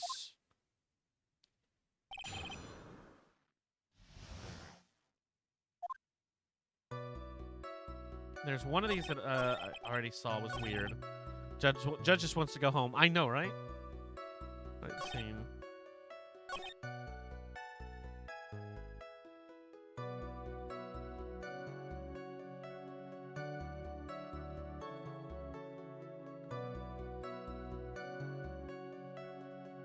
What about the wine glass? She left prints. Can I press on this and get more information? So why do you think your client did that? What do you mean by why? Well, fiddling around at the scene of a crime is pretty risky. And why would someone who has requested a murder go to the crime scene anyway? That is true. I assumed it was probably done to frame Mr. Ongard. If that is the case, then why didn't the person just request that you do it? Sadly, that is not possible. Huh? My job is to kill, that is all, and to leave my business card behind, naturally. The business card is so my clients may escape blame. To protect them is my duty. Even if they say it's for the revenge, setting someone else up to take your fall. That act is what I was trying to do when I said my plan broke the rules. All right. I don't know if this is right, but this is all I've got in my head right now. It's because of the fingerprints, right? Is that it? Shit, it wasn't the fucking. Damn it! Okay, let me think about this.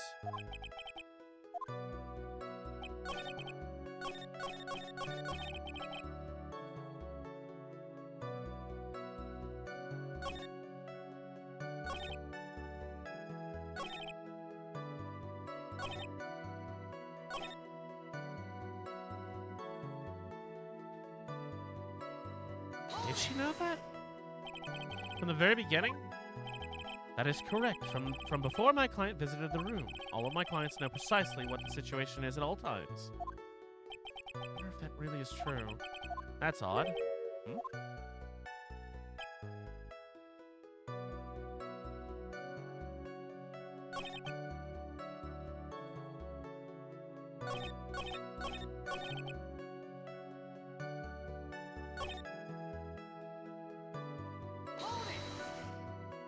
So you're saying most clients wouldn't do such a thing? That is correct. Usually, most people try to create alibis for themselves. If you should use my services, Mr. Attorney, I would suggest you plan for your alibi too. No, I already told you. I have no intention of using your services ever. Why does he keep looking at me like that? I'm one on trial here.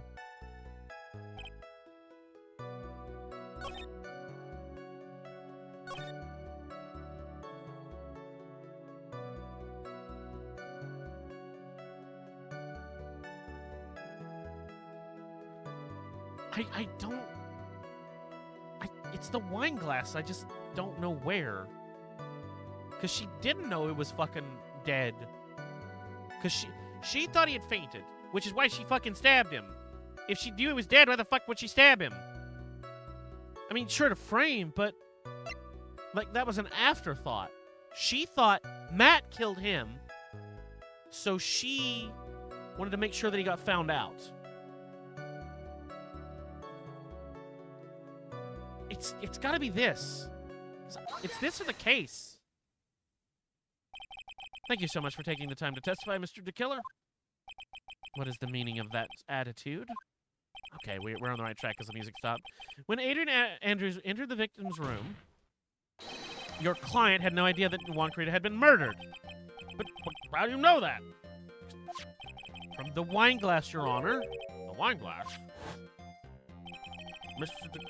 Mr. DeKiller supposed that the client thought Mr. Corrida had only fainted, which is why the glass of tomato juice was poured for the victim. But isn't that just a part of Adrian Andrews' calculated plan? No, she's too smart. That is not possible, Your Honor. The glass bears the fingerprints of that person. Had this been planned, they would have never left their fingerprints behind. Because she went through the whole trouble of putting the suit on and everything. I see your point, Mr. Edgeworth. What's your opinion? Strangely enough, I had the same exact thought just now. Witness, how do you explain the strange phenomenon? Isn't it a waste of time to ask about such a minor detail? It's not a very important point anyway, correct? I'm afraid you are mistaken. If Adrian Andrews really is your client, as you claim, then your client should have knowledge of Mr. Corrida's death. If not, then that can only mean that Adrian Andrews was never your client at all. How strange. Garth? Why is it that the attorney has yet to raise an objection at this absurd situation? Phoenix, if the killer figures out what we're up to, we're in real trouble. Yeah, I know. Mr. Edgeworth, I'm surprised.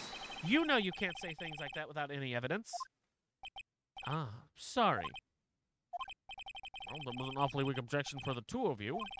Anyways, I am positive there was a contradiction in that testimony.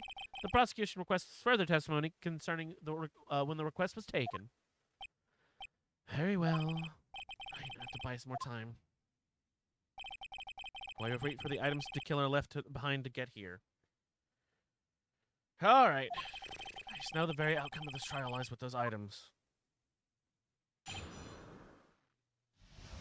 I'm gonna have another Dorito. I'm a little peckish.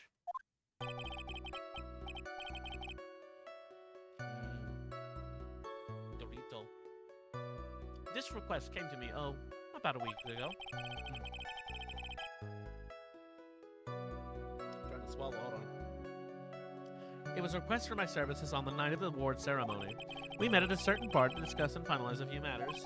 That is what occurred. I trust my memory, and I believe I have made no mistakes. That is a little bit of a testimony, huh? I don't think of anything there sounds wrong. So you physically met the client, huh? That is correct. Meeting one's client was the first step to building trust, in my opinion. Wait! If he physically met her, then she would have recognized him when she saw him, but she didn't. Now, see, Mr. Wright, your cross-examination, please.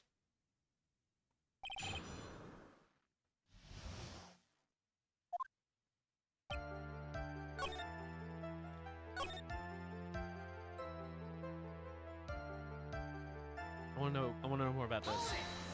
The meeting. So you physically met Adrian Andrews, right? Of course I did. What's that? What was it, the brief pause? Press further. Witness, I would like for you to give us a few more details. I always meet my clients as a matter of principle. I have never taken a request by telephone or mail. And why is that? That is because I value the trust between a client and myself above all else. And the only way to establish that is to speak to the client while looking them in the eye. Well, Mr. Wright, was that testimony just now of any importance?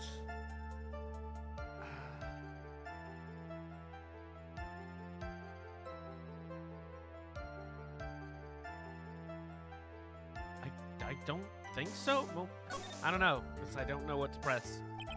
Of course it was very important, Your Honor. If Mr. DeKiller had met his client before the murder, then it's unlikely he's mistaken. You're saying that his client really was Adrian Andrews? I guess so. You see, it is just as I said. Oh, fuck, I missed what he said. I'm so lost. Who the heck am I supposed to be helping here? Calm down, Phoenix. Think carefully and relax. Now then, will the witness please continue?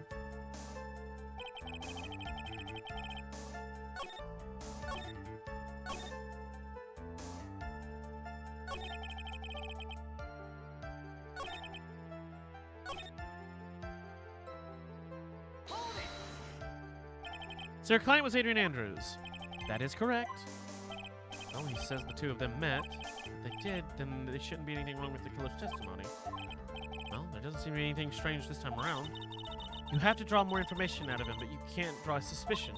If you can do that, you should be able to find a flaw in his testimony somewhere. Delicate balance, alright. I'm gonna press small because I don't know. 1 week ago, are you sure? Yes, I am quite sure. I, of course, had my own preparations, and I was barely able to finish. When you request my services, Mr. Attorney, I hope you will keep that in mind. Please stop! In any case, my client this time had very specific date and time in mind. Specific date and time.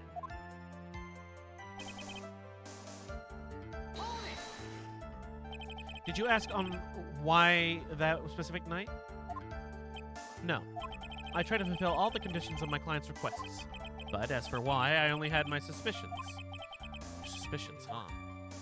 Where's further? So what are those suspicions you had? Why did your client request that night? I'm sure it was all for the bear. The bear? My client spoke of it.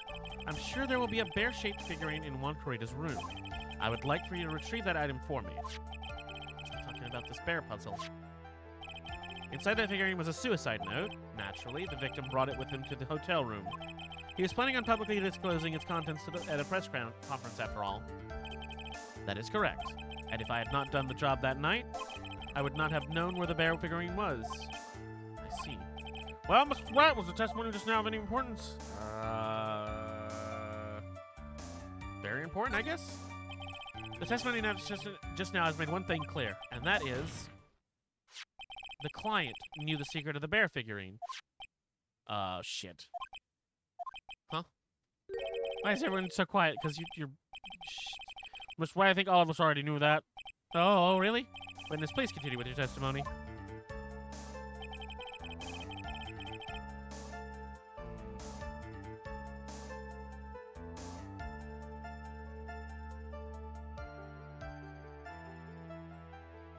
I wonder what will happen if I try like it's not important, because I don't have any other options, and I don't have any evidence to present. I don't think.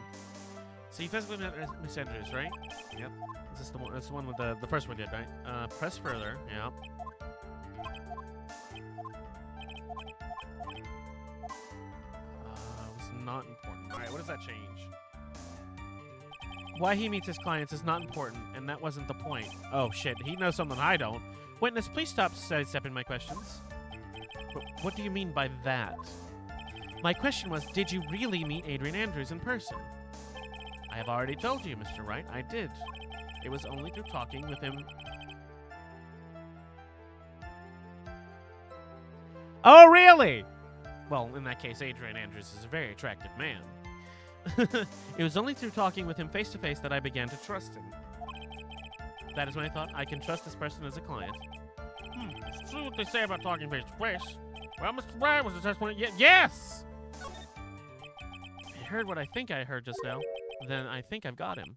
Your Honor, I believe the testimony right just now was of the utmost importance. Oh, really? If that's the case. Witness, please include the statement in your testimony. Very well. From the moment I saw him, I thought I could trust this person as a client. Profiles. Pretty sure, unless it's a very pretty man, Adrian's is a woman. I would like to go over this one more time. You met Adrian Andrews at a bar and took the request at that time. Yes, that is correct. And that is when you thought he was trustworthy? How many times must I repeat myself? Yes, that is correct. I'm sorry, but that is an impossible tale. Oh, because he doesn't know that Adrian is a girl. What? Shelley DeKiller. You have never met the real Adrian Andrews. Why would you say that? Because you made one very big slip-up. About her. So what is the issue? Ah, shit. What did you say just now? About her? If you had ever met Adrian Andrews in person. One look would have told you she is a woman. Holy shit, that animation is so good. Order in the court, Mr. Wright. What is the meaning of this? This witness testified to the following. That he always meets his face-to-face with his clients when taking their requests. But has never met Adrian Andrews in person? Yes, Your Honor. That is exactly the point. That means Mr. DeKiller's client would not have been Miss Adrian Andrews. He's fucking sweating oil.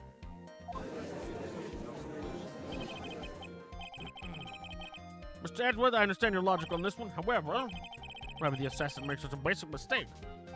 I believe it has to do with her name, Your Honor. Her name? Yes, Adrian Andrews is without a doubt a very androgynous name. Yes, I see. Unluckily for Mr. DeKiller, the entire time he was on the stand, no one had stated Mrs. Andrews' gender. And so he simply picked the wrong gender to go with. What? What is going on? Shelley DeKiller, this court demands an explanation. I think somehow I must have mixed up this client with another. So does that mean you remember something different now? Yes, of course. Please, if you would all allow me to testify once more. I know he's just going to spit out more lies. Very well, but this time please give us the truth.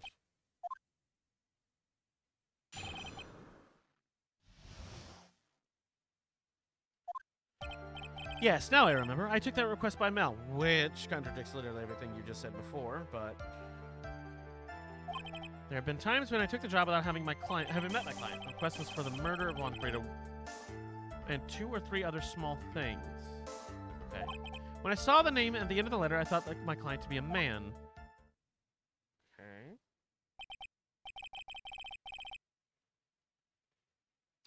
So you took the job through a letter.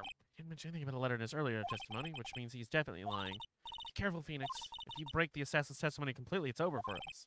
I know I can't make him suspicious, but I think we're okay. Like, we can do this.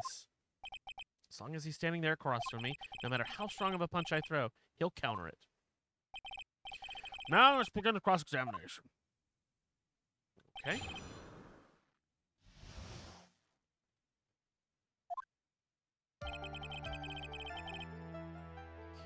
I'm gonna press all the statements till I've got an idea of what I need. But you didn't say that you always... Didn't you say you always meet your clients? Yes, I suppose I did say that. However, there are some clients for whom meeting is simply not possible. But you didn't meet your client this time? No, I did not. Oh, come on now. Let's stop with this game of cat and mouse. Using your silkiest voice is not going to work on me. All right, then. Just cough it up and confess. That's right, you can't badger a witness with such harsh words. You're a lawyer, so behave like 100% evidence instead of mindlessly yelling. Now then, do you have any proof that Mr. DeKellar met his client? I don't. Sorry, Your Honor, unfortunately I don't have any proof. I see, the line of questioning was just another way to time. Sadly for us, Your Honor, this is the nature of right and wrong. Oh, I thought I was about to get penalized for pressing. Okay. And you cannot meet certain clients. Or sorry, why could you not meet them? Recently, I've been receiving more requests. If I met each and every client, I would lose some nice business opportunities. My business opportunities? On top of which, the times have changed. It is now the age of information and computers, correct? Well, I have joined the times, and I'll now take requests via electronic mail. Electronic mail?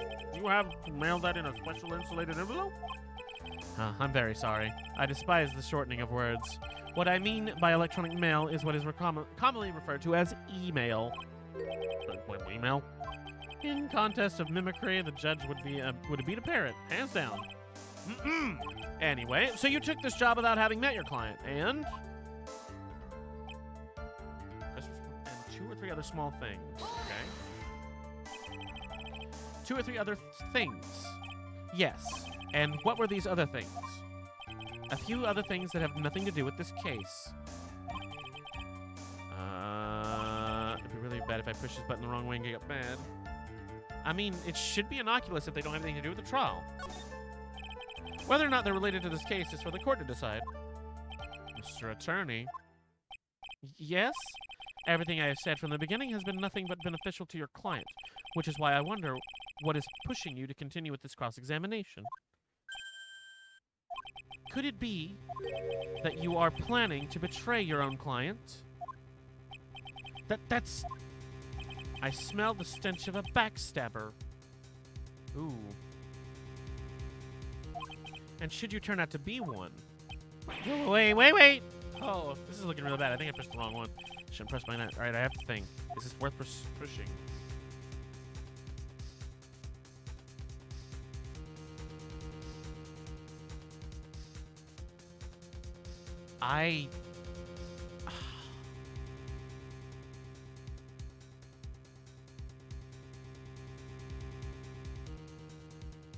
I don't think I have anything else I can do, because I don't have evidence that he ever met Andrews. Fuck it. I'm gonna press further. If it turns out bad, then I'll just have to do it again. Witnesses is a very important matter. Please cooperate and tell us what these other jobs your client requested were. If it is truly that important, I suppose I don't have much of a choice. The bear figurine. The bear figurine.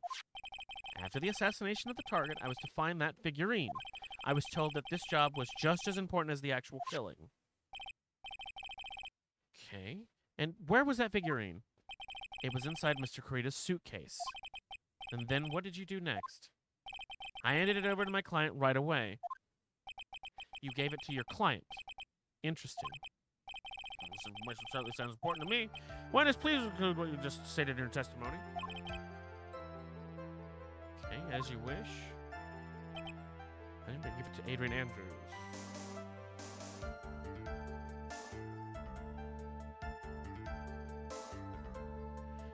I think I know. Let me press this to make sure. I found this figurine at Mr. Ellengaard's mansion. If you gave it to Miss Andrews, then what was it doing there? I was waiting for her there. That was also part of the plan, to frame Mr. Ellengaard, I'm sure. That makes a lot of sense. Well, Mr. Brad, do you have any problems with this testimony?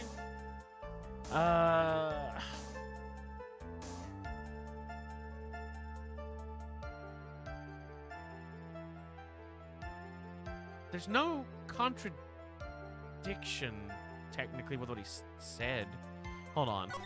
Let me try something first, and if that's the case...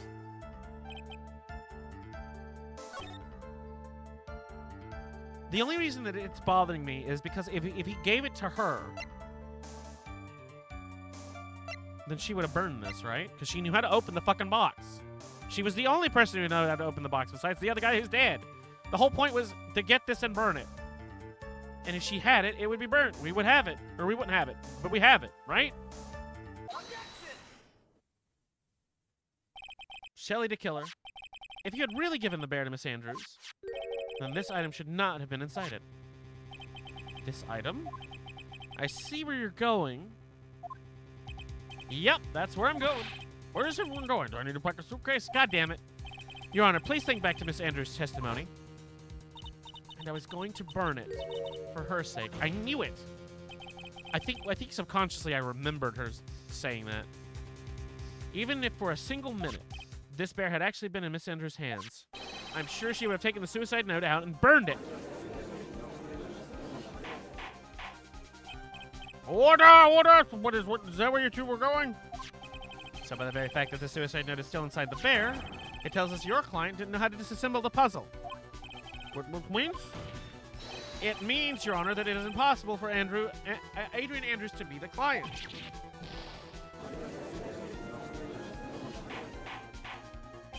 Order! Order! Order! Mr. Phoenix Wright.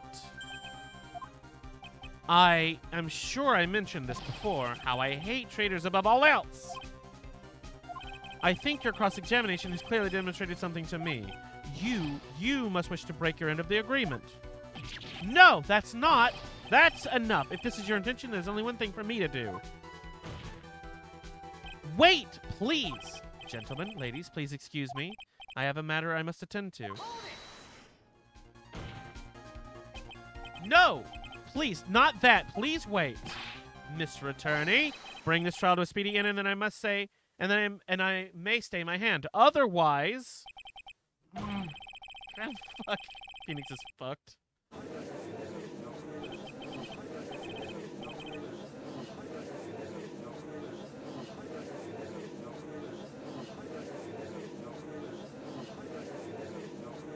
Sorry, I thought I heard Wyvern coming in at the door. What? Mr. White, are you...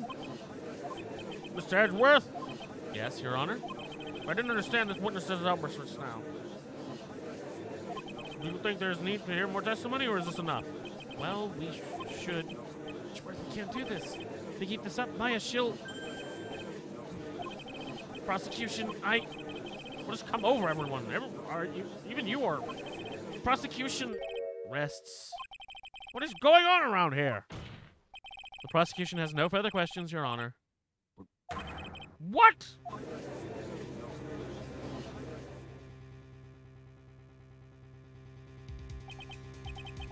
I never thought I'd see the day. This is a most unusual situation. If the prosecution rests with no further questions, then the prosecution has failed to uphold its stance. If that is the case, then even though I'm reluctant, I must believe that Mr. DeKiller's testimony is accurate. That would mean Shelley DeKiller's client is Adrian Andrews. Mr. Wright. Yes, Your Honor. If I end this trial here, right now, then your client, Matt Ellengaard, would be declared innocent. And in his place, Adrian Andrews would be charged with murder. Miss Andrews be charged with murder. The prosecution has no further questions, so we will now hear from the defense's final remarks. Bailiff, please bring the defendant, Matt Ellengaard, to the stand. The items from DeKiller's hideout didn't make it in time. We tried as hard as we could, but it looks like our time has run out. I can't believe it. The outcome now lies in your hands. Well, we're fucked then.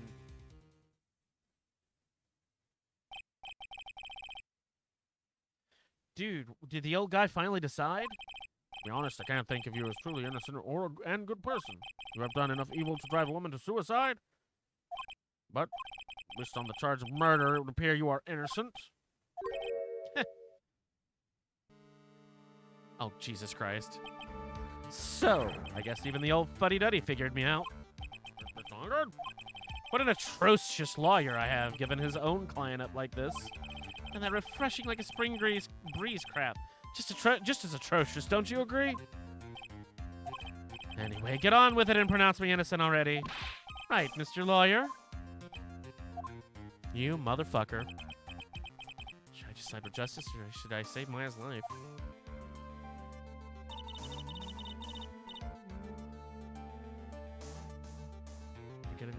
Better get on guard guilty.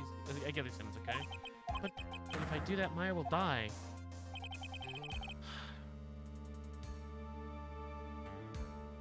I say he's innocent, and Sanders will be charged with murder. I say he's guilty or not guilty. Either choice I make, someone's life is going to end. Well, I technically know how this ends, I just don't know how to get there. It all hinges on what I choose. Now then, Mr. Bright, let's hear the defense's final statement on the matter. The person who hired the assassin was Adrian Andrews. Then your client, Mr. Matt Engelgard, is innocent. There's no need to ask, oh man. After all, my lawyer is going to say what I want, aren't you? Right. I can't do this, but I have to decide something. I can't count on the evidence to help me anymore. I have to listen to my heart. My client, Matt Engelgard is guilty as fuck!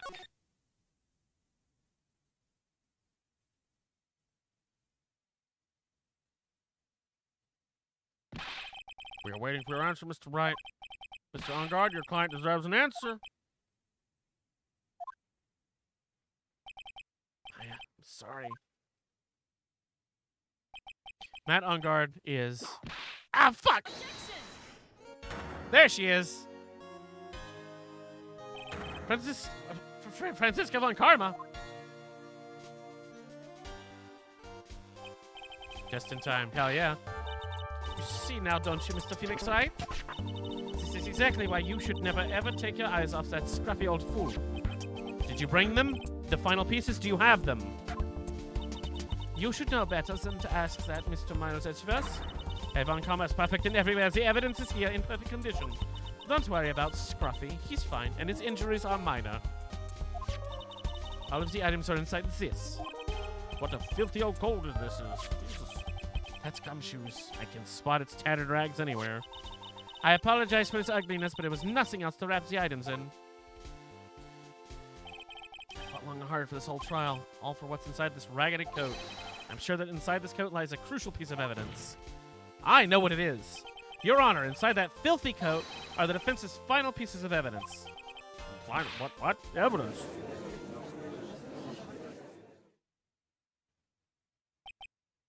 This trial is already over. All that remains is for me to hand down my verdict. I do not believe that any evidence presented now would change the outcome of this trial. What? Okay, I like her now. I told you, Franziska von Karma is great. She's just very, very abrasive. Still a bitch, but yeah, no. She's just like Edgeworth. You start off hating her, but then you start to like her. Your Honor, it is our duty to examine every piece of evidence down to the last. I request that Miss Von Karma be allowed to present these pieces of evidence. I suppose you're right, Mr. Edgeworth. I grant permission to do so. However, one obvious rule applies here. If the items do not bring up any new points, then they will not be consented by this court. It's the videotape. I don't remember what the other thing is, but I need the videotape because that proves that he was blackmailing the killer, which then the killer will turn on him. Now, Miss Von Karma, if you please. These pieces of evidence are items left by the killer during his escape from the police. Must have been quite a rush. Yes, Your Honor. The killer left 3 pieces of evidence. Somewhere among these evidence we're about to see will be the something that will turn this whole situation around like a miracle. I'm sure of it. It's all we can hope for. Show me the evidence. The first item is a pistol. Unrelated. Does the killer have pistols? Anything? No. There's not a pistol with it anywhere in this case. That's probably what he used to shoot her, but it's not involved in this. Pretty sure there was no gun involved with this case. There's no real benefit to hearing about it. Please present the next piece of evidence. The second piece of evidence. There it is! Is this videotape? The killer took that from question for more details. Have you checked the contents of that tape? Unfortunately, there was no time to. Oh, yeah. But I would speculate this tape is very important. Why would you say that? Because he came back to his hideout for it. The killer went back for it? Is that site? It looks like he was trying to recover it. He injured CNC officers at the site. But somehow it looks like they managed to protect it from the killer. Shelly the killer is no ordinary man. Alright, what's the last one? Unless, oh, the bellboy uniform. I don't need that. No. I don't think this is going to help us much at all. Thank you very much, Mr. Von Karma. I think that's enough. That is all I have to present, Your Honor. It's just as I thought. And what is that, Your Honor? Sure, under normal circumstances, these items, Shelly the killer's item, would be very important clues. However, our question is not who did the killing. It is who is the client. Yes, that is correct. And those 3 items do not tell us anything about that. Thank you for your hard work, Mrs. Von Karma. You may step down. Wait, Your Honor. Please, allow me to examine this new evidence. Overruled. The court already has all the evidence it needs to hand down a verdict. Wonderful. Absolutely splendid. This judge is such a brilliant man, isn't he? Is this the end? Phoenix? I knew it. There's no such thing as a miracle in this world, is there? I think you're wrong. I think they do exist. But you have to make that miracle happen. You've come this far. You can't give up now. But no matter how you think about it, it's try. For my sake, just think about it for a second. There are 2 ways out of the situation for us. 2? The first,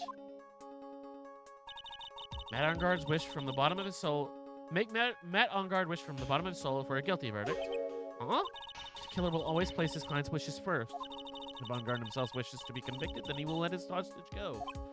But that may be true, but it's asking for him to do the impossible. The second way is to force the killer to end his contract with Engarde. If the killer would no longer think of Engarde as his client, then he would let Maya go. Yeah, that's even more impossible. He's a man who values duty toward his clients above all else.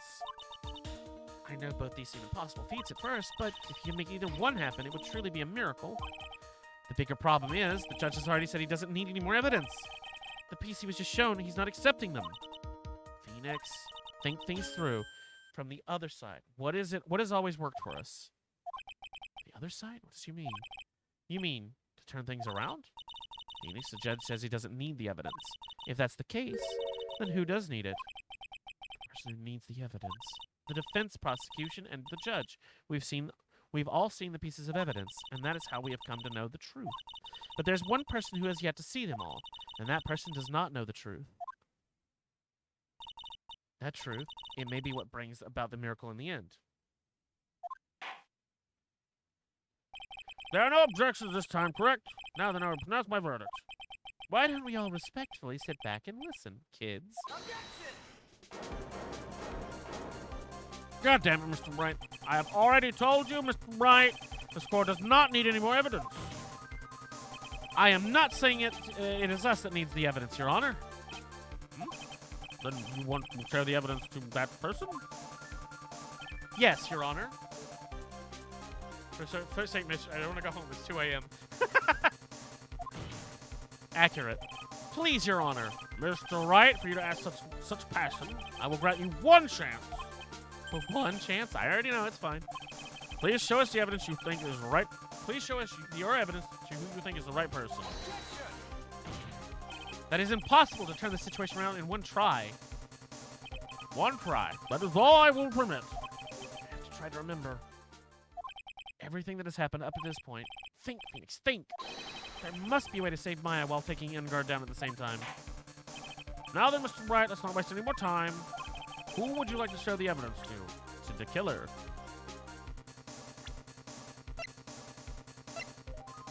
Oh, sorry. I mean John Doe. Wait, hold on. Okay, I thought it said something else. I see. But now, tell the court what piece of evidence you would like to show this person. It's the videotape.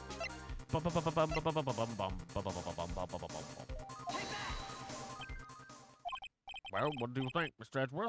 I think there is some merit in showing the evidence to that witness.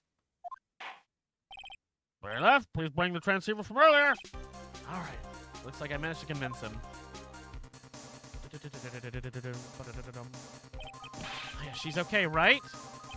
Didn't I tell you to concern yourself with bringing about a speedy end to this trial? Now, if I understand correctly, you wish to show me one piece of evidence. Yes, one is all I need. I have here a videotape. It was found at your hideout. I hear you injured 3 officers in your attempt to get this back. That was most regrettable. However, it was an order from my client. I was told to protect that videotape.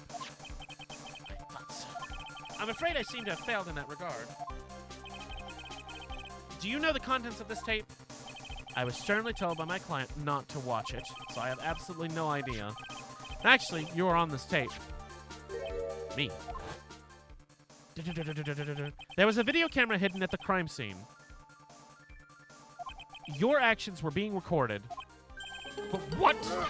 Man, who the fuck is that? Get out of my courtroom. Kids, what's it? Man with the large chin and the pompadour, leave. Is that true, Mr. Wright? Who was it that planted a camera? Well, the only person who could have planted a camera at the scene of the crime would be your client, naturally. I thought that was Adrian Andrews. Be quiet and listen, Your Honor. Yep, sir. Your client specifically specified a place and time for you, isn't that right? Yes. That was so they could film you. I had no idea. Mr. Wright, why would my client do such a thing? I would like to know why. To blackmail you! The reason why he did this was to take it out of this whole mess. The only reason why your client would secretly film the crime scene, they wanted to see one get his, wanted to blackmail you, didn't trust your skill, wanted to blackmail you. Your client once told me something very interesting. We were talking about you, and this is what they said. But I am no weakling. I don't believe anyone, least of all assassins. Oh, come now, Mr. Wright. Assassins aren't above blackmail. Yes, that's where the video comes in. With that, I can keep him at bay, and even blackmail him if I want. Yup.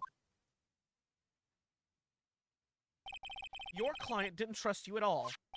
They were thinking of using this video to blackmail you.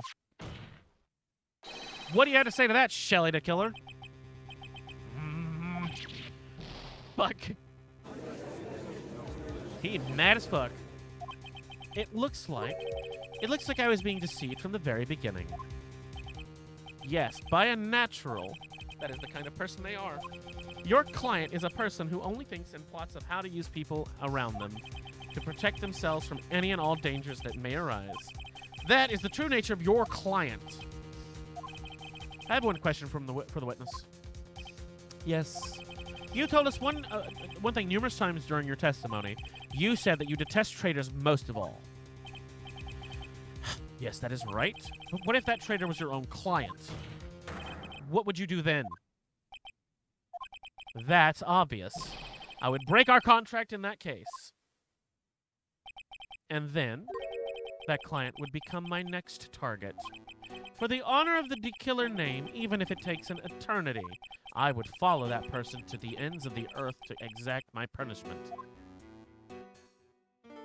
Oh, shit, Mad on guard. What now? I see. That's all I wanted to know. So the traitor becomes DeColor's next target. Ah, I get it. This is how we turn this case around. Mr. Wright. Yes? My contract with my client is over as of now. I seem to have a new job on my hands. I will now return to you your precious item. What the? I'm not an item! I thought I'd never see you again. Oh, thank goodness. What in the fuck? The trial appears to have come to a conclusion. However, I actually am sort of... I don't quite know what just happened there with the client. Ah, God damn it! It was on karma. Where did that... She always has you in her sights. Now, I do believe it's time to finally hand down a verdict. Oh, now you're sweating, you little shit. Mr. On-Guard, it looks like somehow you got what you wanted. You will finally receive the acquittal you wanted so badly. You should be happy. But before that, I would like to make one final statement. Sometime in the near future, one very betrayed assassin may appear before you. Needless to say, that man is very good at what he does. I'm sure you would understand what I mean if you watched this video. Help me. Now then, Your Honor, the verdict, if you please. Is that all right with you, Mr. Bright? We have finally reached the end of a very long battle. Whether he's convicted or acquitted, there's no escape for him now. Go on, Phoenix. Plead whichever way your heart tells you. Right, Chief? He's guilty. No, we're not pleading innocent. Matt On-Guard, even though I am a lawyer, I cannot make your crime disappear. I think a guilty verdict is appropriate here. Me, my wonderful self, guilty? Even if you got an acquittal the instant you set foot outside the detention center, your life would be in danger, no matter which way you look at it. You can't run away from your crime anymore. And I'm not going to scream because my throat's already giving out, so just, imagine I'm screaming. Also, he fucked up his face. You fucked up my face. As always, it looks like we have uncovered the real truth. We? I don't remember you helping out much in this. Mr. Edgeworth, how's Matt On-Guard? I have left Mr. Karma in charge of his incarceration. I'm sure he's getting a full course meal of whip leather right about now. Very good. That was a close one, wasn't it, witness? Yes. I plan to pay my debt to society for my own crime, Your Honor. The first time I was called to the witness stand during this trial, all I felt was despair. She must be talking about the time Edgeworth really went after her. I guess she's trying to forgive him for what he did. This witness, how should I put this? She has an illness. If you're going to say you would choose death, that is no concern of mine. But after that, when I was alone at the detention center, that's the first time I really saw myself for who I am. And today, when the two of you used your combined strength to convict Matt, I felt like I finally had been saved. Wow, this is the first time I've ever seen her smile. I am really happy that you two were in charge of this case. I really don't know how to express how I feel at this moment. This is the first time I felt comfortable with myself, with who I am. Thank you so much, everyone.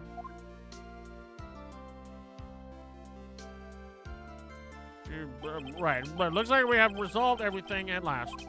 As for myself, there's still a few things I'm confused about, but everyone seems to be in good spirits. That's good enough for me. That's all. This court is adjourned. Not mommy. Shut up.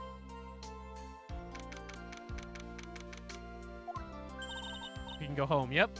You were great out there, Phoenix. What I did out there was right, wasn't it? This is not the first time you've gotten your client off. You got them a guilty verdict this time. Or this is the first time you haven't got them off. But you have to look past all that to what's really important. You now realize that there is something more than just getting a not guilty, right? Yes, I understand now.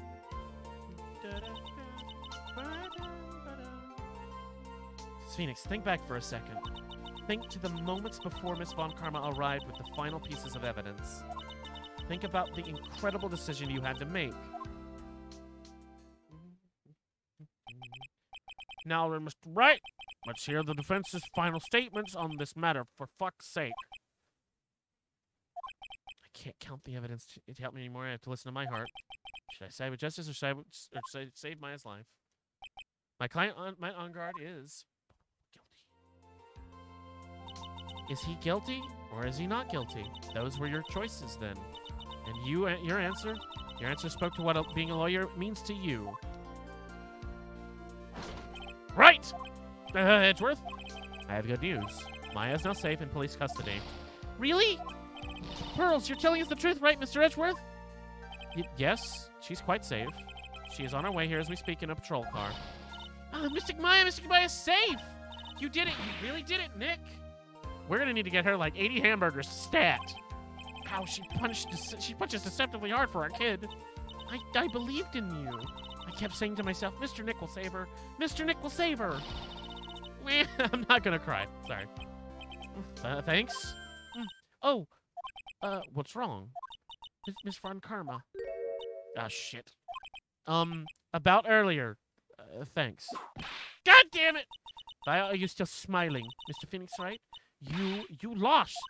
Your perfect win record has now become crushed. And yet, you're still happy.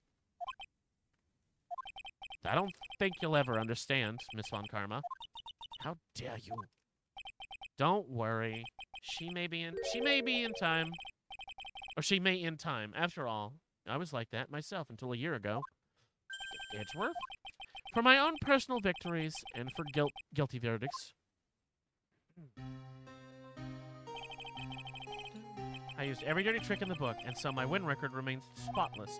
But a man appeared and stood fast against that selfish me, and fought him in my usual manner. Or I fought him in my usual manner and tasted my first defeat.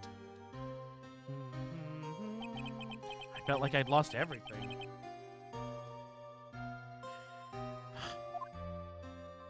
My throat is giving out. And then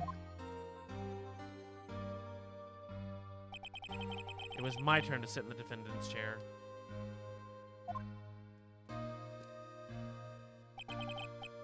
And I was saved by that person I called my enemy. I couldn't forgive myself for all that had happened. So I left the prosecutor's office. And I left that note. Prosecutor Miles Edgeworth chooses death. As well you should have. A prosecutor has shamed himself with defeat should crawl into a hole and die. But that was not what happened. After I left the prosecutor's office, I finally came to realize something. Is this the last episode? This is the last episode of the second game. There's a third game. And it was in that moment of clarity that everything began to change. But what a foolish nonsense.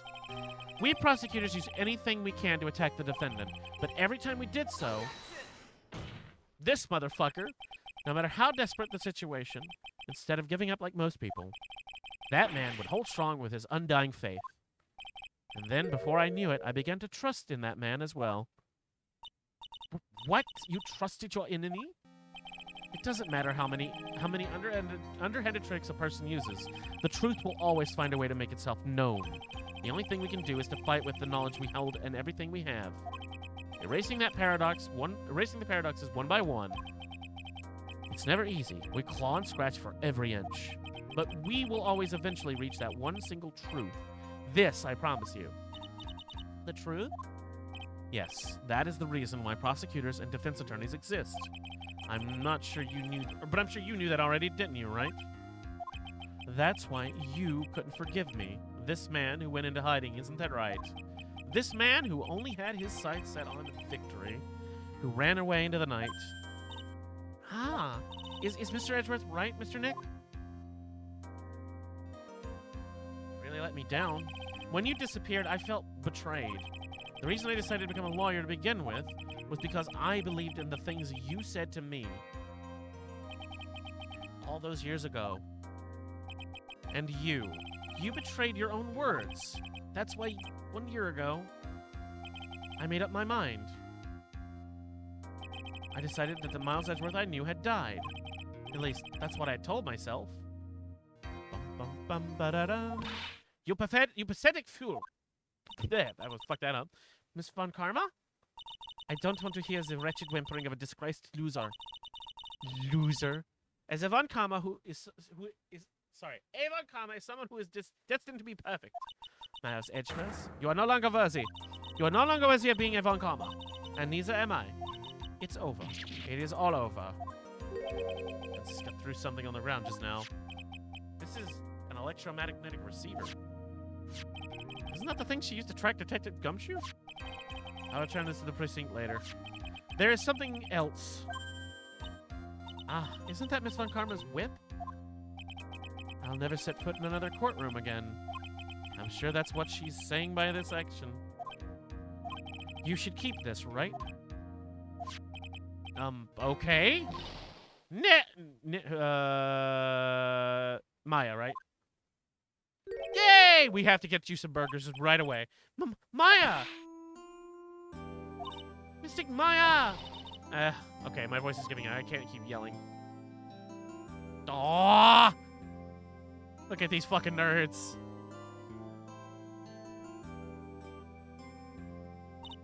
Oh, Nick, I knew you would come through. You got Ungard convicted like I knew you would.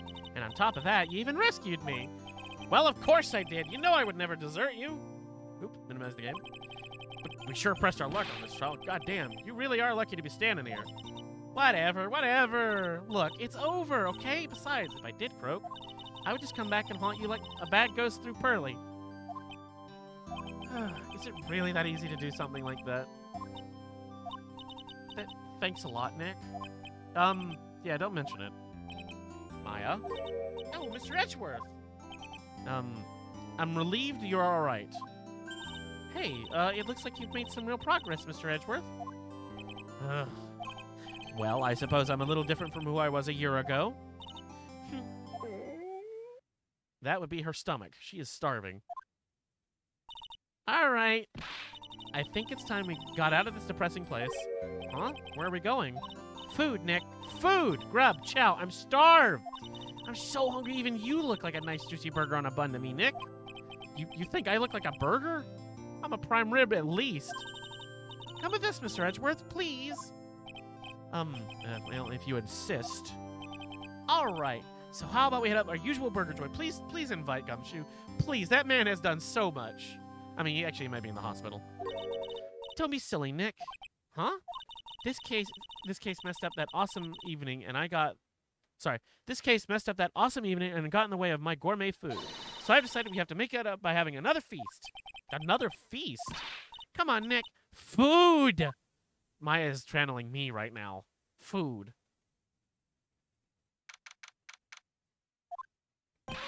Hey, pal! Sorry to keep... Oh, man. He's looking a little worse for wear. Hey, pal. Sorry to keep you guys waiting. Gumshoe, are you all right? Yeah, but I'm really embarrassed. I didn't think I would hit a telephone pole of all things. A telephone pole? Soda or something? Because I'm going up to the machine. I thought maybe, I'd get somebody something. Because I've had all these sweets, and I think I'm going to get something salty. I thought maybe some... Dorito. And it wasn't red light that got him. Yep. Ah, damn it. You did it again, city boy. I felt like my dear old heart was going to give out on me, and I ain't joking. Oh, God. Yeah, it was more exciting than ever. Than the very last episode of The Steel Samurai. Thanks. Now look at here, Mr. Snooty Prosecutor. Don't you reckon you bully Mr. Right too hard? What is that from? I can't put my finger on it. What is what from? That sound effect? If you don't start being a lot nicer to him, then they might just have to kick. Then he might just have to kick it tonight, even. I'll keep that in mind.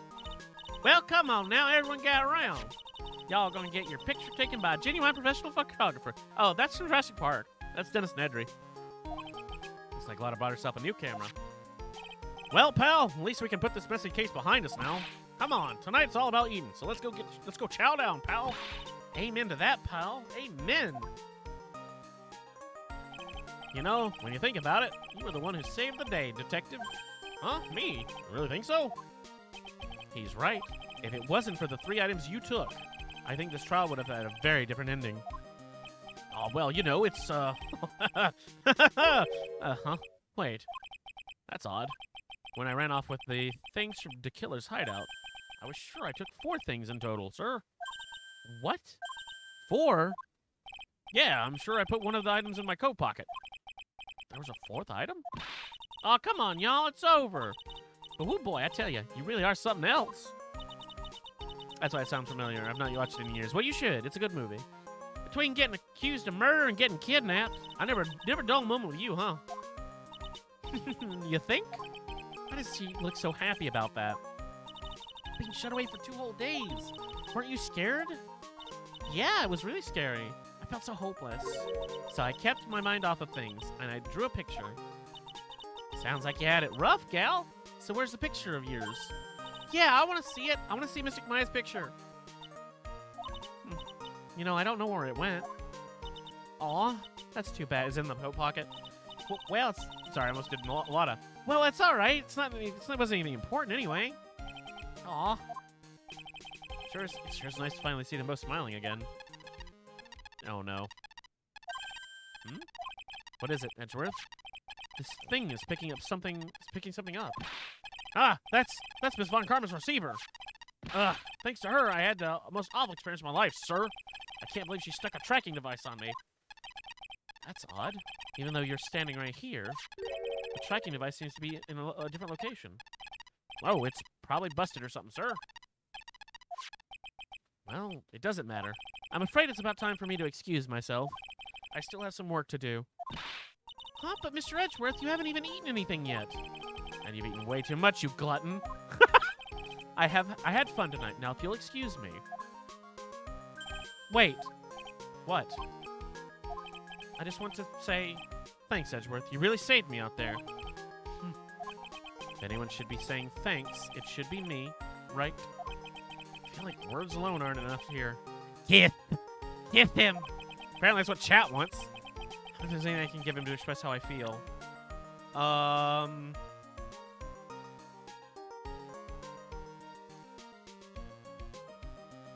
have a hint, or a hunch.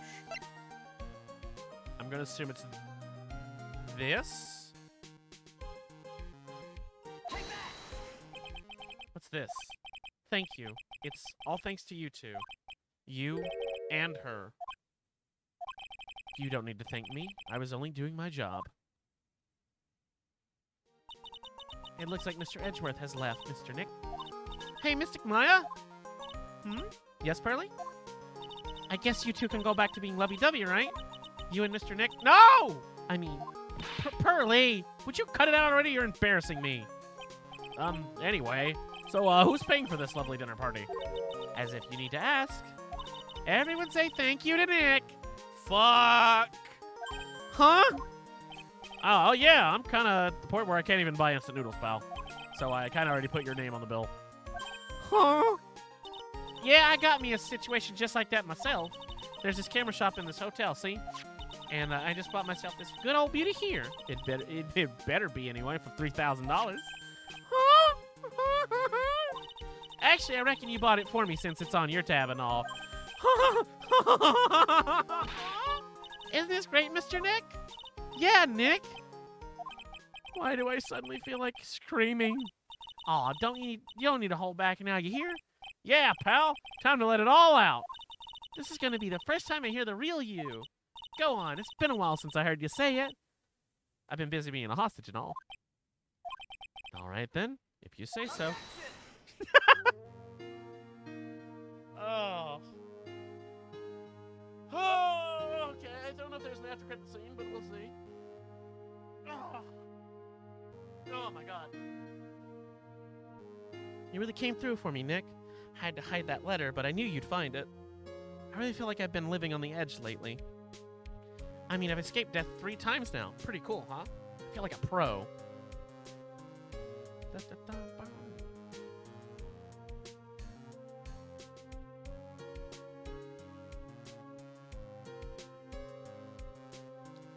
I'm so happy that you could save Mystic Maya, Mr. Nick.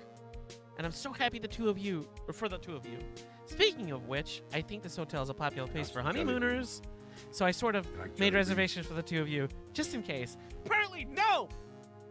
Thank you for the bean. I need a fucking Pearly no sound command. God damn it. Well, pal, it looks like I'm back on the force again. Mr. Edgeworth had a long talk with the chief, and he got me reinstated for my sake. I heard he said things like, letting that one go is bad for all society. I knew it. Crashing headlong into everything is the only way to live, pal. It's gonna be dirty dishwater or birthday cake. Oh. Fucking soap. Fuck. Oh, it's Maggie. Forgot what voice I gave her. I, Maggie Bird, am retiring this uniform as of today, sir. I'm gonna be a waitress from now on. And bring smiles and joy to the people who come by the restaurant, sir. I hope you'll stop by sometime, Mr. Wright. Well, if fucking Maya has anything to say about it, we're going to be eating there constantly. Burger. Bruh, fucking Maya makes me want a burger in real life, like, so bad. No, it's Honey. Yes, are you here to visit a patient? Yes, I'm the director, Honey. Recently, yes. That girl, I haven't seen her around. Yes. But I remember If I ever laid so much as an eye on her, I would go crack. Or I would go crack. Didn't matter if I got whipped though. Yes. Oh, I miss her. Please go die.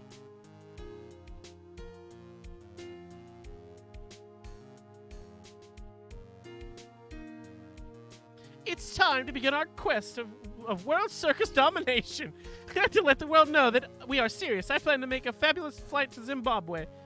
Hey, Max, what do you think Zimbabwe's like? Do you think there are castles made of cake and bunnies who can talk? What the fuck? I think if they're talking bunnies, even they won't laugh at most jokes. Bruh.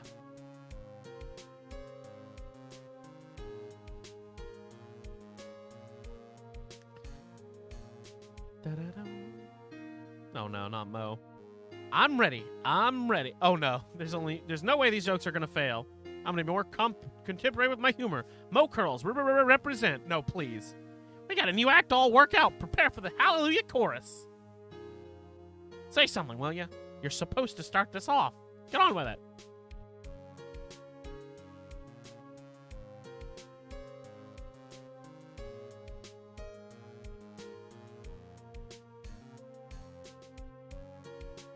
Adrian Andrews, maybe?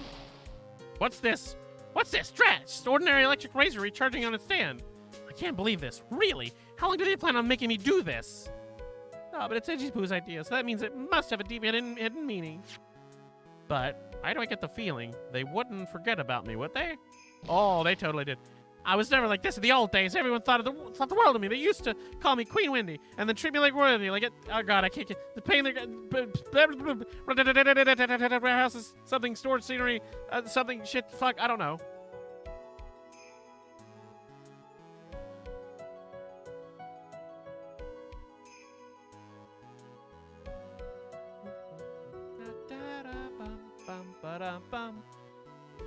I appreciate everything you and Mr. Edgeworth did for me from the bottom of my heart.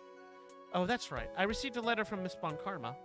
She said that after I get out, I should feel free to consult her about anything at all. I'm really thankful to have met everyone.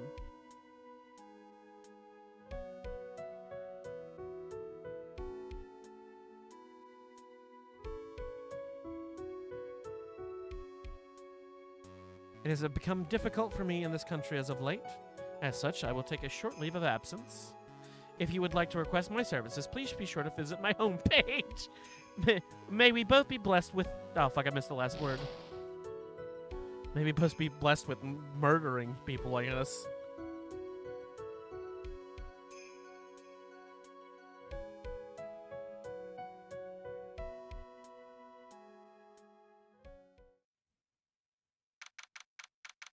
Ah, yep, after scene.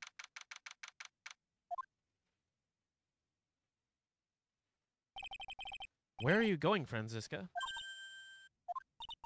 How did you know I was here? Oh, it's Edgeworth. With this. That's... I heard you were planting things on a certain person. Things like tracking devices in his coat, for example. That's just like you. I only planted it there because he was always wearing it. This filthy drab coat of his. I don't know how I did it up in my luggage. But it's going into trash, I promise you that. No, that's right. Speaking of that man, he told me something very interesting. I ran off with the things from the killer's hideout. I was sure I took 4 things in total, sir. 4 things? It seems he put the last one in his coat pocket. He put it in here? It doesn't matter anymore. The case is already over. What are you going to do now? That's none of your business. Are you running away? Shut up. You don't understand the thing. You can't possibly understand what it means to be Manfred von Karma's daughter. That's right, because I'm a guy, but, you know, he still raised me. I'm just saying. Franziska. So many expectations from everyone around me. Expectations I must fulfill. I am expected to win no matter what. And failure, such a thing is not an option for me. My father was a genius, there's no doubt about that. But me, I am no genius. I've always known that. But I had to be one. I had to. You may not be a genius like your father, but you are a prosecutor. You have been and always will be. No, I am not. Not anymore. I have even sewn my whip away. Speaking of that, Wright gave me this to hold on to. Right. You knew something like this would happen, didn't you? I'm gonna say this again. We prosecutors do not fight for personal honor or pride. I hope you will think deeply about what you should be striking down with that whip. You haven't changed a bit. You've always left me alone and walked on ahead without me. Miles Edgeworth, I've always hated you. Fuck. And then, finally, my chance to take revenge when you arrived. If I could win against that man, I could make Phoenix Wright bow down in defeat. Then this girl you left behind would have risen higher than you. That was supposed to be my revenge. I see. You know, I can't do it. I can't change who I am. I can't throw away everything I've been until today. I believe you can. Just like how Adrian Andrews did. Adrian Andrews? You were going to use her during the trial, right? But you were dependent on your father by using his tactics, isn't that right? Today, you chased after me after I had left you behind all those years. And that's why we're standing here now, side by side. But I have no intention of stopping. If you say you're going to quit your walk down the prosecutor's path, then this is where we part ways, Franziska von Karma. Oh, damn it. I am Franziska von Karma. Don't think I'm going to walk in your shadow forever. Our battle begins now. You had better prepare yourself, Miles Edgeworth.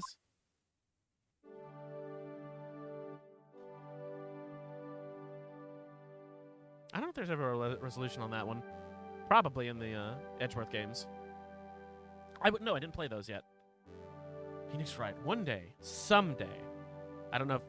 Sure, we will meet again in battle. Is that Francisco talking? Until then... This last piece of evidence that I never that made it to you? Oh, that's very good piano. I'll take good care of this fourth piece. So I can give it to you when at last we meet again. What was this last piece? I don't remember.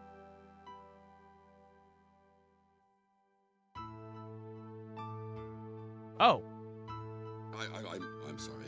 You're right. I am just a little depressed. That's it's all. It's I what can Maya get through drew. this. Oh, Aw.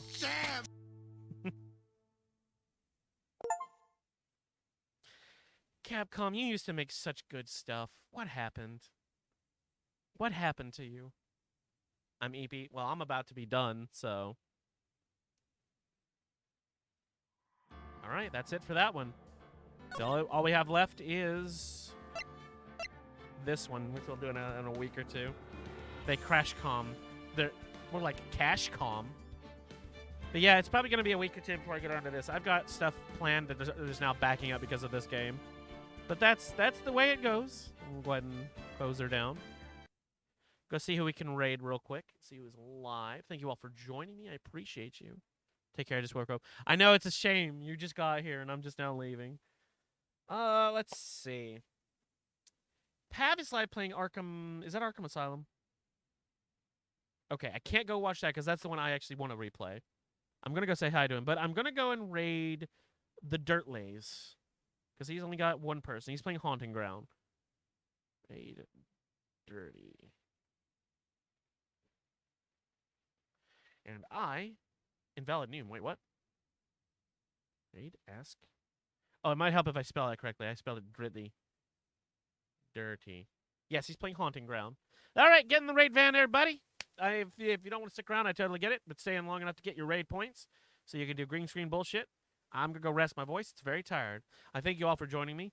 The next stream is probably not going to be tomorrow. And then when it does roll around, it'll be the Ada DLC. So I'll try and do that early in the morning so Sky can catch it. So, y'all take care. I'm fucking... No! I'm leaving! You'll get... Fine, I'll do the bean real quick. It's dead fish or banana smoothie. Real quick before it goes. Oh. Oh yeah, fuck yeah, it's banana smoothie. Banana strawberry smoothie. Fuck you. Who got you DLC? Wyvern bought it for me for Sky to I don't know, as an early birthday present or Christmas present or something. Anyway, all right, I'm going now. Thank you for the good bean. Bye.